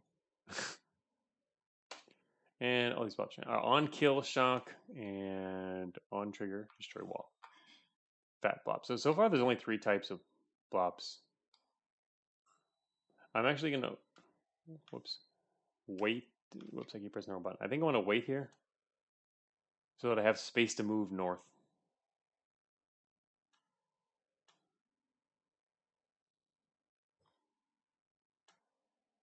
I just pressed the wrong button because that's what I do sometimes. What was this guy do? Oh, on trigger destroy wall. He's a good. Oh, good, but they. Okay, good. This guy's gonna die in a second too. Yes, you did now. Okay, there's a shock on the ground. Oh, whoops! I probably should have moved so that he didn't eat the other guy's thing. Could have had a chance to get extra trigger. Having trouble getting triggers. I guess it's completely random. It would seem what drops or which one drops, if any. On trigger shock. Oh wait, we might get shocked moving through the water. Shoot. Stepping in fog. I don't have that on wait. Oh, we get shocked if we go north through the water. All right, let's try and get shocked once to see what happens. Oh, that didn't. Never mind. It doesn't actually do anything. Because moving up, this trigger is moving up, which triggers our shock, and so shock in the water does not affect us. It might affect them.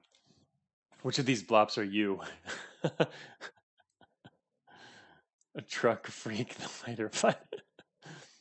Are we a blop? The existential crisis of the modern era. Yes. On weight cleave then. On weight cleave, yeah, it would be good for fighting multiple enemies. All right, we're gonna continue across the water. All right, nothing else on this floor. To the next floor. I wonder how many depths there are.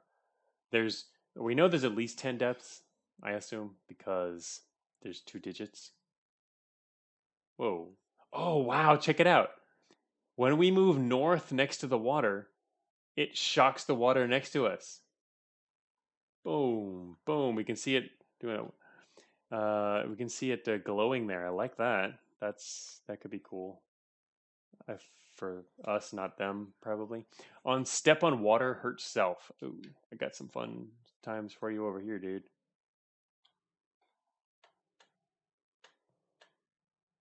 He's stepping over the burning embers, and then he's going to step over the burning water. And I'm going to wait one more turn. Oh, no, he stepped off. I was going to zap him. I could shock if he was... All right, I just go north because I can cleave him. There we go. Yeah, I cleaved him. All right, or did the shock get him adjacent there? Do you think this blob ever takes a bath? Hurt self. Okay, he dropped hurt self. I'm not quite sure why I might ever want that, but maybe there's some weird interaction somewhere. Oh, finally, an unknown chromosome. I'm not going to take hurt self, though, either way. Seems like a bad omen. All right, what's this guy have? On move right, destroy wall. I think we'll just kill him where he stands. Oh, that's right. I can get on right move. I can get on move right destroy wall too. I don't really care for destroying walls actually. I think I'll just drop it down here. You can attach something else to it later. Whoa, check that out. Is he taking damage? Yes, he's dead. Just zapped him in the water. Wait a minute. That means I can't go over there and do that. There's a cleave on move right cleave. We can get on move right cleave. That's good. I think I need to beware moving north because I could shock myself. I don't know. I guess it doesn't do that much damage. It's not that bad then. Plus, I also heal anyway, so it might not even. I might be immune to it.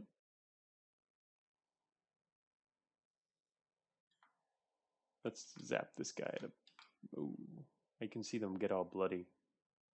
I'm gonna try moving across the water myself in a second too. Oh wait, I forgot to check what this guy has. On lose life, shock. Okay. Oh, this actually. Oh no, he hurt us. How much? Yeah, no, we're actually getting shocked because we're adjacent to the water. So you can get shocked by being adjacent to the water when it spreads too. I'm not super worried about it, if only because I have. Oh, on lose life. We can get on lose life. On lose life, cleave sounds pretty good actually.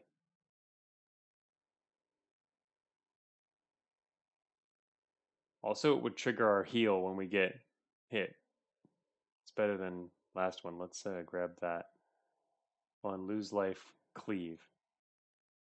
And then every time we get hit, it's going to trigger our heal as well. Wow, this could become so complex that you end up really messing yourself up. I don't think it does damage to the player. Does it not? You mean the shock you're referring to? I couldn't quite tell there. And now we've got too many triggers going on, so I'm not sure at the moment. Anyway. Oh, we finally found a new enemy. A complex blop. Oh my gosh. Oh yeah, I can. This is definitely complex. I can see this being really bad depending on the random abilities they get. This guy needs fog or grass before anything, so that's not an on weight heal. So this guy's got nothing. I can see how some of these could be really nasty if you're not, if you're unlucky though. It's because they have 15 hit points too. It's quite a lot. On weight, destroy wall. On move down, cleave. On step on ember, destroy wall. All right, so none of these actually mean anything though. So it's a case of yeah, not having to worry about that. On lose life, cleave. All right, so we kind of don't mind if these guys both get too close because we can cleave them as well. But we're gonna heal up pretty quick here. Yeah, these guys. I think we have a pretty good set of abilities now. And this guy dropped on weight. Ooh, what kind of on weight ability might we want? It's tough. Actually, wait, we can. The thing about on weight is it only is really going to be useful out of battle. We could switch to on weight teleport, but that kind of reduces your ability to fight to get the first hit in because waiting is usually the way that you prevent enemies from, or you always get the first hit on enemies. You can control the fight a little more that way. But in an absolute it's kind of like an emergency key, a free teleport. Like if you're super in danger, or destroy wall. Maybe just go with the destroy wall in case there's some random chance or reason we want to destroy a wall and we can wait to do it. Might be safer. On weight teleport is interesting.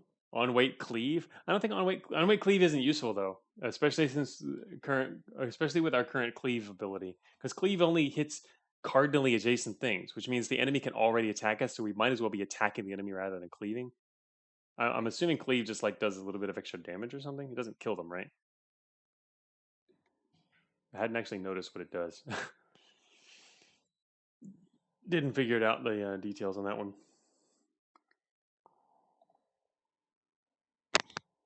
Okay. I like the idea of an on-weight teleport, but it also reduces your combat effectiveness. So the safer thing to do here would be to throw it on the destroy wall. I think I'm gonna do that, especially since I would probably never end up using destroy wall otherwise. This guy's got on move up teleport. Oh gosh. Well, he's not gonna make it here anytime soon.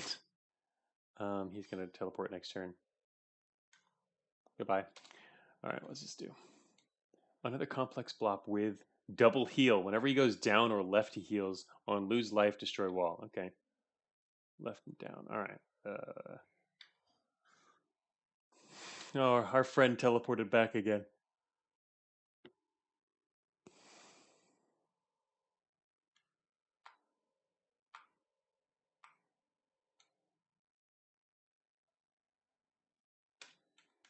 And he dropped on move left. I don't think we need it, actually.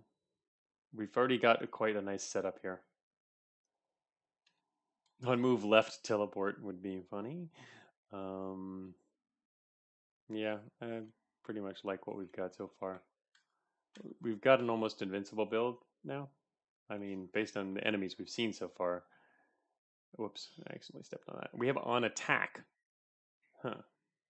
On attack, destroy wall. No, that would always destroy walls around us. On attack.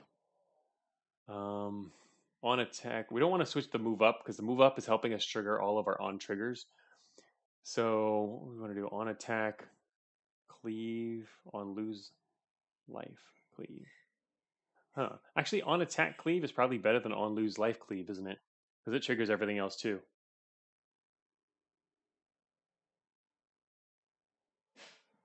Oh, we can just wait to trigger? Yeah, that's true. Um, on attack teleport would be very annoying. On attack cleave, I think is better than on lose life cleave. Just for during fights. So let's switch to that. And also check out what these guys have. On wait, this guy hurts himself and teleports away. And also triggers. He's just not going to wait though. They don't really seem to do that much. I mean, they won't do it when they're fighting him. On step on ice, hurt self. On kill, destroy wall. On trigger, destroy wall. Okay, none of those are useful. On lose life's not worth anything to good players that never get hit.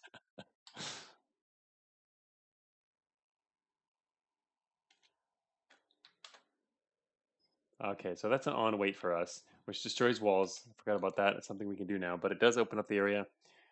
I'll move right cleave. Okay, this is probably not too bad. We have such a good setup now anyway.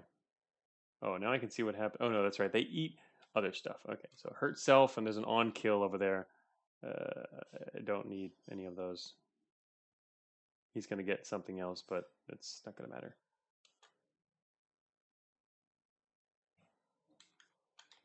Because we can instantly heal ourselves to full after the battle. I probably should look at this guy. This guy is on kill cleave, on step on water teleport, and on trigger shock. None of those will actually matter here.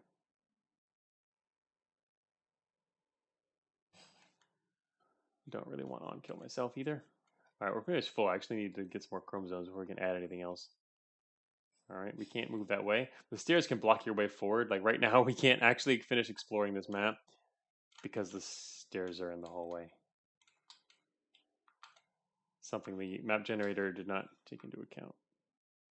Or we can by teleporting through the fog.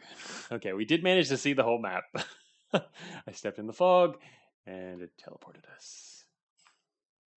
It's useful, sort of not. I can't actually get to the other side of the fog though. So now we're not blocked by stairs, we're blocked sort of by fog. And it's that new enemy actually managed to appear. If you wait long enough, they can appear, I guess. So or was he hiding in that room in the corner maybe? And then just moved. On wait, destroy wall. Anyway, we don't need anything else. Teleport through fog, yeah, did that. Not gonna go the other way, I'm not gonna bother. There's a heart down here. Wait, what's a heart? Expand life. Oh, that's something you can find apparently. First time we've seen that, all the way down to depth 10. So that's another reason to explore an entire floor, is if you can find stuff like that. This guy steps on embers and heals himself.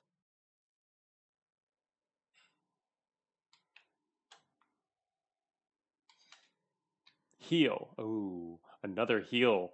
I guess so you can double heal if you want to, or somehow, if you want to get more triggers like that. Like for example, I could change our other on trigger to heal. On wait heal, we don't need that. Waiting to heal is not as essential. We can already move to heal. It's more or less the same thing. I kind of like the idea of using, of switching our other on trigger shock to heal instead. Yeah, I'm gonna do that. Make us super safe here.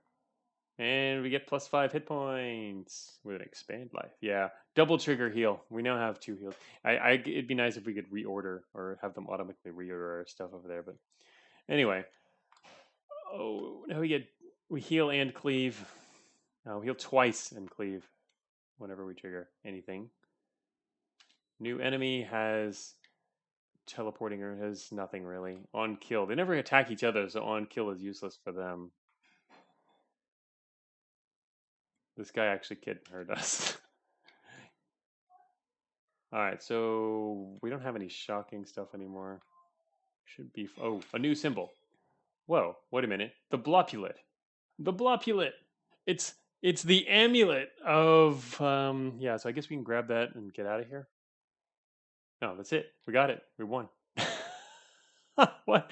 The player found the Blopulet and is now the sovereign of the sovereign of the Blops. You won. Nice. Okay.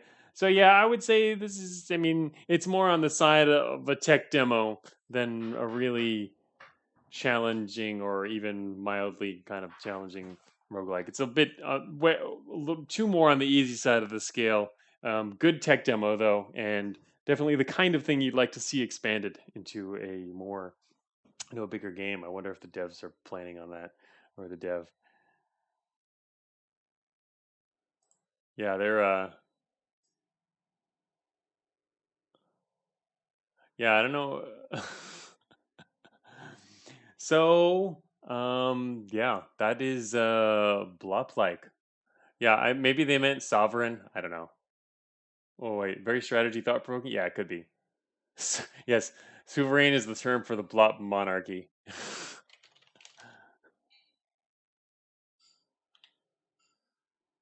But uh, yeah, I mean, I'm not actually sure about the pronunciation since I don't think I recall anyone who said that. But it's just another form of sovereign. I mean, they didn't actually spell that incorrectly, but it looks like they looked it up in a dictionary, perhaps. The blonarch, the bloparchy, yes. That would be pretty funny.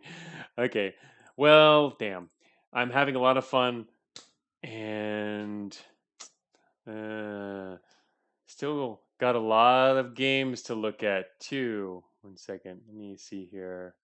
Display capture, boom. Wait a minute, there's the menu. Boom. Oh, we've only finished the first 3. Not that I expected to go too much further. I didn't expect we get past at the most 4 here. So we did actually win on our first run there. So definitely on the easier side.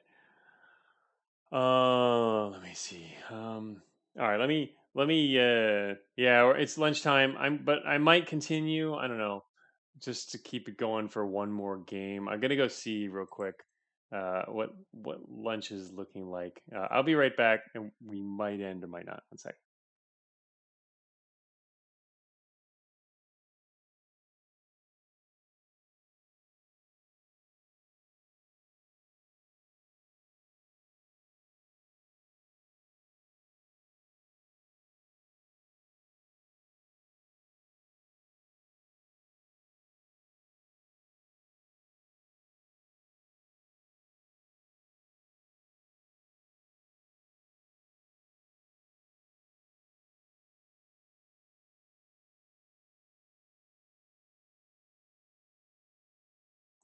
All right, so yeah, I did check real quick.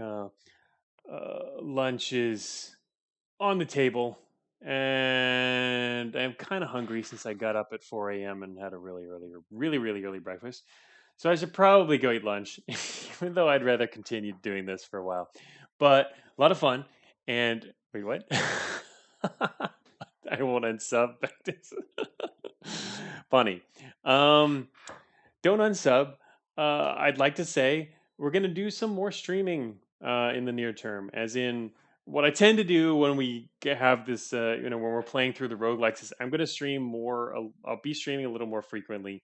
Um, I don't know exactly when, but I don't want to do it just once per week, because if I do that and we do it at this rate, because I want to at least play like, pretty much at least this first page of games, and even past. I've heard about like games on this list along across the first page as being good. Even games way down here, people are playing saying these games are awesome. Just the games this year, the quality is pretty high. There's a lot of stuff, so I want to play through a lot of them, but it's going to take a while, which means I probably want to stream some more, so that it doesn't take a couple months or more. It'd take two or more months to get through a reasonable number of these if I don't stream more than once per week. So yeah, I might be doing some extra streaming, but yeah, well, this will be the last game for today. We're just gonna go through the first three. I had a lot of fun with them. These were interesting games, and it looks like there's a lot more interesting stuff ahead.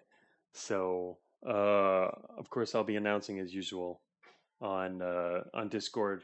Yeah, as Vectis says, there's some games lower down that are extremely good. Yeah, I mean, honestly, before the reviews came out, I had it took so long too, and other people have been playing different games, that I saw a bunch of people recommending certain games, like on Twitter, and just saying, "Oh, this game's awesome" and stuff like that. And I looked into them; they did look really interesting. Like, for example, just one example that I had saved a link for is what's it called? It's called Octet. This game here. I think that's also stuck to the dev of this one. Like this game here is, I saw it mentioned a bunch of times.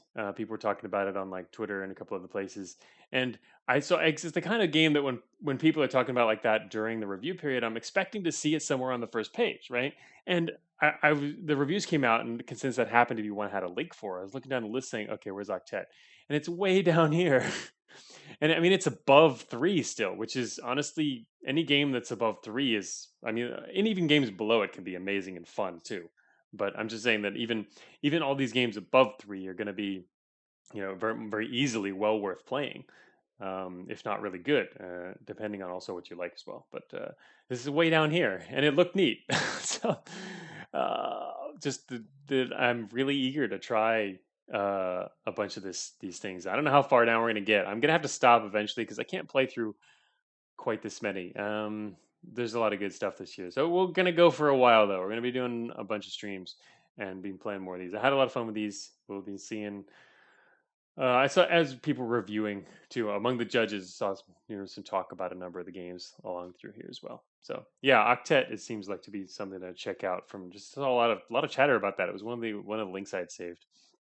So anyway, yeah, and thanks for stopping by and hanging out, Chocobo Dundee, with your game Autonomy. What else? We've got, yeah. Maybe I'll talk to some of the devs or some of the others as they're coming up. I know. I'm assuming we're gonna get through like, three or four per stream in among these top games here like today. But yeah, we'll see next time. I'm not sure. It also depends on the weather, because some of my non normal stream days, whether or not I stream, might depend on whether it's good weather or not, because I want to go out and get some exercise. But anyway, so yeah, thanks everyone for showing up. We're going to be doing more of this in the days to come and exploring more of these cool 7D roles. I look forward to it. See you then.